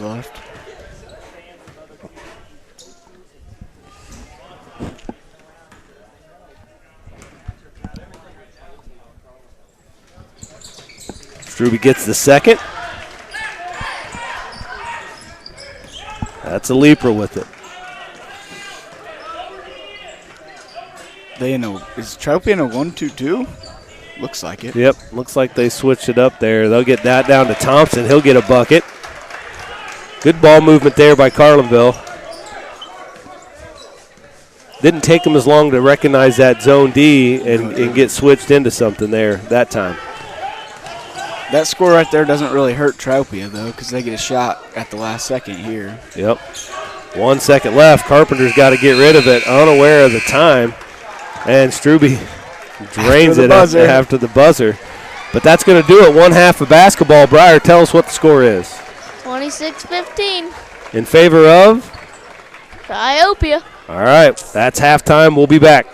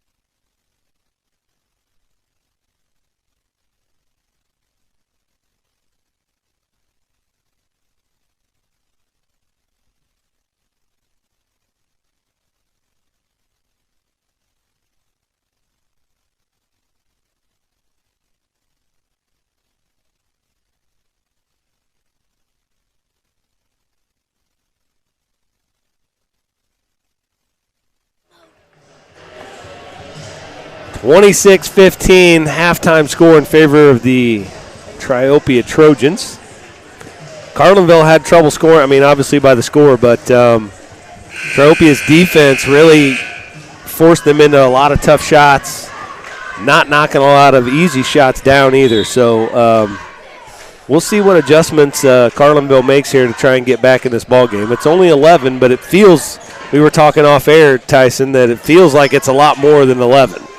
Yeah, Triopia's just kind of, I mean, they've had their way the whole game. They're controlling the tempo, controlling just about every aspect, so. Yeah. So we'll see what changes we make here. There's been really no pressure from either no press or anything from either team to this point. That's a leaper. That jumper looks good though. Nothing going. Back with the rebound.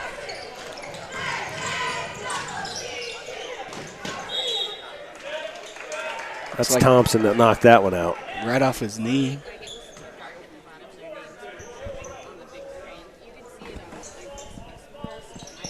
Bell to inbound, looking for Carpenter up top.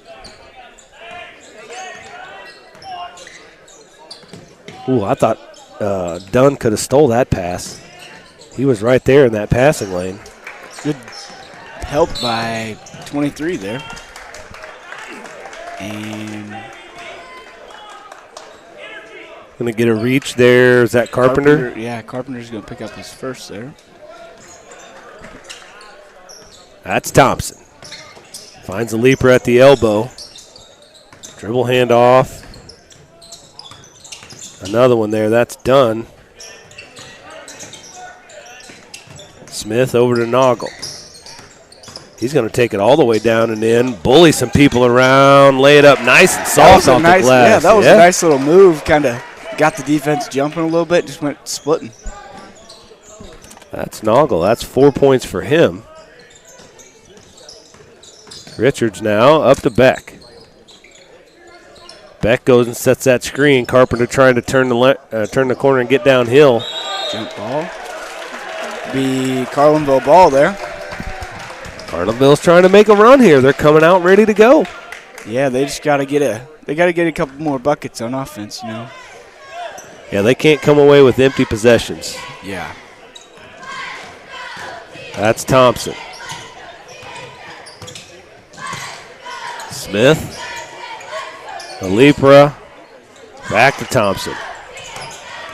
They're working the dribble weave here now. That's Smith from the corner. No good. Long rebound to Carpenter.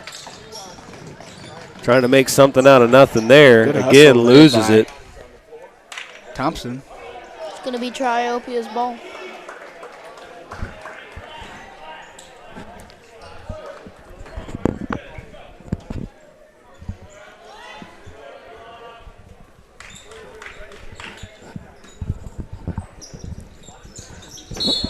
And Nagel's going to pick up the foul.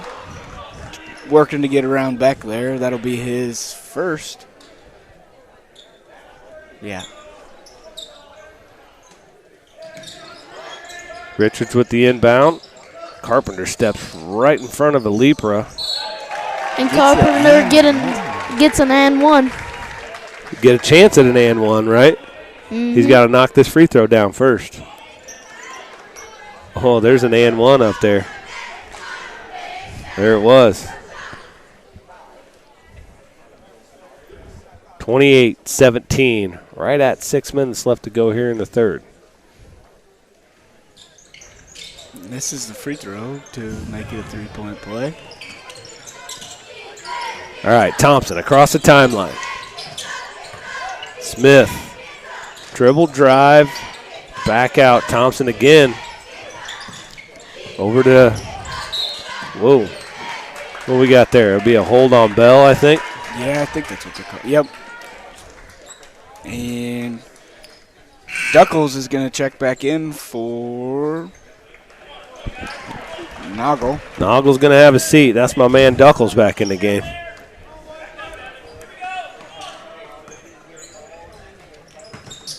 Right to Duckles, the Lepra. Nice jab step, forces one into Smith. Ooh, and it gets blocked by That's Beck. Thompson's three was no good, and he's going to pick up a loose ball foul. That'll be his first. Thompson's doing a really that's like 3 possessions in a row where he's been involved with knocking a ball, forcing a jump ball, doing something there. He's trying to pick up the defensive pressure and intensity on that end for there it is. Gets a steal. Smith back with another block. Oh, they're going to get a blocking foul on... I think it's Struby. Struby, yep. That'll be his first. It was a good block by Beck, though. Yeah, but Beck's had a couple of really nice blocks here last couple possessions. Big kid with some length. Yeah, Smith's first free throw is good.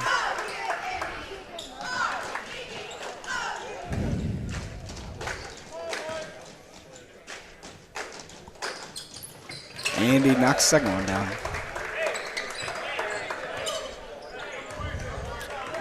Nine-point game. It still feels a little bit like it should be more than that, right? Yeah, I mean, Carlinville's getting some pretty good stops here on defense. They've only allowed 3 points. Well, that's good. There we go. That 6, but 6 points this quarter.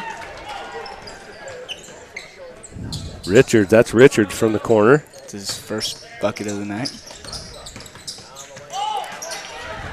Beck's length is just a problem. To Both. Struby, and Struby makes a bucket.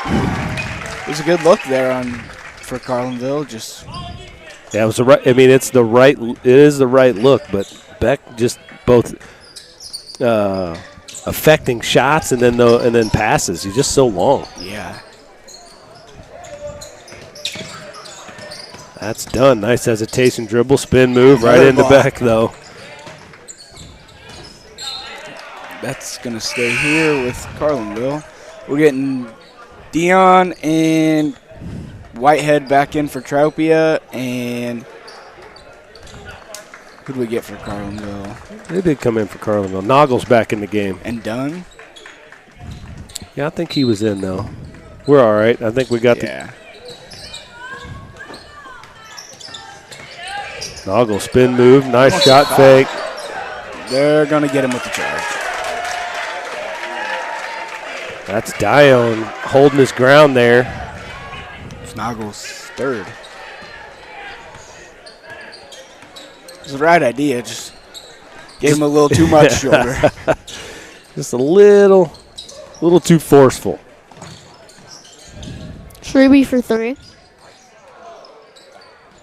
Almost gets his own rebound. Still hustling. Done now. Push cross into the middle. And it is good. What'd they call there? Oh, on the floor. Foul on. Oh, did they count it? Yep, they counted it. Yep. It was on 32. That's York's first. The first one's up, and it's good. Dunn completes the 3-point play.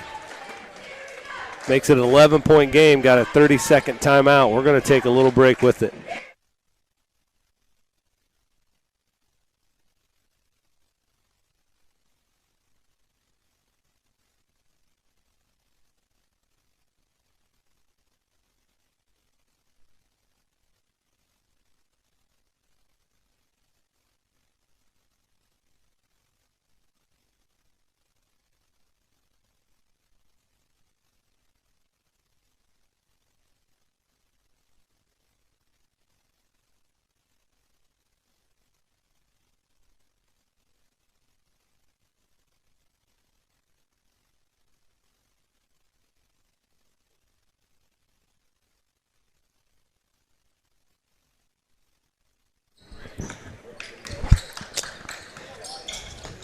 After the Carlinville timeout there, we got turnover by Triopia with 3:31 left. That's 32. That's York in the game. Dion, Whitehead, Richards, and Beck in the game for the Trojans.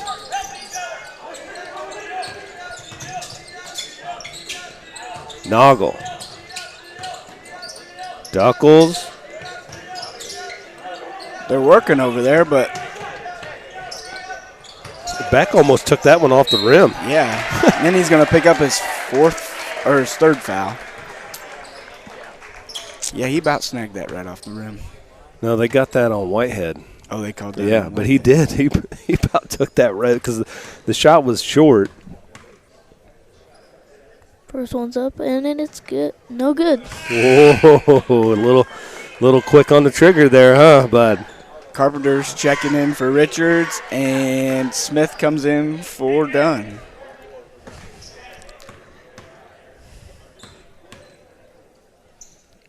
The second one's up, and it is no good. Good rebound by Smith there. Right back to Duckles. No good. Just off the back over him. Yeah. Another good board there by Beck. That was actually a good find. That was Duckles with the rebound and then a quick pitch right back to the middle. Alipra's going to pick up his first, and Triopia is going to be shooting 2. The whole 5 fouls thing is a little weird to me. Just it throws me off a little bit. I bet it does. I bet it does. Playing, and then you probably haven't got a chance to see a whole lot of high school basketball this year. So, unless you're at school listening to us, watching some games. I've watched a couple online.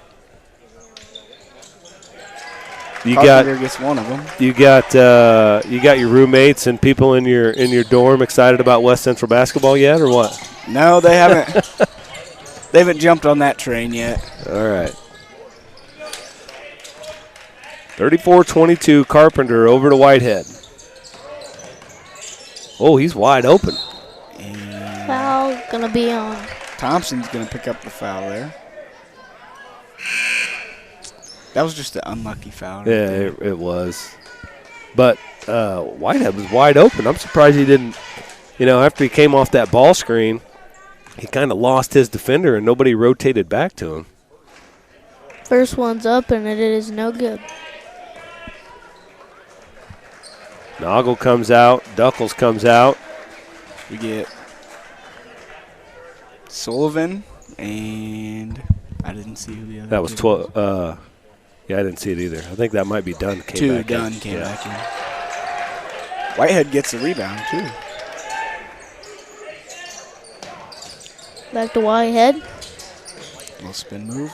Blocked by Smith. We got Smith and Beck battling it out for blocks leader in this game. Smith's got quite a few blocks as well. Yeah, there in the second quarter he had a bunch. Yeah. And now Beck's got a couple here. And Trying to be the SWAT masters. yeah, Carpenter's going to pick up his second. And Alipra's going to be at the line. And his first one's good.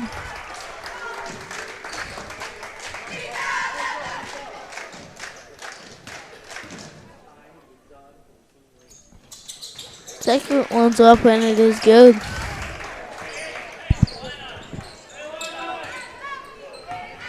$34-24. Again, Carlinville just hanging around. I'm kind of waiting.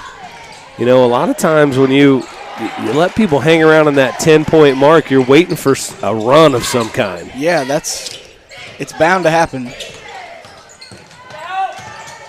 Thompson. That's Thompson, yeah, off the glass. Nice play there. Yeah, with the tough bucket after the block from Smith. Yeah.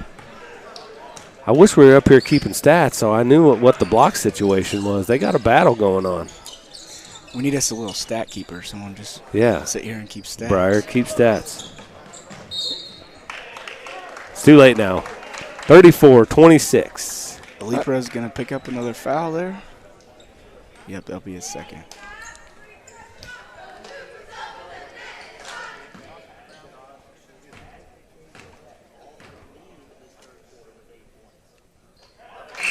Carpenter gets that one. That'll be his 4th point of the game. We got Beck and Bell coming back in for Triopia and sitting down Hobrock and York.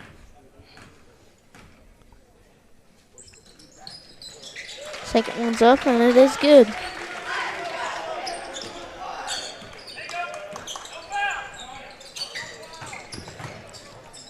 Ten-point lead for the Trojans. Leaper in the corner. Pivot jab step, gets to the middle, kicks it out to Thompson. 15-foot jumper. No good. They've had quite a few looks like that in this game, and they're just not getting them to go. They've had some open, inside three jumpers, and they just haven't fallen. That's how you know they're due. I mean, yeah, I know we're talking about that run, right? They're going to start knocking some shots down, and it's going to come. Lepra over the top of Beck there. Tough one. Triopia wants one shot. Rich is calling for it.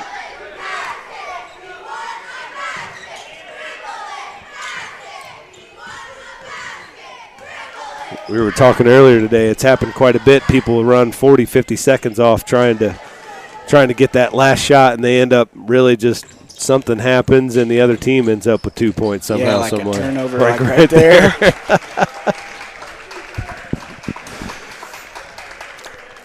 There's something weird about it. Like there's that weird timing in basketball. Like if it's 40, 50 seconds left, it's hard to run that clock down all the way down and get the last shot. It's easier to do if it's 20, 25, something like that. Like you can, but there's just something about it.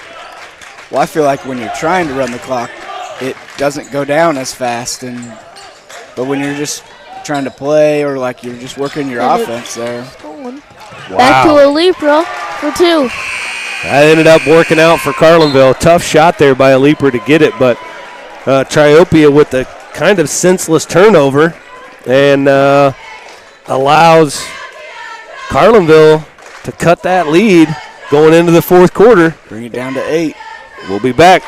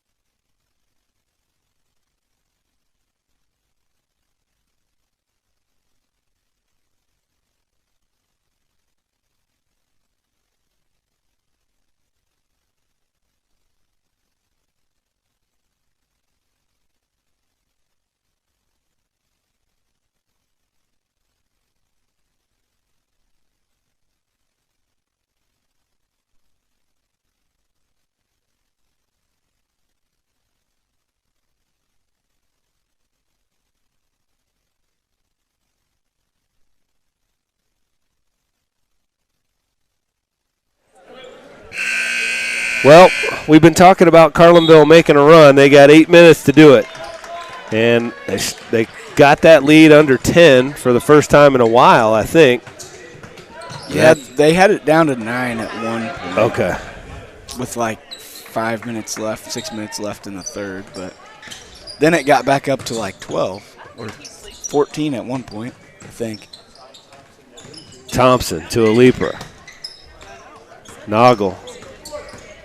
Taking it to Beck. Good find there to Dunn, but he lost it on the way up. What do we got?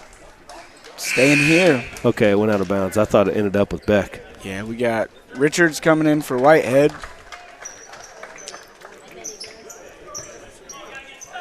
Good find there by Noggle, just unable to convert. Dunn. Working his way to the corner. That's Noggle with it. He lost his dribble there, so he's in trouble. And he throws it away. Yeah, that one sails just out of bounds.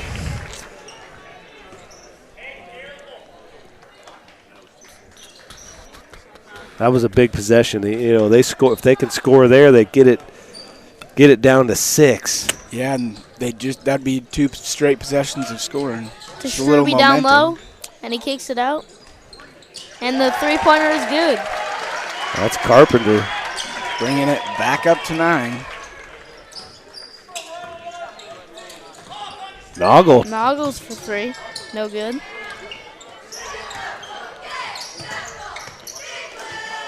Richards almost got the reach around there. Thompson back to Noggle. Good Pass. slide. And he's going to get the foul? Yep. So Thompson with the chance for a 3-point play here.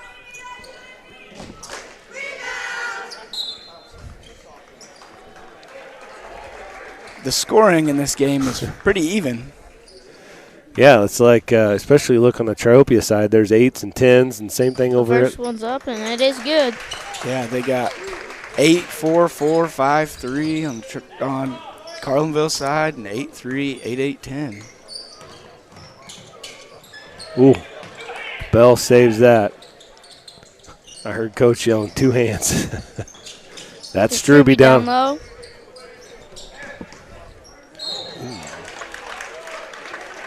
That would have been a nice move if he didn't get fouled there because he was going to be wide open. Yeah, he was. He was about to do some kind of Euro step there.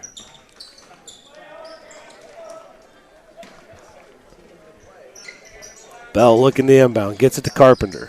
Up top to Richards. That's There's Beck Struby. trying to seal on the backside. Struby, 3-pointer from the corner.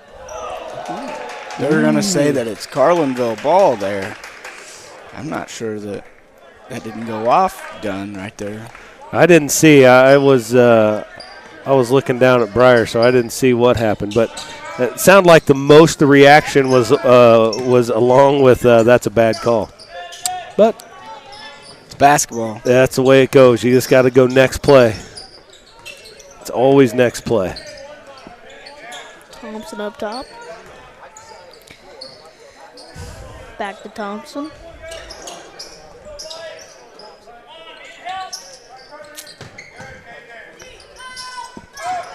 They're running that for a Lepra.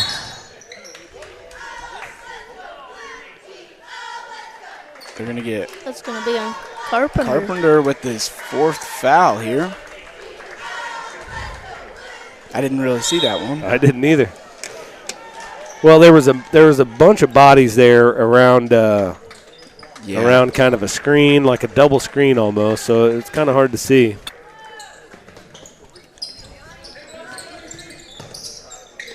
Oh, that's the second just completely errant pass that Carlinville's thrown that was basically to nobody. Yeah, there wasn't really anyone over there. I mean, Lepro was close, but it was too far out of his reach. Yeah, Noggle had one a couple of possessions ago, and those turnovers are hurting when you're trying to claw back. Yeah, they got it down to 8. Noggle's going to pick up his 4th. And Smith's coming back in. Well, we'll see. Noggle can pound down in there with Beck, but Smith's got some length. Yeah. Over the top to Struby. Beck just seals and Bell kicks. for 3. And it is good. And All right. Yeah. Triopia's going to call a full timeout after that 3. So we're going to take a break there. Triopia with the lead. We'll take a break as well.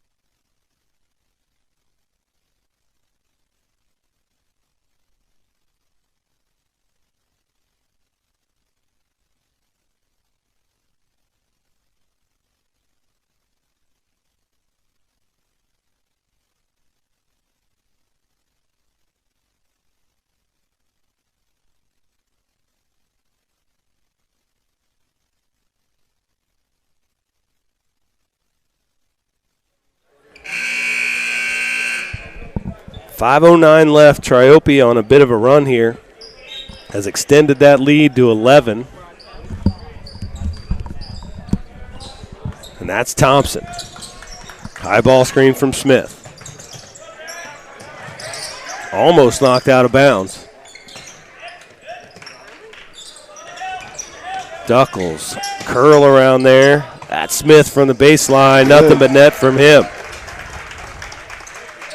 Again, Carlinville just has to string something together. 2 stops and 2 scores. Just something to get some momentum.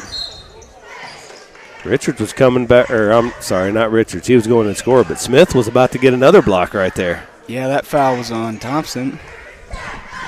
Be his 3rd. Whitehead wide open coming down there. That's Bell who'll launch a 3.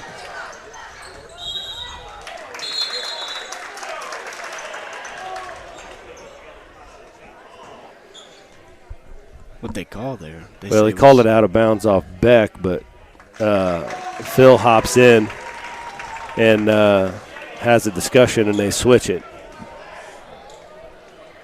Back to Triopia. Who almost stolen there by the Lepra. Struby with it, up top to Beck. He's guarded closely by Smith there. Richards turns the corner, kicks it out. Struby now resets him. Wing ball screen. I'd love to see Bell or whoever's coming off that ball screen.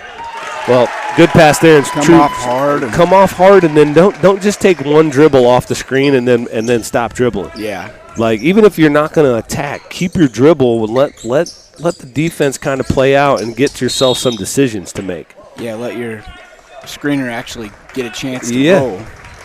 Because when you come off of that screen and just one dribble and pick, you're taking away all your options there. Carlinville's going to take a timeout here. It's going to be full. And it is 44-33. Triopia with 3 minutes and 47 seconds left in the 4th quarter here. And we're going to take a little break.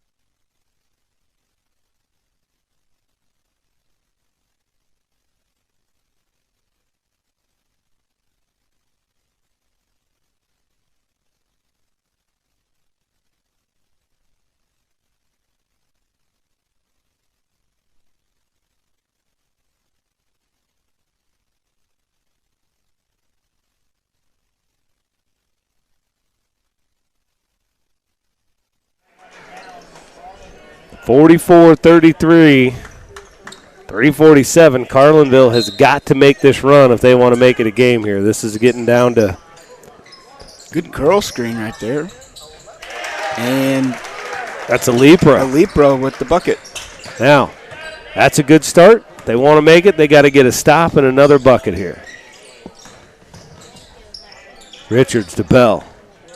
There, Bell kept his dribble longer there. He could even keep it more. Beck stealing on the inside on Smith. No good. That's perfect right there. They got to stop. Now they got to get a bucket. Get some momentum.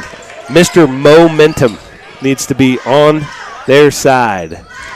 Yeah, I feel like they maybe need to have a little more sense of urgency here, but yeah, good call, Tyson. I think you're right. With it being a 9-point game with 3 minutes left, I mean. Oh, Dunn with a great move there. Just couldn't get that soft enough kiss off the glass to get it to go in. But you're right. A little bit of urgency on that offensive end, bring it up, especially in the transition, you know? Yeah. I feel like that's where they've gotten beat by Triopia a lot, is because Triopia wants to come down and push the ball. Yep. And Carlinville's just looking to slow it up a little bit. See, like right there, he walked that thing up. Let's get it up there and get started. And Bell's going to pick up the foul. Be a second.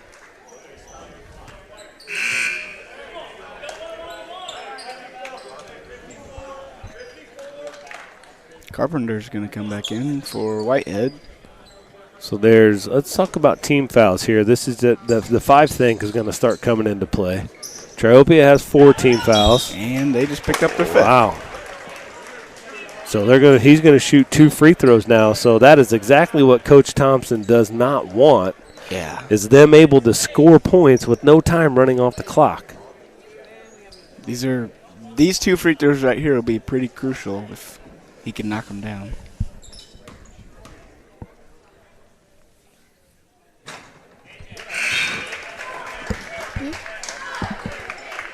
He gets the first one to go.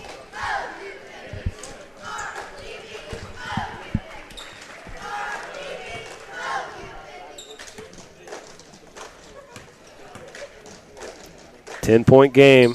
Leaper looking to get it under single digits there. Did he get that one to go, Briar? Yes. Oh, okay. Noggle check back in for Carlinville.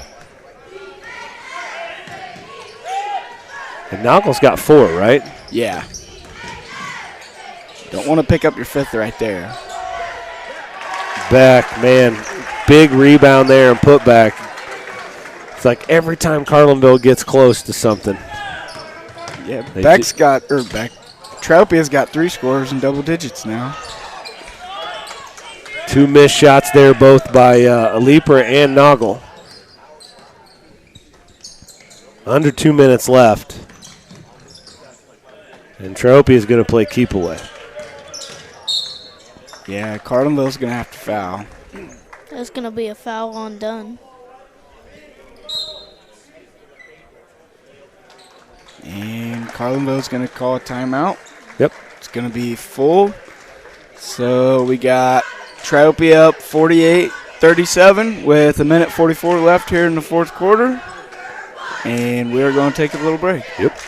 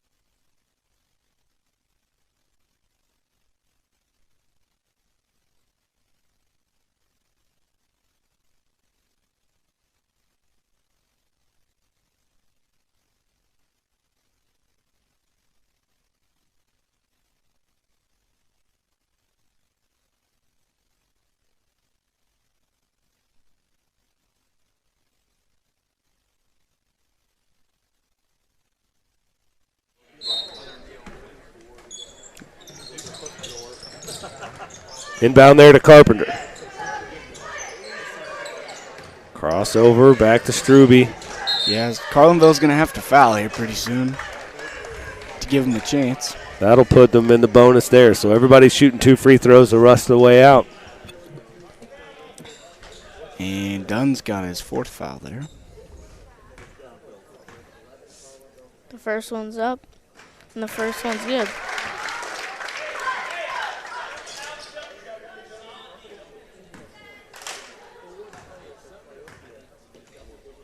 The second one's up, and the second one's good. That'll be 14 points for Struby there. Is he leading all scorers? I think he probably is. He's got 14, Bell has 11, and Beck has 10. And then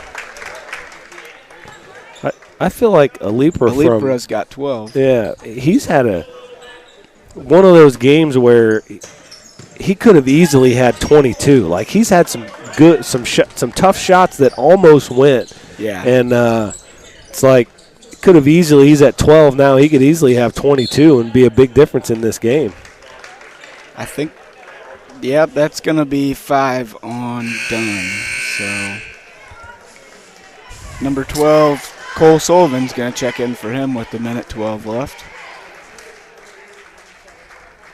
Struby's to the line for 2. And the first one's up, and the first one's good.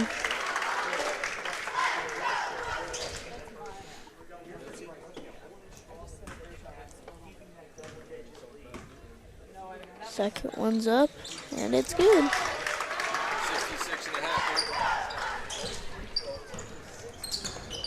Thompson down to Smith. They're going to have to get a shot up here quick. Alipra's got it. Just a little short. It looked good from here. That's what I love about this angle is you can see the line. It looked like it was going in. Under a minute now, so it would be a miracle if Carlinville were to pull this one out at this point. Alipra with the reach around.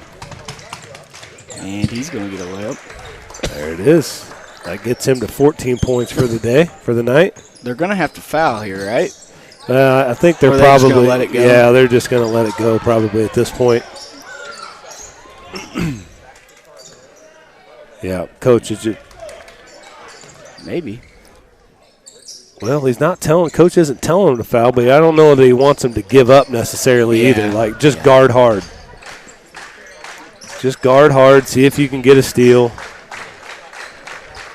Clock winding down there, under 10 seconds left, so that'll do it. Triopia will win this one to wind out the day. Second session action, so West Central beat Carrollton to start off the second session. Followed up by a really good game between Porta AC and North Greene, which North Greene had a chance for an upset there, but Porta pulled out the victory. Griggsville and Brown County was the next game, and Griggsville pretty much dominated that from start to finish. Yep. And then this last game of the night, Triopia and Carlinville, felt closer than what the score was. Well, actually the other way around. The score was close the whole way. It felt like Triopia was dominating, but they just were right there. Couldn't quite get it, you know? Just missed some shots that they needed to hit, but they had the looks. Yep, they sure did. All right. Aaron Littig, Tyson Brown, Briar Ediger signing off for the first day of the 101st Winchester Tournament. We appreciate everybody that signed on and listened to us today. And we'll be back action on Monday night starting at 5 o'clock? Or 6:15. 6:15. Monday night's just two games, 6:15 and 7:45. So we'll be back. That'll be Camp Point Central versus Calhoun. So we'll see you then. Thanks.